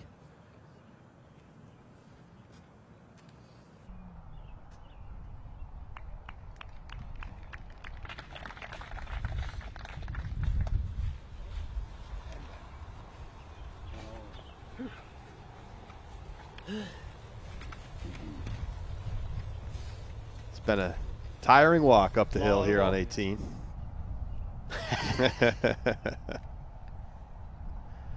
Chris Dickerson coming up to a circle 2 putt for birdie that could give him a share of the lead with Luke Humphreys and Ezra Aderhold.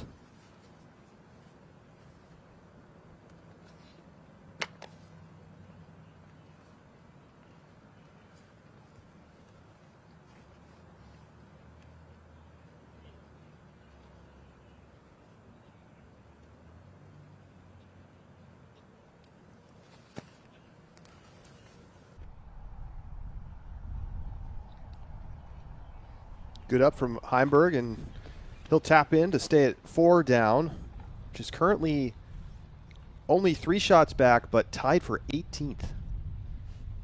A lot of players up near the top.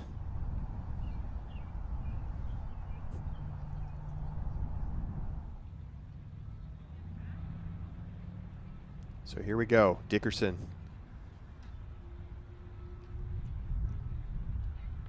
To tie the leaders.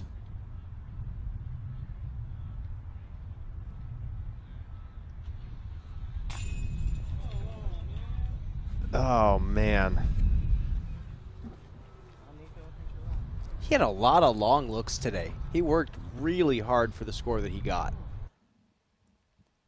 He hit 3 from circle 2, and this one really feels like it should have stuck, but we had a couple like this. That's tough.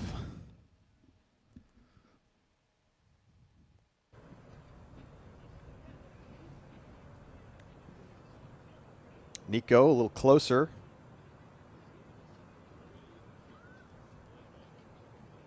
"25 feet.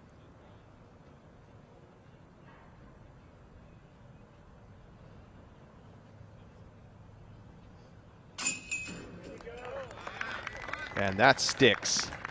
So Nico gets to 3 under.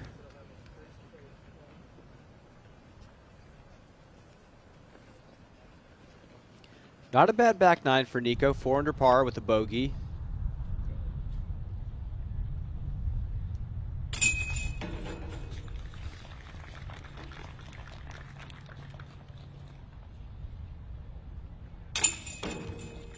So some par tap-ins for the rest of the feature card. Chris Dickerson will go into the clubhouse 1 shot back.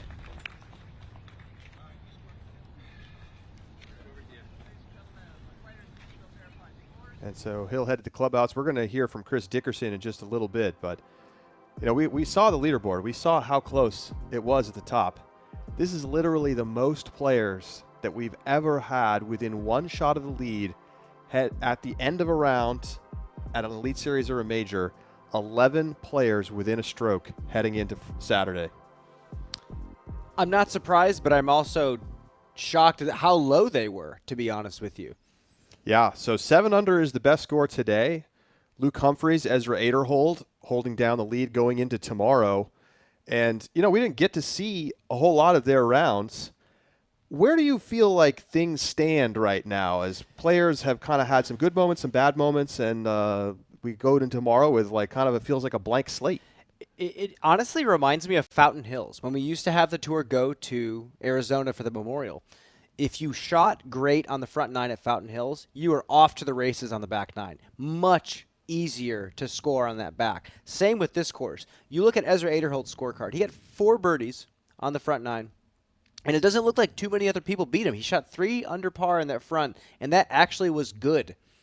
That's shocking. So if somebody shows up tomorrow and makes the adjustments that they need to make, and they clean up some of these longer par 4s and 5s and figure out hole 3, which played as the hardest hole in the course, we're finally going to see someone under par or far under par, potentially double digits. But it's that front 9. Everyone's going to look at those scores now, and they're going to know. We'll talk about the rest of the top 10, or maybe I should say, top 15 right now. We'll hear from Chris Dickerson, and we'll show you the OTB shot of the day next.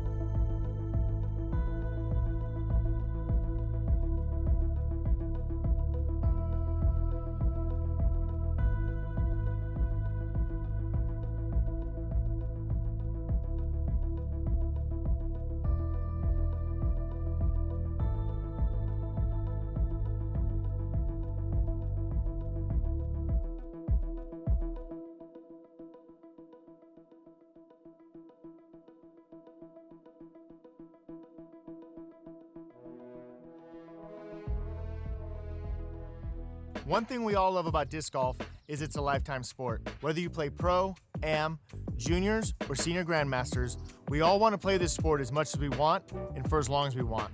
This can introduce wear over time, potentially hindering your ability to continue playing. A cart reduces the cumulative stress on your body that comes with repetitive motions such as reaching down and lifting. This will help keep you on the course, maximizing your athletic potential, and playing your best.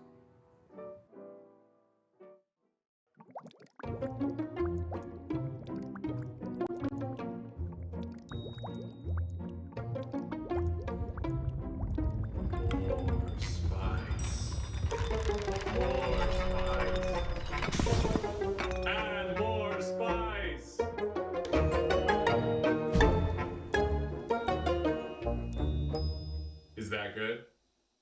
Check out the whole lineup at clashdisc.com. Welcome to Music City Disc Golf.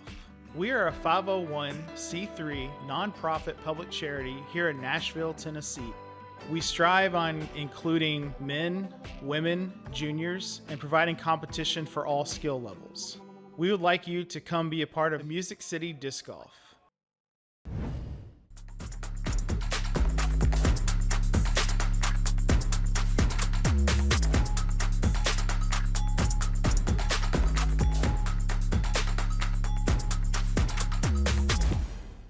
What makes the Halal Guys so deliciously different? You might have heard of our famously long cart lines that NYC fans happily stand in. Today, with over 100 plus restaurants across the globe, we are your place to experience authentic American halal. Enjoy our delicious falafel, Euro sandwich, platters, and sides topped with our famously flavorful white and hot sauces. Order online today and taste how we make different so delicious. The Halal Guys, bringing something deliciously different to the table.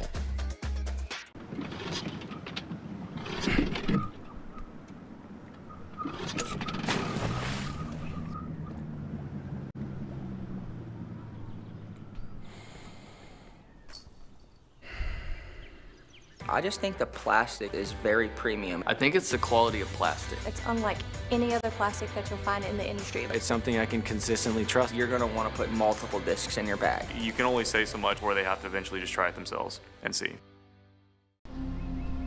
Here we are at the International Disc Golf Center. The course is just shining for the competitors. This place means a lot. It's the type of course that where as soon as you think you have it figured out, it shows its teeth. At a major tournament, there's a different kind of feeling. Make your career go to the next step. You need to win a major. We show where we came from and hopefully show where we're going with events like this weekend.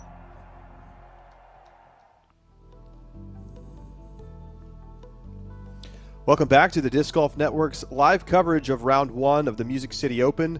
Luke Humphreys and Ezra Aderhold are at the top of the leaderboard. Chris Dickerson is one shot back, and he's with Nate Perkins. All right, Chris. Man, what a wild round today here at Mill Ridge. You finished as one of 3 players without a bogey. Talk to us about that. Yeah, I was throwing pretty good off the tee.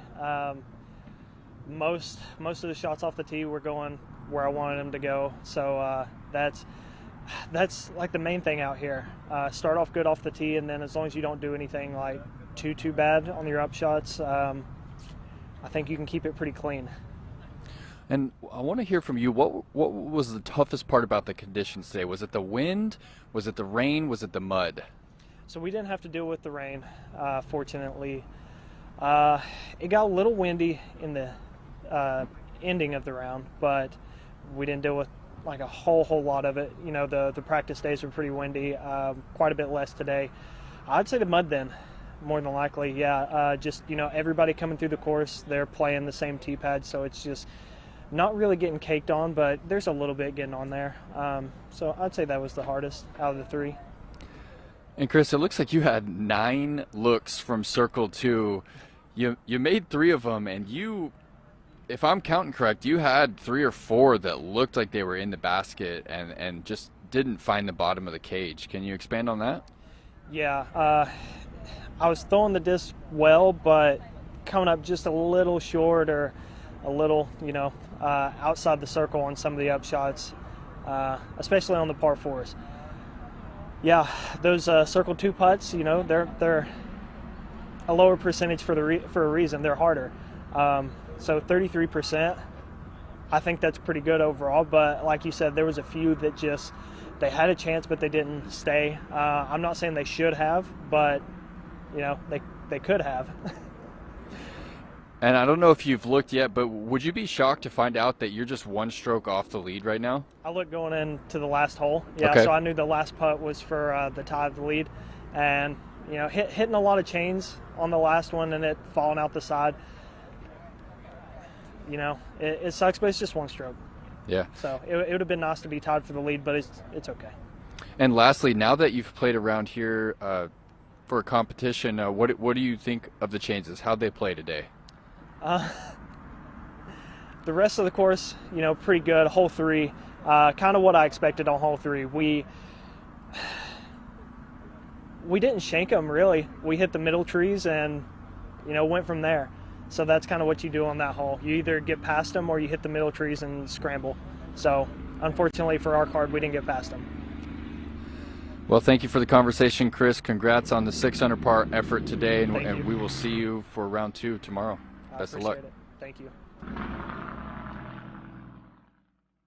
From Chris Dickerson, and I mean, let's just go through what's going on right now up at the top of the leaderboard. Okay, so we've already talked about Luke and Ezra. So at 6 under, 1 shot back, we have Simon Lizotte, James Proctor, Nick Hansen, Anthony Barella, Austin Turner, Adam Hammis, Chris Dickerson, Gannon Burr, Robert Burridge. Okay, that's at 6 down.